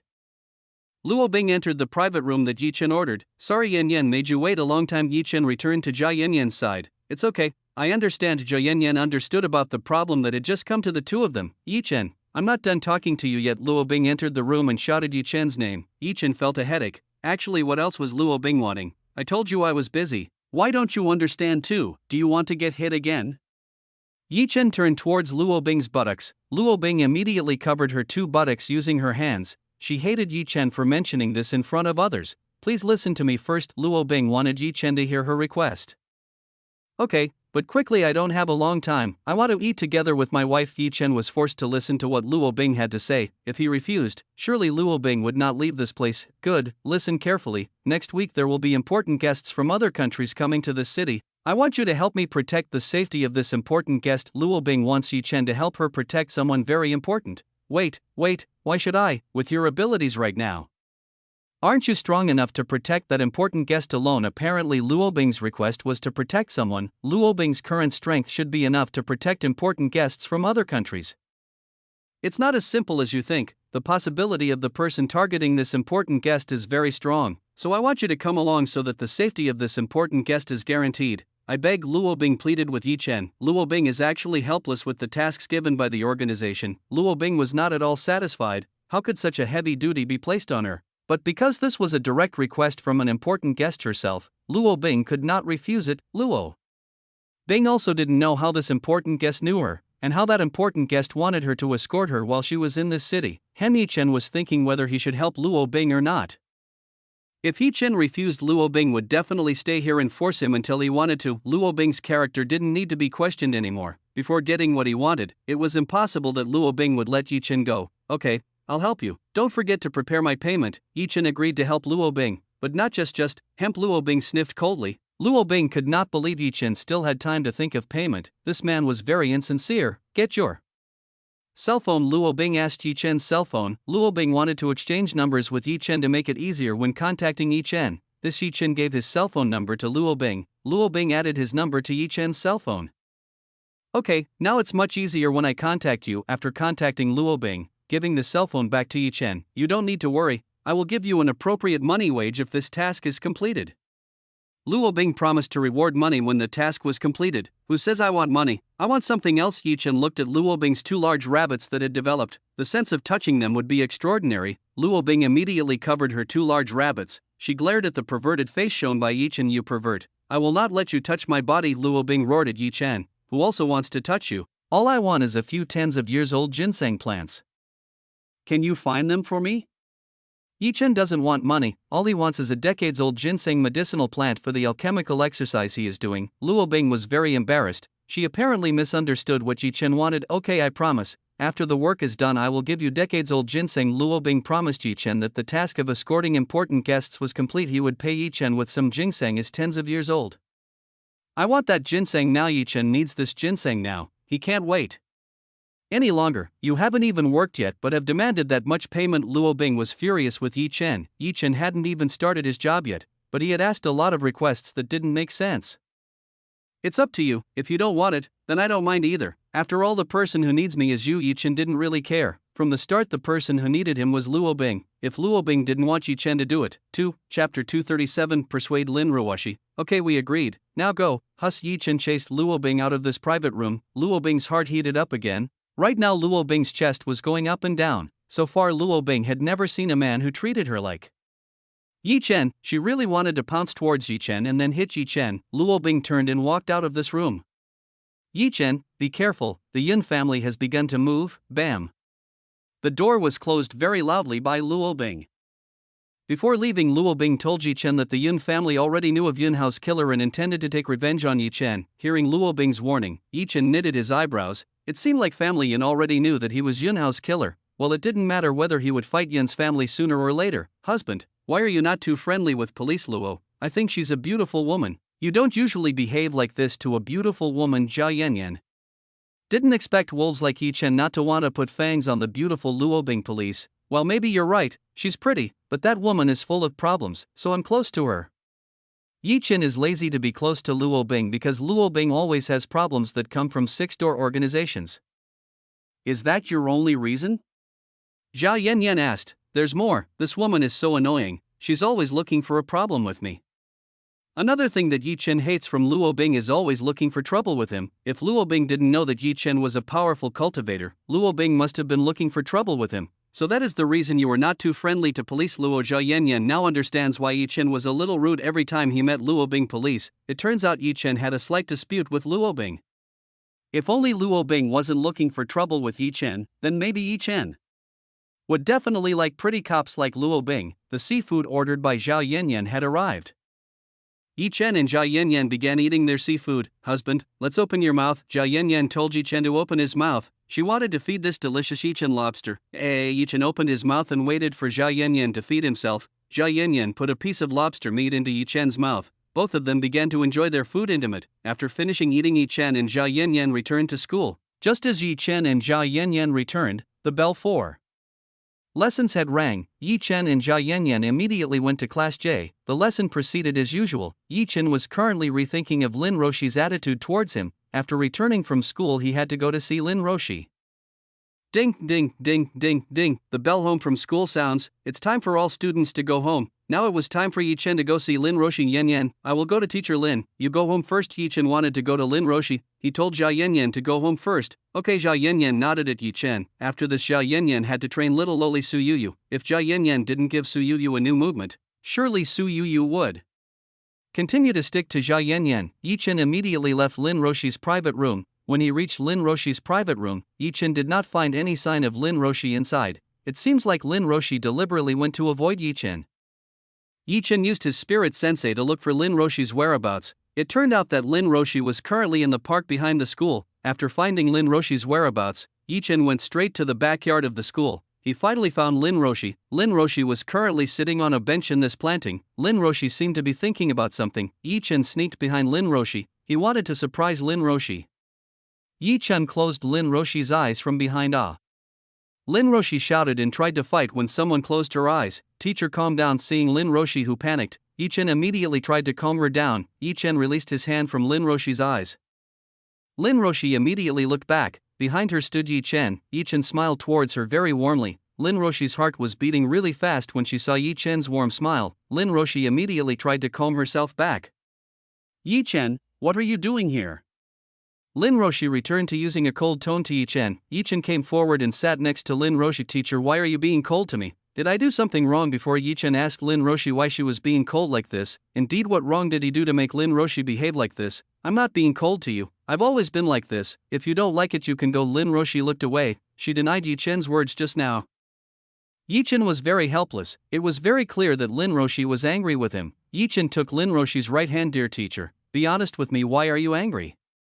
We can talk about this. Yi Chen tried to persuade Lin Roshi, who was angry. Yi Chen was very curious as to why Lin Roshi behaved like this to him. What was wrong with him while going on a trip to an ancient heritage place these past few days? Who are you calling dear? I am not your lover. I am your teacher. You better have fun with your other women. Lin Roshi let go of her hand from Yi Chen's hand. Lin Roshi stood up from the bench. She wanted to leave this place. Lin Roshi still could not accept Yi Chen, who had many women. Whatever happened, Lin Roshi had to educate Yi Chen to eliminate the bad behavior that liked many women at once. For this reason, Lin Roshi acted coldly to Yi Chen. She wanted to let Yi Chen know that women don't like to be doubted. Yi Chen was astonished when he heard Lin Roshi say he had a lot of women. From where did Lin Roshi know that he had many women? Did Lin Roshi find this out alone, or had someone tell him? Teacher, wait, how did you know this? Yi Chen asked. How did Lin Roshi know that he had many women? So you admit it? Hemp, all men are the same. You are all not good people. Lin Roshi sniffed towards Yi Chen with dissatisfaction. Yi Chen mispronounced. He instead made Lin Roshi even more angry with him. Dear teacher, I can explain everything. Yi Chen tried to explain everything to Lin Roshi. No need to explain anymore. Everything is clear. Lin Roshi was very clear that Yi Chen did have many women out there. Lin Roshi felt uncomfortable with Yi Chen having many women. Lin Roshi might be able to accept Zhao Yanyan, but for women others, Lin Roshi found it difficult to accept them. Chapter 238, Yun Family Master. Lin Roshi prepared to leave this place. Teacher, wait. Yi Chen stopped Lin Lingqi from leaving this place again. Yi Chen had to explain everything so that Lin Roshi knew and was not angry. Let me go. Let teacher go. If you don't let me go, I'll be mad at you forever. Lin Roshi told Yi Chen to let her go. Or she would be really angry. Seeing Lin Roshi getting more and more angry, Yi Chen let go of Lin Roshi. Right now Lin Roshi was very upset and didn't want to accept an explanation from himself. Yi Chen had to wait until Lin Roshi was even calmer before explaining everything to Lin Roshi. Lin Roshi walked out of the park behind the school. When she left she did not look back at all. Lin Roshi actually felt a little sorry for Yi Chen, but she had to strengthen her determination. This was for the sake of giving lessons to Yi Chen immediately chased after Lin Roshi, who had left. When Yi Chen rose from his seat he felt a murderous nature from behind a tree which was behind the school. There were two intentions to kill him and one directed at Lin Roshi. Lin teacher, watch out! Yi Chen immediately rushed towards Lin Roshi to save Lin Roshi. Sure enough, from above the sky slid a long spear towards Lin Roshi. Lin Roshi, who heard Yi Chen, immediately looked up at the sky. Above the sky there was a long spear that was pointing at her with a very fast speed. Lin Roshi did not have the time to avoid the spear that was rushing towards her. Aha!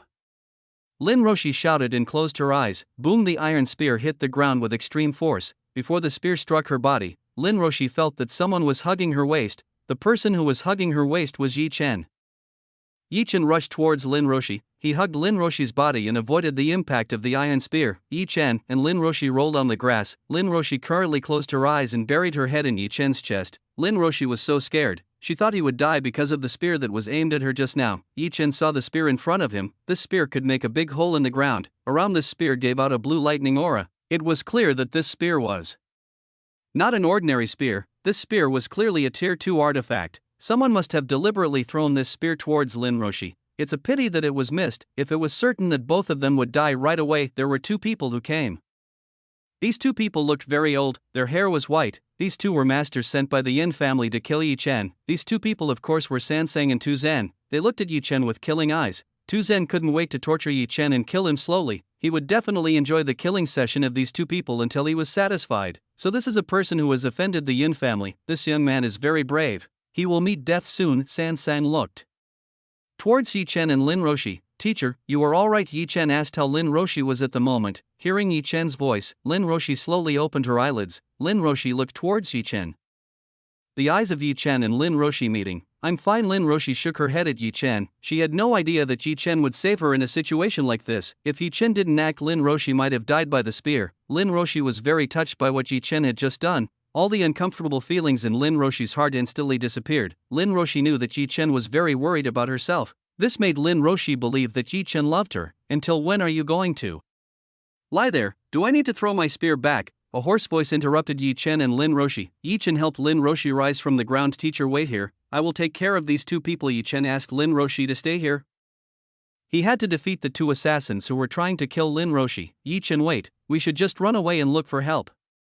Looking at the hole in the ground, Lin Roshi felt that these two people were not ordinary people. If Yi Chen fought the two of them, Lin Roshi feared that something had happened to Yi Chen. Lin Roshi's cold attitude towards Yi Chen had disappeared. Now Lin Roshi was very worried about Yi Chen's condition more than anything. Teacher, calm down. I will finish these two people quickly. You don't need to worry. Yi Chen told Lin Roshi not to worry, but Lin Roshi is still worried about Yi Chen. It's okay, everything will be fine. Yi Chen stroked Lin Roshi's head, who looked scared.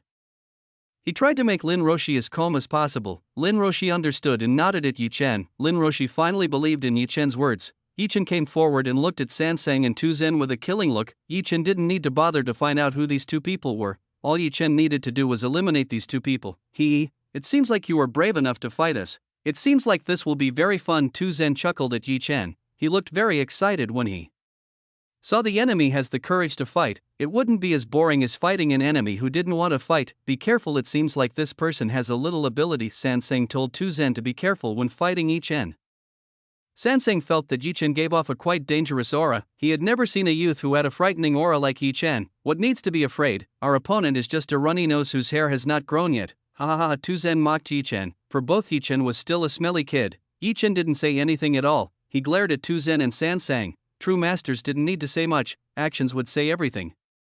Tu Zan pulled his spear from the ground. From Tu Zan's body came a lightning current that enveloped Tu Zan's entire body. Tu Zan turned into lightning. He moved at an extremely fast speed. The eyes of a normal person might not be able to see Tu Zan's current movements. Lin Roshi, who saw this, increasingly worried about Yi Chen's condition. Lin Roshi thought these two people were not normal humans. Lin Roshi was afraid that Yi Chen would suffer defeat at the hands of these two people. Tu Zan swirled around Yi Chen's body. Tu Zan's speed could not be underestimated. with the lightning step cultivation technique, the speed possessed by Tu Zen was like lightning. Chapter 239 Kill enemies with 2 movements. How is it, you can't see me? Right, Tu Zen seems to want to show off his strength in front of Yi Chen. This was very funny. A Earth Realm expert dared to show off his strength before Yi Chen, who had reached the Overlord realm. This was a joke for Yi Chen. Yi Chen could see every move made by Tu Zen. For Yi Chen, the speed of Tu Zen was relatively slower than his own. With this kind of speed, it was very easy for Yi Chen to attack Tu Zen. First, I will cut off one of your arms first. Finally, Tu Zen began to launch an attack at Yi Chen. With lightning speed, Tu Zen aimed at one of Yi Chen's arms. Prick! Tu Zen pierced Yi Chen's arm using a lightning combat. When the spear approached, Yi Chen immediately used his palm to catch Tu Zen's lightning spear. Lin Roshi shouted, "This scene is very dangerous. She is very worried about Yi Chen's salvation." Tu Zen couldn't believe it when he saw Yi Chen could see the direction of the spear he was launching. Even though his speed was already very fast and difficult to see naked-eyed, what made Tu Zen confused was how Yi Chen caught his spear, which contained lightning. It was impossible for ordinary people to catch this lightning spear. Tu Zen tried to pull his lightning spear. Unfortunately, his spear was held very tightly by Yi Chen's hand. "You bastard, quickly release your hand from my spear," Tu Zen shouted to Yi Chen to immediately release his lightning spear. Sansang, who saw this, immediately went to the side of Tu Zen to help him. Against Yi Chen, Sansang threw his iron fan towards Yi Chen. This fan was not an arbitrary fan. All parts of the fan were made as sharp as possible to pierce the opponent's body. With a strong wind drive, the fan circled and shot towards Yi Chen. Sansang's fan was aimed right at Yi Chen's neck. Whoever was hit by this fan would immediately lose their neck. "Yi Chen, watch out." Lin Roshi told Yi Chen that there was a very sharp fan headed towards him. Seeing the fan approaching towards him, Yi Chen raised his left hand, which was free. Yi Chen used his 2 fingers to hold the opponent's fan towards him. Clank! Yi Chen pinched Sansang's iron fan. The iron fan stopped immediately after being pinched by Yi Chen's finger. Yi Chen's 2 fingers were like a very strong iron brace. Sansang trying to control the fan that was in Yi Chen's finger. The iron fan in Yi Chen's finger wouldn't move at all. This fan had been held by Yi Chen's 2 very strong fingers. Damn it! Sansang cursed at his fan, which was stuck between Yi Chen's 2 fingers. Sansang rushed towards Yi Chen. Sansang opened his palm preparing to hit Yi Chen. Sansang's palm contained a very strong wind. Sansang aimed this attack at Yi Chen. On the other hand, Tu Zen also did not remain silent. He used his lightning legs to kick Yi Chen's chest. Yi Chen saw the 2 attacks simultaneously aiming at him. From inside Yi Chen's body came a very strong aura pressure. This pressure immediately blew Tu Zen and Sansang far backward. Arg! Tu Zen and Sansang were thrown tens of meters by Yi Chen's aura pressure. Cough! Both of them immediately threw up a mouthful of blood. The aura released by Yi Chen just now was very great. The aura of Yi Chen's pressure just now was like a comet that struck the bodies of Tu Zen and Sansang. Yi Chen closed the iron fan and stuck the spear on the ground. He saw Tu Zen and Sansang with killing eyes. "You two are looking for trouble to the wrong person. Be prepared to accept the consequences of what you have done." Yi Chen would not release these 2 people who had tried to kill Lin Roshi. These 2 people could not be forgiven. Yi Chen took the spear from the ground. He used the 9 shadow step to go towards Sansang. With the step 9 shadow, Yi Chen reached in front of Sansang. Sansang and Tu Zen did not see how Yi Chen reached in front of Sansang. Both of them were very surprised at the speed shown by Yi Chen. This was far faster than the lightning steps that Tu Zen had. Sansang tried to stand up from the ground. "Wait, us." When he wanted to speak, the lightning spear pierced his chest. Yi Chen threw this spear right in Sansang's chest. Yi Chen's pitch was very strong. Sansang's body flew along with this spear towards the sky. Tu Zen, who saw this, was shocked. Sansang was killed very easily by this person. Tu Zen was immediately afraid of Yi Chen. This person was far stronger than he predicted. "Damn, I don't want to die." Tu Zen uses lightning steps to escape from Yi Chen. With an extremely fast speed, in just a few seconds Tu Zen had run away a few hundred meters from where Yi Chen was standing. His instincts made him run as fast as he could. Yi Chen couldn't possibly let this person just leave. This person had to pay for what he had done before. Yi Chen threw a fan towards Tu Zen, who had gone far away from him, an iron fan with a very high speed following, lagging with Tu Zen. Tu Zen kept running as fast as he could. He didn't have the chance to look back. Schlub! Involuntarily an object pierced his left chest. When Tu Zen saw in his left chest there was a large hole, blood began to seep out from this hole. Tu Zen's body began to lose strength and collapse on the ground. Little by little the awareness of Tu Zen began to disappear. Eventually Tu Zen died because his heart was crushed by the iron fan that Yi Chen had just thrown. From a distance Yi Chen saw Tu Zen's death. Now everything was finished. Everything was completed by Yi Chen in just 2 steps. Yi Chen immediately returned to Lin Roshi's side. "Teacher, what are you?" Before Yi Chen finished his words, Lin Roshi had embraced him. Lin Roshi cried as she buried her head in Yi Chen's chest. "I'm very worried about you." Lin Roshi was very worried about Yi Chen's condition. She had never worried about others like she did to Yi Chen. Without knowing, Lin Roshi knew that she had really liked Yi Chen. If not, how could she possibly be very worried about Yi Chen's condition? "Okay, teacher, everything is fine now, you don't need to worry anymore." Yi Chen stroked Lin Roshi's back to calm her down. Lin Roshi felt a very comfortable feeling while in Yi Chen's arms. "Teacher, let's go to the dormitory where you live, maybe you can be more calm there." Yi Chen intended to take Lin Roshi back to the female dormitory where Lin Roshi lived. Lin Roshi might still be a bit shocked because he was almost killed by a lightning spear. Chapter 240. Lin Roshi was jealous. Lin Roshi nodded at Yi Chen. Lin Roshi again buried his face in Yi Chen's chest. Seeing Lin Roshi agree, Yi Chen immediately brought Lin Roshi flying to the female dormitory. Yi Chen no longer needed to hide the power he had in front of Lin Roshi. "Teacher, we have arrived." Lin Roshi was very surprised when she saw herself already at the door of her room. Even though she and Yi Chen were still behind the school, how could both of them now be at the door of the girls' dormitory? Actually, what had just been happened? Yi Chen opened the entrance to Lin Roshi's room. He brought Lin Roshi inside. Yi Chen helped Lin Roshi sit on the couch. "Teacher, do you want a glass of warm water or water?" Yi Chen asked Lin Roshi if she wanted a glass of water to further relax her body. Lin Roshi shook her head. Right now he didn't want anything. "Yi Chen, come here, there's something I want to ask you." Lin Roshi patted the sofa. She told Yi Chen to sit near her. After seeing all the strangeness earlier, there were so many things that Lin Roshi wanted to ask Yi Chen. She wanted to get answers to the questions in her heart. Yi Chen did not go to fetch water for Lin Roshi. He sat next to Lin Roshi. "Teacher, what do you want to ask?" Yi Chen is ready to answer all questions from Lin Roshi. Yi Chen, who exactly were those people, and how did they have such strange abilities?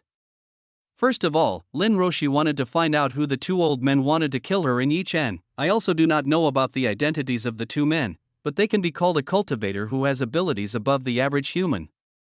Yi Chen himself did not know about the identities of the 2 people. He knew the 2 men were messengers from the Yun family in the capital. What Luo Bing said was proven. It seemed that the Yun family had begun to move against him. They didn't even hesitate to hurt Yi Chen's closest people. "Are you also a cultivator?"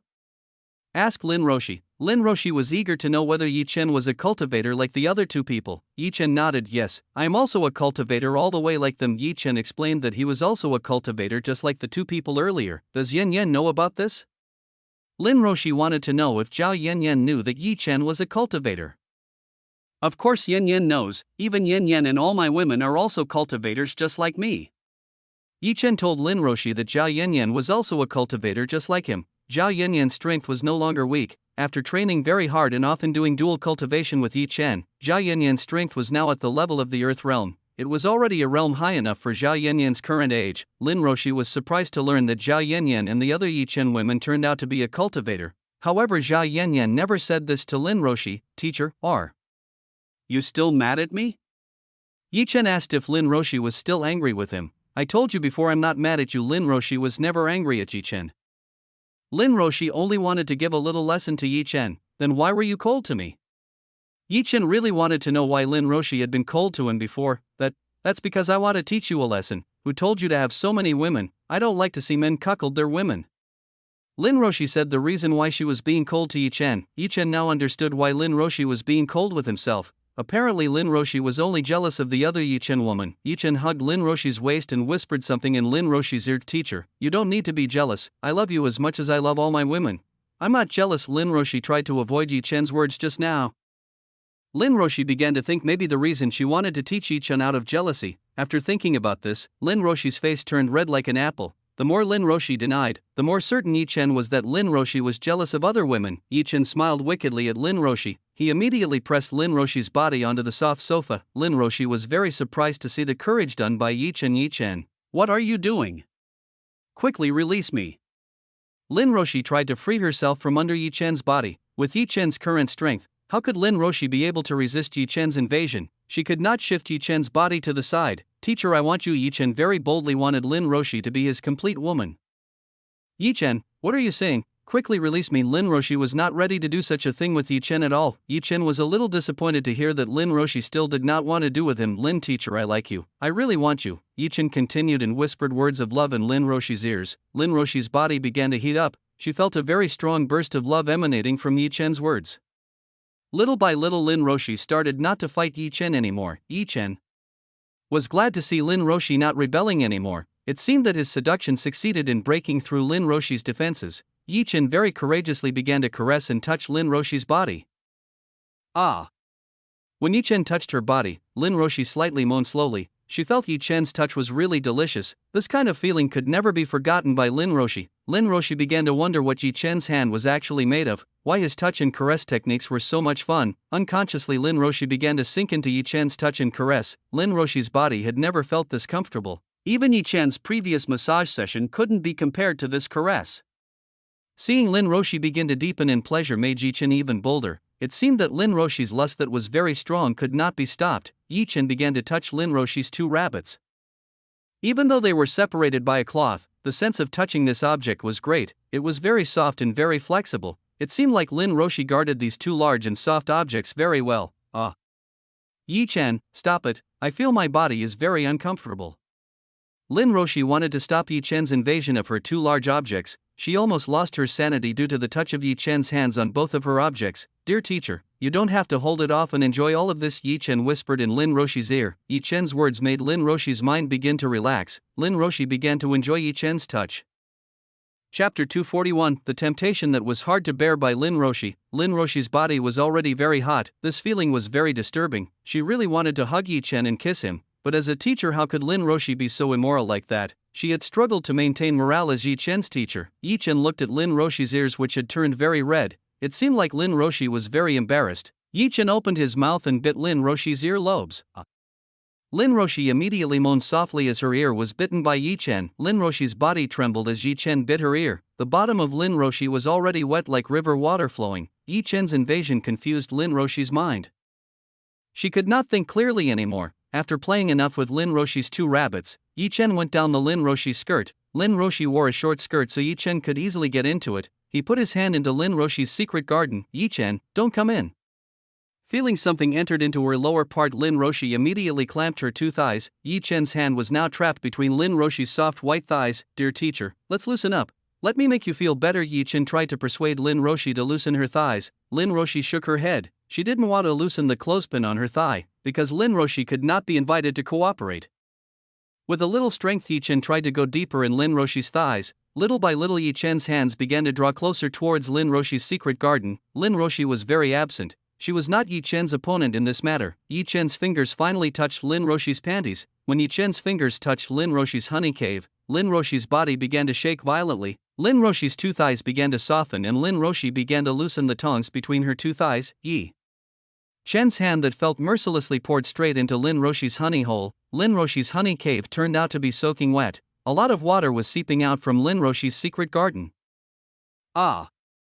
Yeah, what is this? Something will come out. Yi Chen, please stop. Lin Roshi felt that something was coming out from under her body. I came out. Lin Roshi immediately took out a lot of honey juice from her honey cave. This juice spilled a little in Yi Chen's hands. Yi Chen pulled his hand from Lin Roshi's secret garden. He immediately looked into his hand filled with Lin Roshi's honey juice. Yi Chen sipped Lin Roshi's honey juice. This was filled by Lin Roshi's pure inchi. Dear Lin teacher, look at this, you came out very much. Yi Chen showed Lin Roshi the honey juice in his hands. Seeing the object that was in Yi Chen's hand, Lin Roshi's face turned red like an apple. She did not know that he would be a very immoral woman. All morality as a teacher was destroyed in Yi Chen's hands. At this moment Lin Roshi turned into a shameless woman. Seeing the object that was in Yi Chen's hand, Lin Roshi's face turned red like an apple. He did not know that he would be a very immoral woman. All morality as a teacher was destroyed in Yi Chen's hands. At this moment Lin Roshi turned into a shameless woman. Yi Chen absorbed the inchi in his hands. After clearing, Yi Chen returned to hug Lin Roshi's body. Yi Chen quickly let go of the teacher. We cannot do anything further than, Before Lin Roshi could finish her words, her cherry lips were kissed directly by Yi Chen. This sense of kiss is extraordinary. This cannot be described by words. Yi Chen began to insert his tongue into Lin Roshi's mouth. Lin Roshi began to welcome a kiss from Yi Chen. For Lin Roshi, the kiss from Yi Chen was very encouraging. She was difficult once forgot the first kiss with Yi Chen in her room teacher school. This time Lin Roshi was again kissed by Yi Chen. Lin Roshi threw away the morality and ethics of a teacher. All he wanted now was to be with Yi Chen and enjoy this beautiful thing forever. Shoo, shoo, shoo, shoo. Both of them are greedy for kissing. Both Yi Chen and Lin Roshi are both already very passionate. After Lin Roshi had difficulty breathing, Yi Chen finally released his lips from Lin Roshi's lips. Dear teacher, I like you. Will you be my woman forever? In a rare moment like this, Yi Chen expressed his feelings. Of course I want. The teacher will be your woman forever, Lin Roshi again promised Yi Chen. This time Lin Roshi was already very fond of Yi Chen. She wanted to be with Yi Chen forever. She wanted to continue to enjoy this beautiful thing together with Yi Chen. Now that Lin Roshi didn't mind the other Yi Chen woman, as long as Yi Chen had a heart in herself, Lin Roshi had enough of that. She didn't want to ask for more. Yi Chen was very satisfied. Finally the beautiful teacher Lin Roshi really wanted to be his woman. Yi Chen again pounced towards Lin Roshi. He prepared to take off the professional clothes worn by Lin Roshi. Yi Chen, let's change locations. It's not good to do it in the living room. Let's go into my room. With a shy expression, Lin Roshi wanted to change the location of their love place. Yi Chen immediately carried Lin Roshi like a princess. He rushed towards Lin Roshi's bedroom. Yi Chen kicked the door of Lin Roshi's room. After entering, Yi Chen threw Lin Roshi onto the soft mattress. Yi Chen wanted to get ready to get into Lin Roshi's bed, but Lin Roshi's legs held his body. Lock the door first. Lin Roshi asked Yi Chen to lock the door first. Yi Chen immediately rushed to the door and locked the door.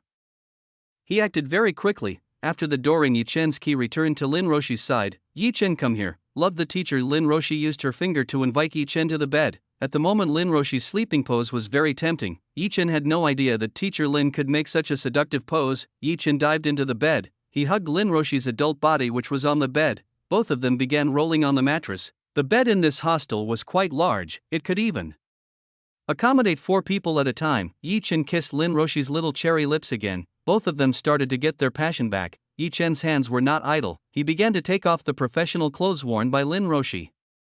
Lin Roshi was now very obedient with Yi Chen. She easily cooperated with Yi Chen to take off each other's clothes. Yi Chen with swift movements stripped all the clothes on Lin Roshi's body. Lin Roshi's beautiful body was now fully naked. Yi Chen began to admire every inch of Lin Roshi's exquisite body. Lin Roshi's 2 rabbits looked very beautiful. Cherry buds still looked very fresh. This is Yi Chen's favorite food.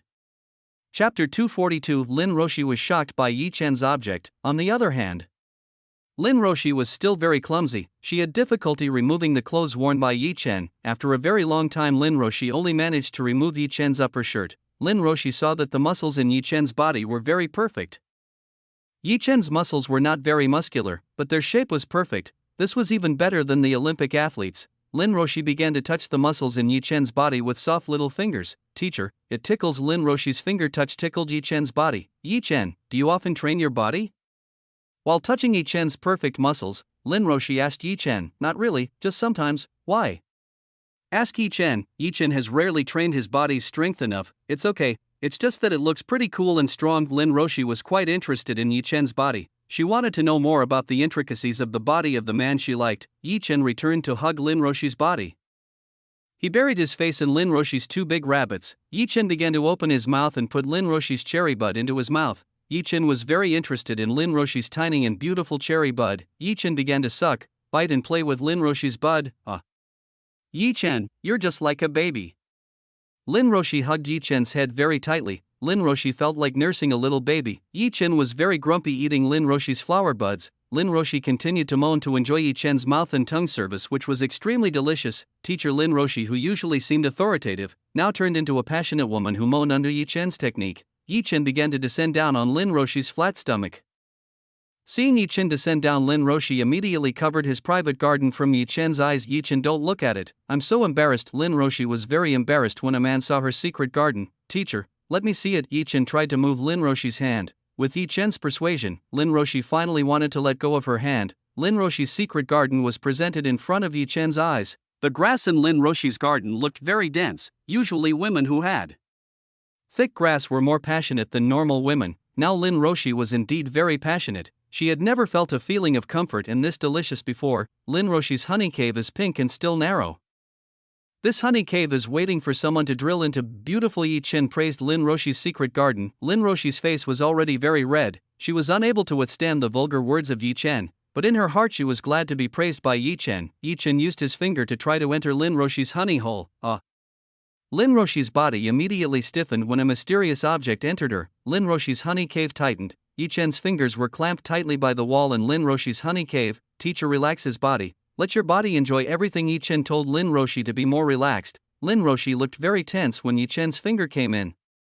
This was still a small object. If Yi Chen's younger brother was below in, maybe Lin Roshi would shout even louder. Lin Roshi tried to be more relaxed. He was still not used to the relationship between men and women. Every time Yi Chen played with her body, Lin Roshi felt her body was stung by electricity. After being more relaxed, Yi Chen began to move his fingers more in Lin Roshi's honey cave. This feeling was very comfortable. Yi Chen's fingers felt stroked by something very soft and warm. The walls of Lin Roshi's honey cave are very gentle. He has never tried a woman with Lin Roshi's soft walls. It seemed like Yi Chen's younger brother would really like Lin Roshi's soft cave wall. Ah. Ah. Ah. Yi Chen, stop it, I feel like I can die and fly to the sky.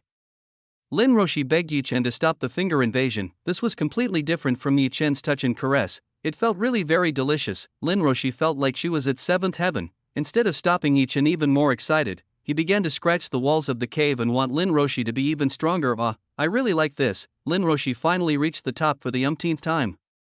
When he reached the peak of the water that came out quite a lot, even Yi Chen's hands were even more soaked by Lin Roshi's water. After reaching the top, Lin Roshi lay on the bed with a satisfied expression.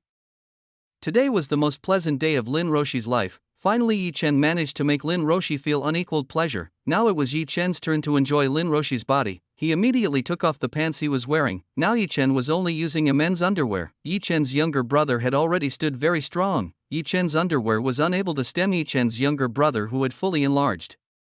Lin Roshi, who was resting, finally began to wake up. He saw something extraordinary. Beneath Yi Chen there was something big enough to stand out. Lin Roshi of course knew what this thing was. That night Lin Roshi looked at Zhao Yanyan very eagerly eating this large object. Lin Roshi also wanted to try to eat the big object. Yi Chen, was it really as good as what Zhao Yanyan had shown that night, or just ordinary? Yi Chen took Lin Roshi's hand and placed it on his big bed. Teacher, please take responsibility. Yi Chen wanted Lin Roshi to take responsibility for making this thing hard. Lin Roshi started stroking Yi Chen's large object. This object was bigger than young Lin Roshi saw that night. It was estimated that this object was almost the same size as her own arm. Is this big object can go into her small mouth? Wouldn't her small mouth be destroyed if an object of this size entered? Lin Roshi was starting to get scared while thinking about this. But Lin Roshi really wanted to try it. She herself wanted to try the taste of this thing. Lin Roshi helped Yi Chen release the last part that covered Yi Chen's great object. When Yi Chen's large object appeared, Lin Roshi was very surprised. This object was huge. Its size was bigger than Lin Roshi's own arm. Immense. Involuntarily Lin Roshi muttered. She sipped her saliva. This thing was not only big but also twitching. It was a little scary. Lin Roshi had no idea that male objects could be this big. Yi Chen was very proud to hear the praise from Lin Roshi. Every man would be happy when their objects were praised by a woman they liked. Yi Chen grabbed his large object and rubbed it on Lin Roshi's soft cheeks.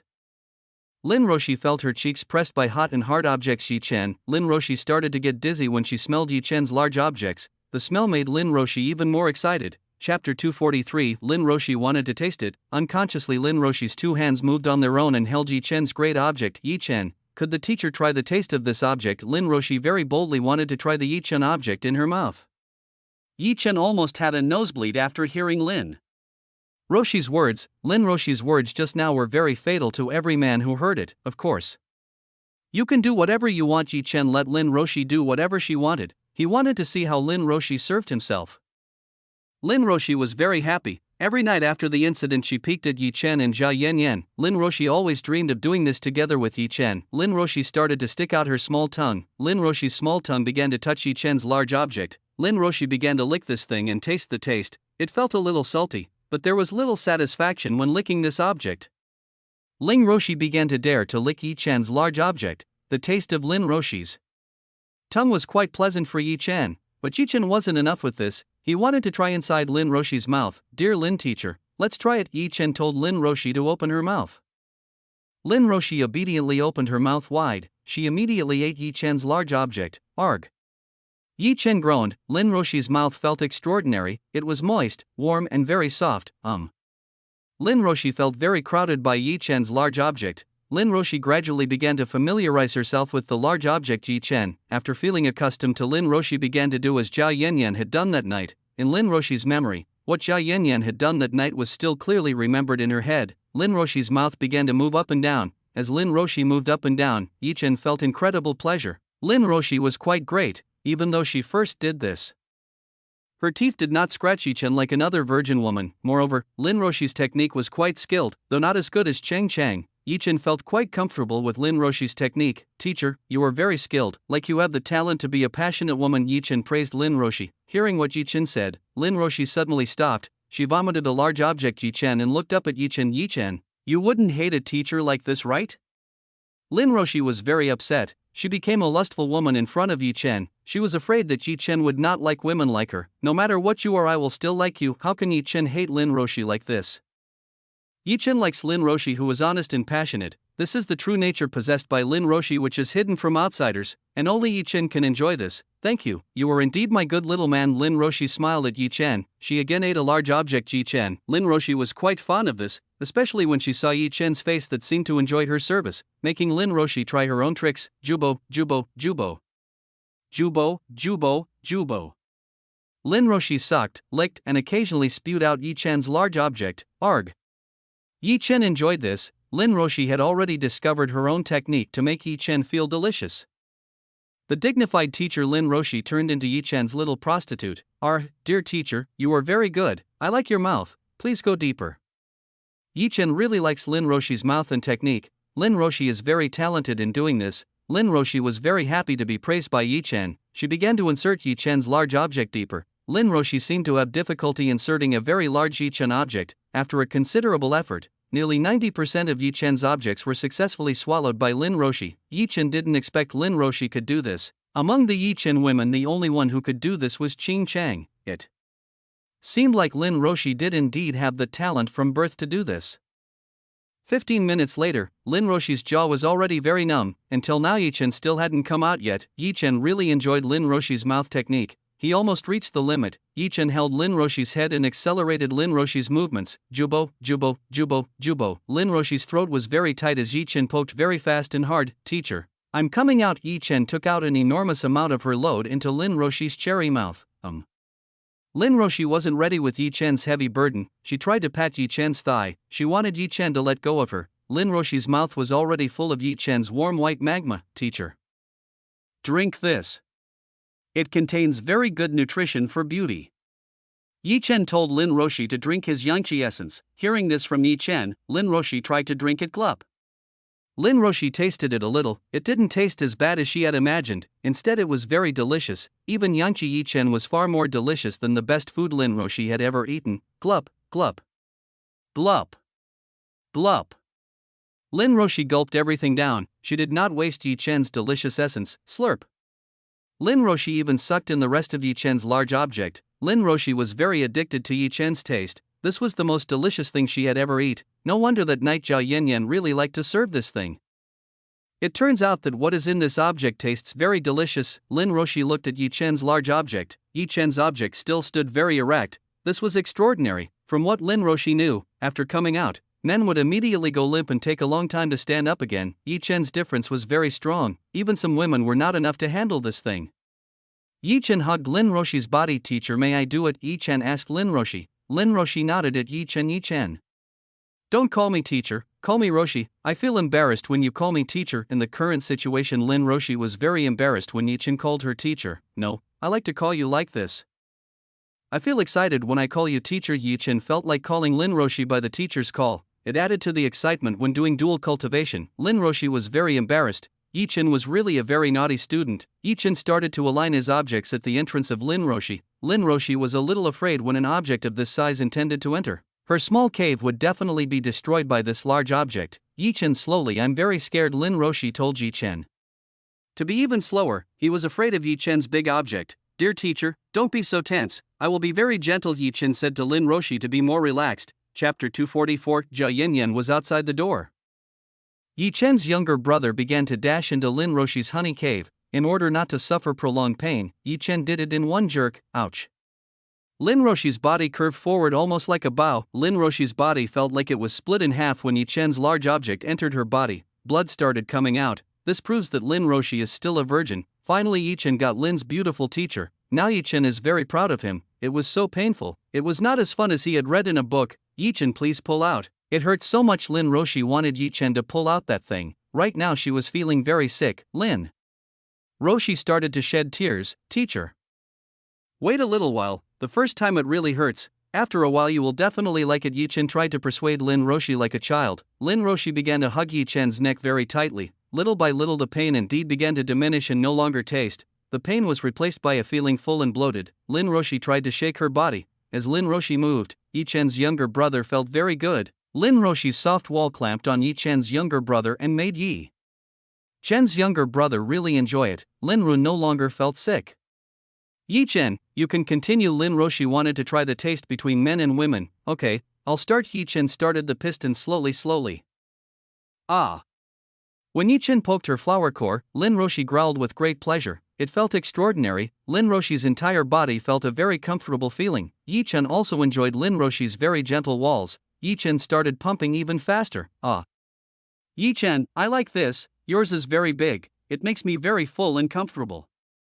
Lin Roshi started shouting passionately. She really liked doing dual cultivation together with Yi-Chen. Lin Roshi did not expect to do this much more pleasant than Yi-Chen's finger before. Lin Roshi's mind began to cut into the seventh heaven. Lin Roshi continued and groaned very sassily. Yi-Chen enjoyed every second in and out of Lin Roshi's gentle honey cave. Ah, I will die. Lin Roshi very quickly reached the peak. Yi-Chen did not stop at all. He continued to drill further inside Lin Roshi's honey cave. Both of them began trying a few poses. This time Lin Roshi knelt on the bed and Yi-Chen did from behind. This position made Yi-Chen go deeper. Lin Roshi continued shouting, knock, knock, knock, knock, knock, knock, knock. When they were playing, someone knocked on the door of Lin Roshi's room. Yi-Chen, stop. Lin Roshi immediately whispered and told Yi-Chen to stop. Roshi's sister, are you okay? The person who knocked on the door was Zhao Yanyan. Lin Roshi's body immediately triumphed when she found out the person outside the door was Zhao Yanyan. Because Lin Roshi's body stiffened, Yi-Chen's younger brother was clamped tighter by Lin Roshi's soft walls. It felt very extraordinary. Roshi's sister, what is happening to you? Zhao Yanyan, who did not get an answer, asked Lin Roshi again. I'm fine. It was just a cockroach that was passing by. Lin Roshi tried to find an excuse so that Zhao Yanyan was not suspicious that she was currently having an intimate relationship with Yi-Chen. Are you sure it's okay? I can help you inside. Zhao Yanyan tried to open the door. Unfortunately the door was locked. Everything is finished. You don't need to go inside. Ah.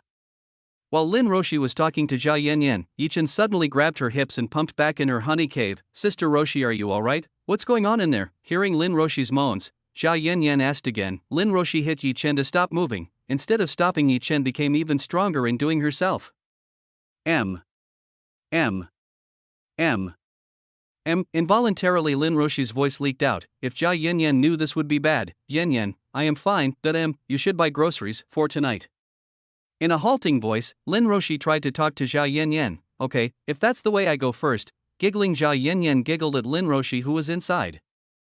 She immediately went out to buy groceries. After Zhao Yanyan left, Lin Roshi immediately glared at Yi-Chen. She pinched Yi-Chen's waist. Yi-Chen, you're so bad. What if Yanyan found out? I certainly didn't have the face to meet Yanyan again. Lin Roshi was a little annoyed at Yi-Chen because it was too reckless. Haha, dear teacher, Yanyan is a cultivator. She patiently knew I was in here. From the start she just wanted to tempt us together. From the start Yi-Chen already knew that Zhao Yanyan only wanted to tease Lin Roshi. His first wife was really loves to tease Yi-Chen. What? Lin Roshi was very surprised. So from the beginning Zhao Yanyan already knew that she was having an intimate relationship with Yi-Chen. Lin Roshi immediately blushed when recalling the previous thing. It turns out she had been found out by Zhao Yanyan. How she had to face Zhao Yanyan. She felt uncomfortable doing this behind Zhao Yanyan. Although Lin Roshi knew that Zhao Yanyan would not be angry, but Lin Roshi was still ashamed if she was found out by Zhao Yanyan.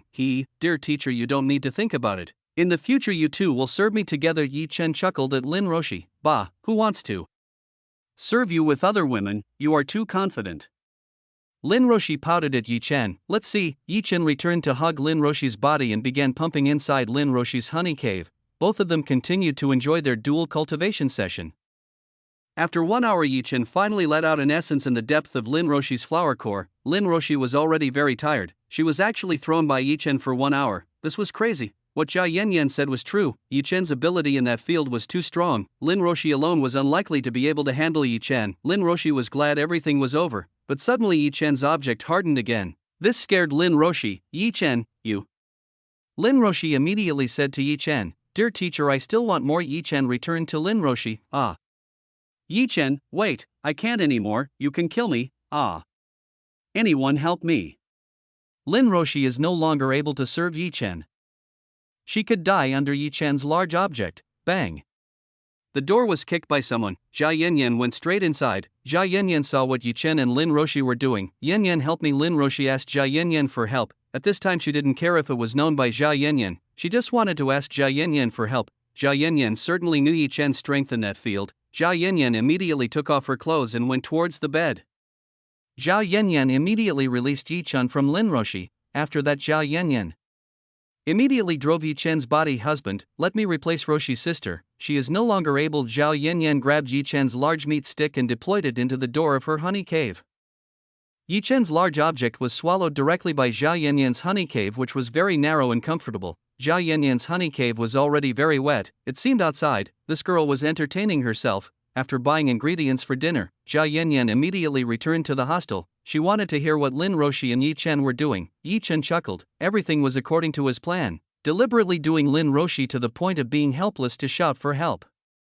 Hearing Lin Roshi's screams, surely Jia Yanyan, who was outside, would enter here. Now both women will serve themselves. Yanyan, get ready, you two won't sleep tonight. Yi Chen began to grab Jia Yanyan's buttocks and poke Jia Yanyan even stronger. "Husband, you are great. Your objects are very big, this feels very full and delicious." Jia Yanyan, who was riding on Yi Chen, immediately shouted passionately. Groans continued to echo in Lin Roshi's dormitory until nightfall. Chapter 245, Beautiful morning. Into the sunny morning tomorrow, Yi Chen felt something tickle his nose. Yi Chen tried to reach this object. Too bad, when Yi Chen tried to grab it, it suddenly disappeared. When Yi Chen put his hand back, it tickled his nose again, giggling next to his ear. Yi Chen heard the voices of two women who were very tempting. Yi Chen knew this was definitely Jia Yanyan and Lin Roshi. Yi Chen opened his eyes. Right before his eyes, Yi Chen saw Lin Roshi and Jia Yanyan using their hair to tease Yi Chen. "Husband, finally you wake up." Jia Yanyan immediately stopped teasing Yi Chen. On the other side, Lin Roshi did not say anything. She again buried her head in Yi Chen's left chest and enjoyed sleeping on it. Lin Roshi was currently acting quite spoiled. She had turned into a young woman for the first time, tasting the beauty of love. Yi Chen hugged these two women very tightly. Last night was quite pleasant. Yi Chen threw the two women for hours. Even Lin Roshi, who was still a virgin, was also forced to fight with Yi Chen for hours. Lin Roshi was very exhausted. Her lower part seemed to be numb and swollen, but she didn't complain too much. Last night was the most beautiful night she had ever experienced. Lin Roshi knew, after tasting Yi Chen's taste in large objects, she could not possibly leave Yi Chen again. Jia Yanyan herself was more tired than Lin Roshi. Lin Roshi wasn't too strong against Yi Chen. As a result, she had to fight with Yi Chen alone. Jia Yanyan was eager to call some sisters to help her, but she was stopped by Yi Chen. Yi Chen said tonight he wanted to enjoy herself and Lin Roshi only. Luckily now Jia Yanyan was a cultivator, so he wasn't killed by Yi Chen. Let's cook. Jia Yanyan and Lin Roshi decided to get out of bed, both of whom wanted to make breakfast. Zhao Yanyan immediately looked for her clothes that were on the floor. While being dressed, Zhao Yanyan did some erotic poses. This girl was in line to tease Yi Chen. Yi Chen's younger brother began to rise again to see this. Lin Roshi, who got off the bed, when she got down she felt her legs were very painful. Her bottom swelled quite badly after the battle last night. Jia Yanyan, who finished wearing clothes, immediately helped Lin Roshi to stand up. "Dear teacher, you are okay." Yi Chen also wanted to help Lin Roshi, but Jia Yanyan stopped Yi Chen. "Big pervert. Hurry up and take a shower, let me take care of Roshi." Sister Jia Yanyan told Yi Chen to immediately go take a shower. If Yi Chen continued here, Jia Yanyan was afraid that Yi Chen's libido would rise again. If that happened, then Jia Yanyan could really die under the large object. Yi Chen was starting to rise.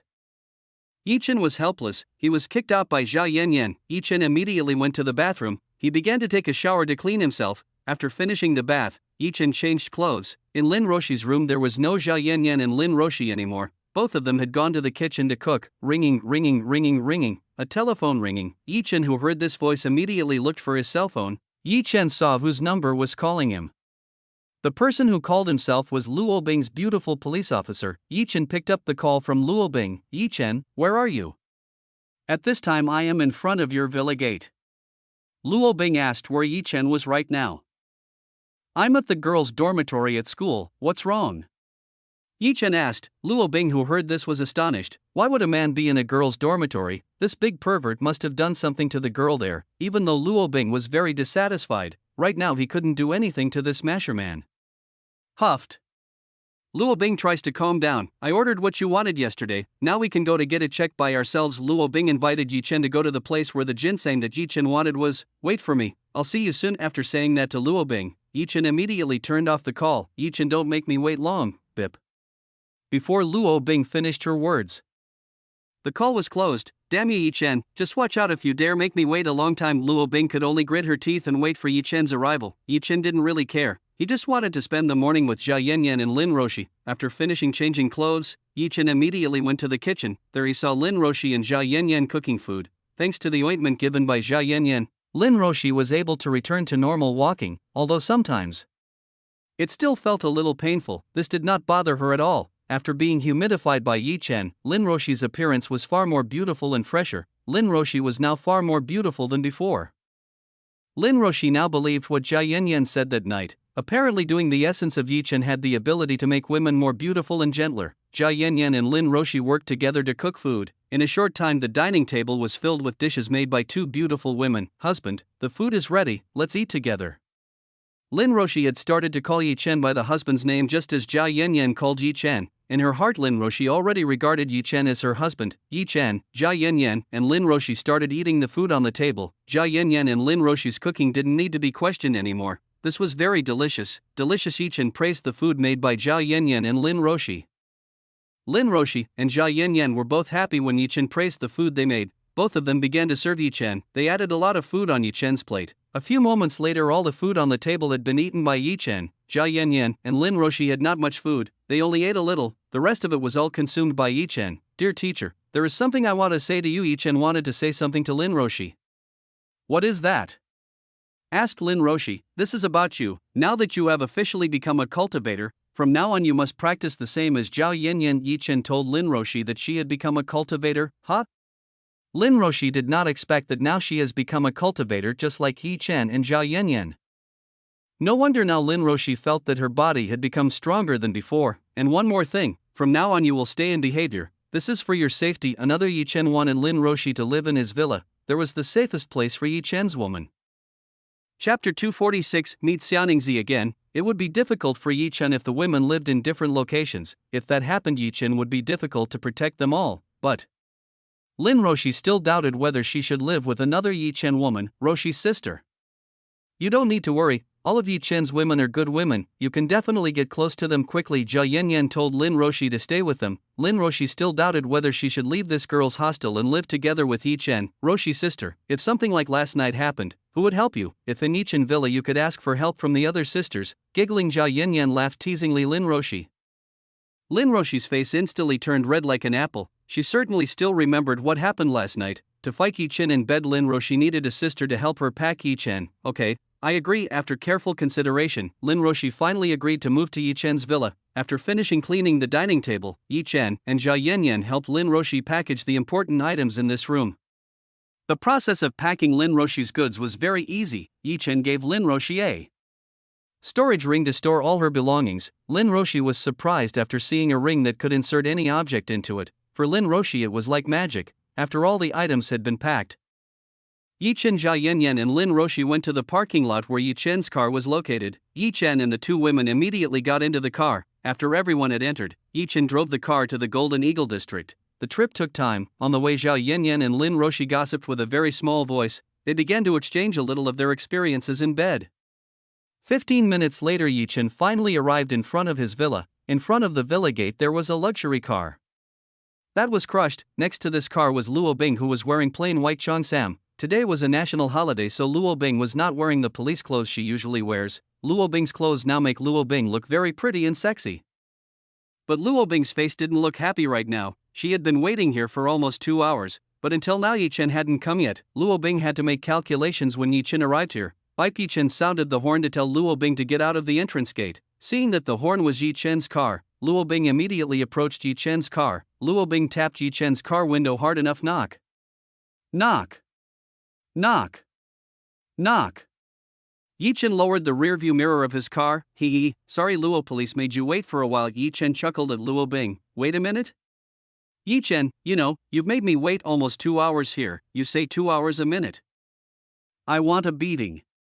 Luo Bing clenched her fists quite strongly. Luo Bing really wanted to vent her anger at Yi Chen. Calm down. You know that today is a national holiday. The road is very tight. I'm stuck for a long time. Yi Chen was looking for an excuse to calm Luo Bing so he wouldn't get angry again. Luo Bing also knew that today was a national holiday, so the streets were full of people on vacation. Luo Bing sniffed coldly at Yi Chen. The reason Yi Chen made Luo Bing calm down a little. Lin Roshi and Zhao Yanyan smiled seeing Yi Chen deceiving Luo Bing. Yi Chen immediately parked the car into the garage. Everyone who was in the car immediately got down. Yanyan, you bring in teacher Roshi inside and introduce her to all the women in the house.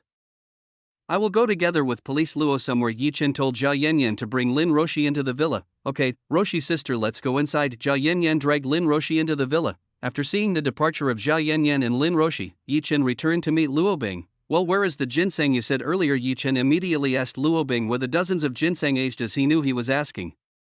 I don't currently carry it. The ginseng is in the seller's hands. Let's go. There. Luo Bing got into the car. What are you waiting for? Quickly get in the car. See Yi Chen, who was still outside. Luo Bing told Yi Chen to get into her car. Luo Bing's car is not bad. The price may be millions of dollars. Put on your seatbelt, we will get there quickly. Luo Bing told Yi Chen to put a seatbelt on. Yi Chen was very helpless. Even if Yi Chen didn't wear a seatbelt, that was no problem. A small accident wouldn't be able to injure or kill Yi Chen. Unfortunately, Luo Bing forced Yi Chen. If Yi Chen would not, then Luo Bing would not drive this car. Helplessly, Yi Chen put a seatbelt on his body. After Yi Chen put his seatbelt on, Luo Bing immediately stepped on the gas pedal and glided off the Golden Eagle district. How to drive Luo Bing is really very fierce. On a very crowded road like this, Luo Bing spur vehicles to walk more than 250 kilometers per hour. If Yi Chen was not a strong cultivator, surely he would be very frightened by driving Luo Bing, who was very fierce. With this speed, it didn't take long to arrive at the place of people who wanted to sell ginseng to Luo Bing. Luo Bing stopped right in front of a fairly large house. Luo Bing and Yi Chen immediately got out of the car. Yi Chen looked at the large house in front of him. Yi Chen was of course familiar with this house. This was the home of Xia Tian's grandfather. Don't tell me that the person who wants to sell ginseng to Luo Bing is Xia Tian's grandfather? Yi Chen murmured, let's go inside. Before I made an appointment to meet with the ginseng seller, Luo Bing invited Yi Chen into the house and met the ginseng seller. The guards immediately opened the gates for Luo Bing and Yi Chen. The gatekeepers of course still remembered Yi Chen. This young man was the prospective fiancé of Miss Xiaoqingyu. Luo Bing felt strange with the attitude shown by the gatekeepers. Usually if there was someone they didn't know wanted to enter, they would ask first to confirm the identity of the person who wanted to enter. But when she and Yi Chen entered, she was not stopped by the guards. The guards only smiled at Yi Chen and herself. Luo Bing didn't think too much about it. Maybe Mr. Xia had already sent guards to let herself in when she came. Yi Chen and Luo Bing walked towards the entrance of Xia Tian's grandfather's house. Ding! Luo Bing pressed the doorbell. Wait a minute, a voice came from inside the house. A few moments later the door was opened by a beautiful woman with a body that was very well developed. This was not Xiaoqingyu, this was Xiaoningzi that Yi Chen met yesterday morning while together with Zhao Yanyan. Chapter 247. This is very little. I want 200 pieces. Senior Yi Chen, what are you doing here? Xiaoningzi was quite surprised to see Yi Chen here. Luo Bing didn't think that this beautiful woman knew Yi Chen too. Why did so many beautiful women know Yi Chen? Was this person so famous that there were so many women who knew him? Xiaoningzi, where is Xia Tian's grandfather? Yi Chen asked where Xia Tian's grandfather was. Oh, grandfather is in the living room. Please both of you go inside. Xiaoningzi informed him that Xia Tian was currently in the living room. Yi Chen did not expect Xiaoningzi to be Xiaoqingyu's sister. It was fitting that this woman reminded Yi Chen to someone. Apparently Xiaoningzi was the sister of Xiaoqingyu. You look very familiar with Mr. Xia. Have you ever met before? Luo Bing asked whether Yi Chen had met with Xia Tian before. Well, who knows? Yi Chen just chuckled at Luo Bing. He followed Xiaoningzi into the house. Luo Bing was not satisfied to hear the answer from Yi Chen. Luo Bing followed Yi Chen and Xiaoningzi inside. Grandfather, someone is looking for you. After arriving in the living room, Xiaoningzi told Xia Tian that someone was looking for him. Xia Tian, who was reading the newspaper, immediately saw who was the person who came to visit. Seeing that the person visiting was Yi Chen, grandfather Xia Tian immediately smiled warmly. Yi Chen, welcome. You haven't come here for a long time. I think you forgot this place. Xia Tian welcomed Yi Chen's arrival. Xia Tian's grandfather hasn't seen you in a long time. How are you? Is Xia Tian's grandfather feeling better? Yi Chen immediately asked Xia Tian's condition. Haha, of course, I feel like I'm 30 years younger, I now feel very healthy. Xia Tian was very happy, because all the illnesses in his body had healed. He no longer felt sick as before. Next to Xia Tian was Xia Qingyu, who was reviewing a documentary. Although today was a holiday, Xia Qingyu still had time to review the Xin New Company documentary. When Yi Chen came, Xia Qingyu immediately glanced at Yi Chen. After that, Xia Qingyu returned to focus on the document that was on the table. It seems like Xia Qingyu did not look happy when she saw Yi Chen. Qingyu, why are you just silent? Hurry up and welcome Yi Chen too. After all, he is your fiancé. Xia Tian told Xia Qingyu to welcome Yi Chen. Yi Chen, hello. There were only a few words that came out of Xia Qingyu's mouth. Xia Qingyu was still the same. In front of other people she would be very cold. Xia Tian was completely helpless when he saw Xia Qingyu, who was like this. Fortunately, Yi Chen could accept Xia Qingyu's cold nature. Luo Bing didn't think that the cold woman sitting on the sofa was Yi Chen's fiancé. Actually, how many women did Yi Chen have? Luo Bing didn't understand why there were so many women who wanted to be with annoying people like Yi Chen. Well, it must be admitted that Yi Chen was indeed very handsome. For Luo Bing to be handsome was useless. Luo Bing's ideal type of man was a man who was stronger than herself. Wait a minute, isn't Yi Chen stronger than me? Is he really my type? Gosh, what am I thinking? Luo Bing tried to get rid of such thoughts from her brain. Oh yes, Yi Chen, this is Xianingzi. She is also my granddaughter. She should be under you. Xia Tian introduced Xianingzi to Yi Chen. Xia Tian's grandfather had met with Xianingzi before Yi Chen told Xia Tian that he had met with Xianingzi. Xianingzi was the most shocked person. How could this person be her sister's fiancé? Wasn't Yi Chen Sr. already partnered with the beautiful fairy Xia Yanyan? What was going on here? Xianingzi could not think clearly. Oh, I see. Grandfather. Xia Tian nodded. Apparently Yi Chen had known his other granddaughter. Xia Tian finally realized behind Yi Chen there was a beautiful woman who was daydreaming. Oh, are you Luo Bing who spoke to me last night on the phone? Xia Tian's grandfather asked Luo Bing. Yes, Mr. Xia, I was the one who contacted you last night. Did the item I asked for already exist? Luo Bing asked about the business she talked about last night with Xia Tian's grandfather. Of course, come here. This is the item. Xia Tian pulled out a large city from under the table. He opened the box and showed the contents to Luo Bing. In the box there are about 10 ginseng whose age is estimated above 50 years. Last night Luo Bing had discussed the price with Xia Tian. The initial price was actually more than $100,000 per one ginseng. After a long transaction, Luo Bing finally managed to offer ginseng from Xia Tian's grandfather for $100,000 per one ginseng. Luo Bing didn't have much money to pay for Yi Chen, so she could only pay Yi Chen for $1 million. $1 million can only buy 10-year-old ginseng in tens of pieces. After seeing the contents of the box, Luo Bing nodded at Xia Tian. Yi Chen, how are you satisfied? Luo Bing asked. This is too little, this is not enough. The amount given by Luo Bing was very small. This was not enough to be used by Yi Chen's training. Yi Chen, this is already very much. The price is even $1 million, and you say this is still not enough. Do you think decades-old ginseng is cheap? Luo Bing roared at Yi Chen. Finding/growing tens of years old ginseng is not easy, because this is the price of decades-old ginseng can be very expensive. For normal people this ginseng is very much at all, but for Yi Chen this is very little. Xia Tian's grandfather, do you still have more stock for decades-old ginseng? Yi Chen asked whether Xia Tian's grandfather still had stock for decades-old ginseng. Of course I still have it. How much do you want? Xia Tian asked how much ginseng Yi Chen wanted. I want 200 pieces of ginseng tens of years old. Yi Chen needs about 100 ginseng tens of years old. Buff. Xia Qingyu spouted the tea she was drinking. Didn't she hear that right? Yi wanted to buy tens of 200-year-old ginseng. This was crazy. Does Yi Chen have that much money? Even Xia Qingyu's salary of being a CEO for 1 year would not be enough to buy that much ginseng. How would someone like Yi Chen who worked as her bodyguard dare to speak that much nominal? Xia Tian was quite surprised when he heard the nominal mentioned by Yi Chen. 200 was a very large number. Xia Tian himself couldn't possibly have that many tens of years old ginseng. Luo Bing knew that Yi Chen was richer than she was. With wealth like that, Yi Chen still had time to blackmail her. This made Luo Bing not too satisfied with Yi Chen. Chapter 248. Brother, Yi Chen, to be honest I don't have that much ginseng. Xia Tian told Yi Chen that he didn't have ginseng as much as Yi Chen wanted. Xia Tian's grandfather, can't you find me that much? Right now I really need it. Yi Chen asked Xia Tian's grandfather to find tens of years old ginseng. Alright, I'll try. I'll ask some of my business friends if they have that much stock. Xia Tian tried to find the ginseng that Yi Chen wanted. Xia Tian's grandfather, thank you very much. Yi Chen thanks Xia Tian's grandfather who was willing to find a decades old ginseng for him. No problem, soon we will become a family. problems like this do not need to think too much. Xia Tian laughed. Alright, I will go to my business friend's house to ask him. If indeed I will contact you immediately. Xia Tian decided to go to his business friend's house. Xia Tian has not met his business friends for a long time. After that, Yi Chen exchanged contact information with Xia Tian. If the item Yi Chen wanted was there, Xia Tian would immediately contact Yi Chen. Xia Tian immediately went to his old friend's house. Now in this house only Yi Chen, Luo Bing, Xia Qingyu, and Xia Ningzi were left. Xia Qingyu had finished reviewing all the documents on the table. Now all that was left was to send this to the company. She had to go upstairs to send a copy of the document to the company. Now in this room only Yi Chen, Xia Ningzi, and Luo Bing were left. Xia Ningzi went straight to Yi Chen's side. Senior Yi Chen, I didn't think that you would be my sister's fiancé, so from now on I must call you brother-in-law. Xia Ningzi smiled at Yi Chen. The personalities of Xia Qingyu and Xia Ningzi are very contradictory.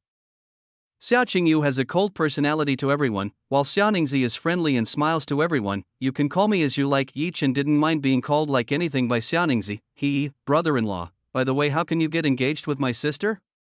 Xia Ningzi wants to know how the two can get engaged. Well, this is the engagement that was decided since childhood. My grandfather and your grandfather arranged all of this. Yi Chen told Xia Ningzi that the engagement was given by their two grandfathers. Oh, I see. Then what about the beautiful sister Zhao Yanyan, if you will separate from her? Xia Ningzi asked how Yi Chen and Zhao Yanyan's relationship would be in the future. Xia Ningzi already knew about Yi Chen's relationship with Zhao Yanyan from Su Yuyu's little loli. Yi Chen was a little dizzy. This woman knew the relationship between himself and Zhao Yanyan. If Xia Ningzi came to tell Xia Qingyu, it would be very bad for Yi Chen. Of course not. Yanyan is also my woman. I will not leave her. Yi Chen could not leave Zhao Yanyan. But if you marry an older sister, you have to choose one, right? Asked Xia Ningzi. I will choose both of them and make them my two wives. Yi Chen told Xia Ningzi, wait, don't tell me you want to play 3P together with my sister and beautiful sister Zhao Yanyan. Brotherhood, brother-in-law is very shameless. Xia Ningzi held her cheek with her hand. She began to think of bad things in the complicated relationship between Yi Chen, Zhao Yanyan, and her sister Xia Qingyu. Yi Chen had no idea that Xia Ningzi knew of this kind of thing. It seemed like today's girls were too brave and open. TCH, this person is not good at all. He has a lot of women in his house. Luo Bing suddenly interrupted Yi Chen and Xia Ningzi's conversation. Even Luo Bing told Xia Ningzi that Yi Chen had several women living in his villa. Really? I didn't expect brother-in-law to be a man like that. Xia Ningzi looked at Yi Chen with questioning eyes. Police Luo, don't make other people misunderstand. Do you really want another beating from me? Yi Chen blared at Luo Bing, who was looking for trouble with him. You dare? Luo Bing blared at Yi Chen again. She didn't like Yi Chen, who often threatened to hit her, but why don't I dare? Let me show who the boss is here. Yi Chen immediately rushed towards Luo Bing. He raised Luo Bing's body with one arm. Yi Chen's movements were very fast. Luo Bing didn't even have time to run away from Yi Chen's evil hand. Xia Ningzi, who was beside Yi Chen, also didn't see Yi Chen's movements just now. She felt Yi Chen disappeared in front of her. Yi Chen, what are you doing? Quickly stop! Luo Bing tried to free herself from Yi Chen. Luo, police, seems like you've forgotten the lesson at that time. Let me remind you again who I am. Yi Chen chuckled. He put an evil smile on Luo Bing. Luo Bing became frightened by the evil smile shown by Yi Chen. Yi Chen, please let me go. I know I was wrong, so please let me go. Luo Bing finally lowered her pride and begged for mercy on Yi Chen. Okay, I will forgive you, Yi Chen said. Luo Bing was relieved Yi Chen forgave herself. This person was scary. She was almost beaten in front of other people.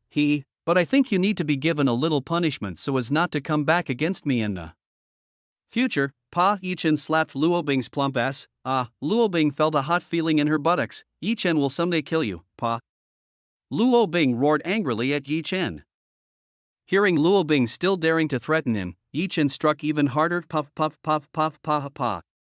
Yi Chen hit repeatedly. He really enjoyed the feeling of hitting Luo Bing's buttocks that were very elastic. Luo Bing had to endure this humiliation. She was really seen like this by others. This made Luo Bing embarrassed to death. Xia Ningzi covered her face. She wanted a little peek at the scene that was being done by brother-in-law Yi Chen and Luo Bing. Xia Ningzi didn't expect the two of them would do something like this. Scenes like this might only be in soap operas or something. Xia Ningzi didn't think she could see this in the real world.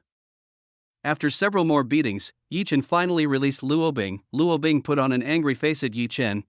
It's time for me to leave, brother-in-law. See you again. In order not to get involved in the dispute between these two people, Xia Ningzi chose to run away. From the beginning, Xia Ningzi had an appointment to meet with Su Yuyu, both of whom wanted to go enjoy this holiday. Xia Ningzi was like a scared rabbit leaving her house. Yi Chen, you are very brave to slap my butt again. This time I will make a calculation with you. Luo Bing pounced towards Yi Chen. She was very angry at Yi Chen. Luo Bing had lost her mind. Now she just wanted to pounce on Yi Chen and beat him up. Chapter 249 Kiss Luo Bing. Luo Bing immediately placed Yi Chen's body on the sofa. She tried to hit Yi Chen's chest repeatedly. Yi Chen, who saw this, tried to stop Luo Bing's action. He immediately locked Luo Bing's two hands. Seeing her hands tied by Yi Chen, Luo Bing used another method. She used her teeth to bite Yi Chen. Yi Chen had no idea that Luo Bing could act this crazy. The old adage was true. An angry woman could do something so crazy beyond reason. Luo Bing, calm down, I was just playing. Yi Chen tried to calm Luo Bing's anger. What's playing around? You make me embarrassed in front of other people. Luo Bing was angry at Yi Chen, giggling. Master, seems like you had gone a little too far for this woman. You'd better find a way to calm this woman's anger. Chu Yuechan, who saw this, giggled. She felt funny seeing Yi Chen being assaulted by a woman. Yi Chen found it quite difficult to calm down Luo Bing's female police officer. He had to find a way for Luo Bing to calm down. Yi Chen finally had a way. He used his charm to confuse Luo Bing. Luo Bing, who saw Yi Chen's face, suddenly became confused. Her heart was beating very fast. Her mind was currently only filled by Yi Chen. This was the same as the first time Luo Bing met Yi Chen. This feeling made Luo Bing confused. Luo Bing began to feel embarrassed as she looked at Yi Chen's face. Police Luo, are you alright? Yi Chen asked Luo Bing. Luo Bing couldn't answer. She was too shy to answer a question from Yi Chen. Seeing this, Yi Chen knew that his charm worked on Luo Bing. Yi Chen was glad his charm worked on Luo Bing. Yi Chen began to let go of Luo Bing's hand. Luo Bing, who had escaped, didn't fight Yi Chen. She just buried his face in Yi Chen's chest. Luo Bing felt that her heart and mind were strange. No matter how hard Luo Bing tried, he was very difficult to hate Yi Chen. Actually, what was happening to her? It's very rare to see Luo Bing acting shyly like this. If Luo Bing acts like this, she looks like a gentle and beautiful woman. Luo Bing, who shyly looked beautiful, was Yi Chen's type. Involuntarily, Yi Chen brought his lips closer to Luo Bing's. Yi Chen immediately kissed Luo Bing's lips. Luo Bing was very surprised when Yi Chen kissed her. This was the first time Luo Bing had kissed a man. Luo Bing felt a very pleasant feeling when kissing with Yi Chen. This could not be said with a single word. Luo Bing didn't fight at all. She enjoyed kissing with Yi Chen. Luo Bing's lips were quite soft and pleasant. Yi Chen was quite addicted to kissing Luo Bing. At first, Luo Bing was unfamiliar and just passive. Eventually, Luo Bing started responding to Yi Chen's kiss. Both of them started kissing very greedily. Tap, tap, tap. The sound of footsteps came from the stairs above. Yi Chen, who heard this, immediately released Luo Bing.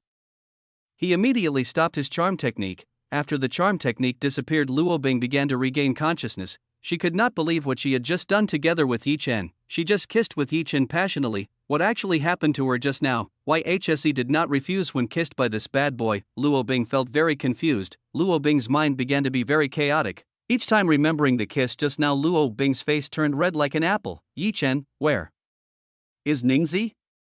Xia Qingyu, who just sent a documentary, immediately asked where Xia Ningzi went. Xia Ningzi just left. She said there was an urgent matter. Yi Chen told Xia Qingyu where Xia Ningzi had gone. Oh, so Ningzi is gone. Xia Qingyu's tone sounded cold to Yi Chen. Luo Bing currently bowed her head. Luo Bing's face turned red like an apple. She didn't want anyone else to see her shy face like this. I have to go first. You can go home by taxi. Luo Bing could not take it anymore. She immediately excused herself to go home. Luo Bing immediately ran away from this house. Luo Bing immediately went towards her car that was outside. Strange woman. Xia Qingyu felt strange to Luo Bing. Why did Luo Bing's attitude change like that? What happened to that woman? Qingyu, long time no see. I miss you enough. Yi Chen hugged Xia Qingyu from behind, as Yi Chen embraced Xia Qingyu's body. Xia Qingyu's body trembled slightly. Yi Chen, let me go. What are you doing? Xia Qingyu acted coldly on Yi Chen. She told Yi Chen to let her go. Hee. What is wrong if I hug my fiancé? Yi Chen did not want to release his hug from Xia Qingyu. Bah, you still remember I am your fiancé. I think you have forgotten me. Xia Qingyu finally let out a temper that she buried. Xia Qingyu was angry that Yi Chen had been unable to contact for several days. Even Yi Chen had left his work as a bodyguard. How could I forget my beautiful fiancé? In a few days I went out of town, so it was very difficult to contact me. Yi Chen explained to Xia Qingyu that for several days he had been in a remote place. Hup. Xia Qingyu sniffed coldly. She did not want to hear an explanation from Yi Chen. Yi Chen was helpless. Quite difficult to explain to Xia Qingyu, who was already sulking. Forget it. You don't need to explain. Tomorrow morning you must come with me. Xia Qingyu began to calm down. Tomorrow morning Xia Qingyu wanted Yi Chen to go along with her. Where? Asked Yi Chen. Tomorrow we will go to the capital to do business. You must accompany me there. If you ever reject this, I will ignore you forever. Xia Qingyu threatened to ignore Yi Chen if Yi Chen refused this. Okay, please don't ignore me. Yi Chen promised. Cold CEO Xia Qingyu. Good. Xiao Qingyu was satisfied because Yi Chen did not refuse this task. Xiao Qingyu invited Yi Chen to sit on the sofa. The two of them hadn't seen each other in a few days. Xiao Qingyu had missed Yi Chen for quite a few days. She didn't think that one day he would think of someone like this. Luo Bing, who had just come out of the Xia family's house, immediately rushed to her car. She immediately entered her luxury car. Geez, what I did just now. How could I kiss Yi Chen? Luo Bing still couldn't believe she was kissing Yi Chen. Bam, bam, bam. Luo Bing vented her ignorance on the steering wheel of her car. Steering the car that did not know anything was beaten by Luo Bing. Luo Bing tried to calm herself. She was still shadowed by the kiss scene just now. A few minutes later, Luo Bing was finally able to calm down again. After calming, Luo Bing began to think about the reason she was acting like that. Chapter 250, Traditional Medicine Festival. Luo Bing was very sure that it was Yi Chen. Yi Chen must have used something on her. Otherwise, how could Luo Bing let Yi Chen kiss her? Yi Chen, just remember later. I will definitely find a way to get revenge on you today. Luo Bing did not accept Yi Chen's treatment of her. In the future, Luo Bing will definitely find a way to deal with Yi Chen. With a chaotic feeling, Luo Bing stepped on the gas of her car. Luo Bing's car immediately left the Xia family's residence. Where did your father go? Did after that incident he still behaved as before? Yi Chen asked where Xiao Wuxin was. Dad is now in a village not far from this city. He and my mother are taking care of the medicine garden there. Grandfather told him to take care of the medicine garden in the village. Xiao Qingyu told him that Xiao Wuxin was sentenced by Xiao Tian. Grandfather taking care of the medicine garden in the village. Xiao Tian wants Xiao Wuxin to learn more so that life is not always about money, because this is what Xiao Tian made Xiao Wuxin live in the village. In the village, Xiao Wuxin will learn a little meaning of simplicity. So your father is being punished by Xiao Tian's grandfather. I hope he learns from his mistakes and change. This is good enough news. Xiao Wuxin is being taught by Xiao Tian's grandfather. Oh yeah, do you still remember Jun Mashi who always bothered me? Asked Xiao Qingyu. Of course, so what? Yi Chen answered. Yi Chen certainly remembered Jun Mashi. That person dared to disturb Xiao Qingyu. The company is in the midst of a very extraordinary crisis. Soon the Jun Mashi company will go bankrupt. Fortunately, I have already cut off cooperation with their company. I'm glad Jun Mashi's company people are bankrupt. From now on, Jun Mashi probably won't interfere with my life anymore. Xiao Qingyu told Yi Chen that Jun Mashi's company would end soon, and that shameless person would eventually stop bothering her. That's very good news. Yi Chen chuckled. Yi Chen did not tell Xiao Qingyu that the destruction of Jun Mashi's company was due to his wife Lu Yu, because Jun Mashi's father Jun Jing offended him and Lu Yu. Jun Mashi's company had to bear the consequences of Jun Jing's actions. By the way, what business are we doing in the capital tomorrow? Yi Chen wants to know what business Xiao Xiaoyu wants to do in the capital. Tomorrow we will discuss. Ring. Ring. Ring. Before Xiao Qingyu could say, Yi Chen's cell phone rang. Yi Chen immediately saw who the person who was calling him was. The person who was calling himself turned out to be Xiao Tian's grandfather. It seems like Xiao Tian wanted to tell Yi Chen the news about the ginseng that Yi Chen wanted. Yi Chen picked up a call from Xiao Tian. Hello, Grandfather Xiao Tian. Yi Chen greets Grandfather Xiao Tian. Yi Chen, I have good news for you. In the next city there is currently a traditional medicine market festival. There maybe you can get the ginseng that you were looking for. Xiao Tian told Yi Chen that in the next town there is an annual festival of traditional medicine that is currently in a title every year. Grandfather Xiao Tian, where is the location? Let me go there, Yi Chen asked. Where the location of the traditional medicine festival was, I will send the coordinate to you. Right now my old friend and I are also on their way there. You can catch up with us. Xiao Tian's grandfather was also on his way to go to the annual festival of traditional medicine. Okay, I'll catch you up. Yi Chen turned off the call. Yi Chen, is that my grandfather? What did he say? Xiao Qingyu wants to know what her grandfather just said. Your grandfather said that there is a traditional medicine festival in the next town. He said there I can get the ginseng that I want. Yi Chen told Xiao Qingyu what he had just talked about with his grandfather Xiao Tian. Are you sure you want to buy that much ginseng? Do you have that much money? Xiao Qingyu immediately asked if Yi Chen had that kind of money to buy hundreds of decades of ginseng. You don't need to worry, I certainly have enough savings to buy that much ginseng. Yi Chen chuckled at Xiao Qingyu. Yi Chen was the boss of the owner of the Xiannu company. How could Yi Chen be a poor man? Yi Chen hid that he was the owner of the Xiannu company of Xiao Qingyu. For now, Yi Chen had let Xiao Qingyu not know about this matter. By being Xiao Qingyu's bodyguard, Yi Chen could be closer to Xiao Qingyu. If Yi Chen told Xiao Qingyu that he was the owner of the Xiannu company, then Xiao Qingyu's attitude would have changed for him. If you're really that rich, why do you want to work as a bodyguard for a company? Isn't the salary there small for you? Xiao Qingyu began to suspect why Yi Chen worked in the company she manages. Yi Chen misheard. It seems like Xiao Qingyu started to get suspicious about Yi Chen. It was because I was tired of just staying at home, I worked to fill my free time. Very quickly Yi Chen found a reason to answer Xia Qingyu's question, then what do you need that much ginseng for? Xia Qingyu wants to know what Yi Chen will do with that much ginseng. What's more, of course making a pill. Yi Chen told Xia Qingyu what he would do with this much ginseng. Do you think you can mix a pill? Asked Xia Qingyu. He, have you forgotten who healed your grandfather? Yi Chen is very proud to show off his medical abilities to Xia Qingyu. Xia Qingyu almost forgot this. She almost forgot that Yi Chen was a very great medical doctor. Even her grandfather's illness could be easily cured by Yi Chen. Xia Qingyu began to think maybe Yi Chen was getting money from selling the pills he had made. If that were true, then the money he would have gotten would have been very tolerable, let alone the efficacy of the pill that Yi Chen made was very effective. One would not hesitate to pay a lot of money if the efficacy of medicine was effective. Ding. A message entered Yi Chen's cell phone. The contents of this message tell where the location of the traditional medicine festival is. Qingyu, I will go to the festival venue. Do you want to come with me? Do you want to go? Yi Chen must go there. He invited Xia Qingyu to come along. Who knows, Xia Qingyu is interested in going with him. I'm coming with you. I feel bored staying at home alone. Xia Qingyu felt bored staying at home alone. Anyway, it's a holiday. Very rarely Xia Qingyu can relax without having to think about work. Wait for me here. I will change clothes first. Xia Qingyu told Yi Chen to wait here. She went upstairs to change clothes.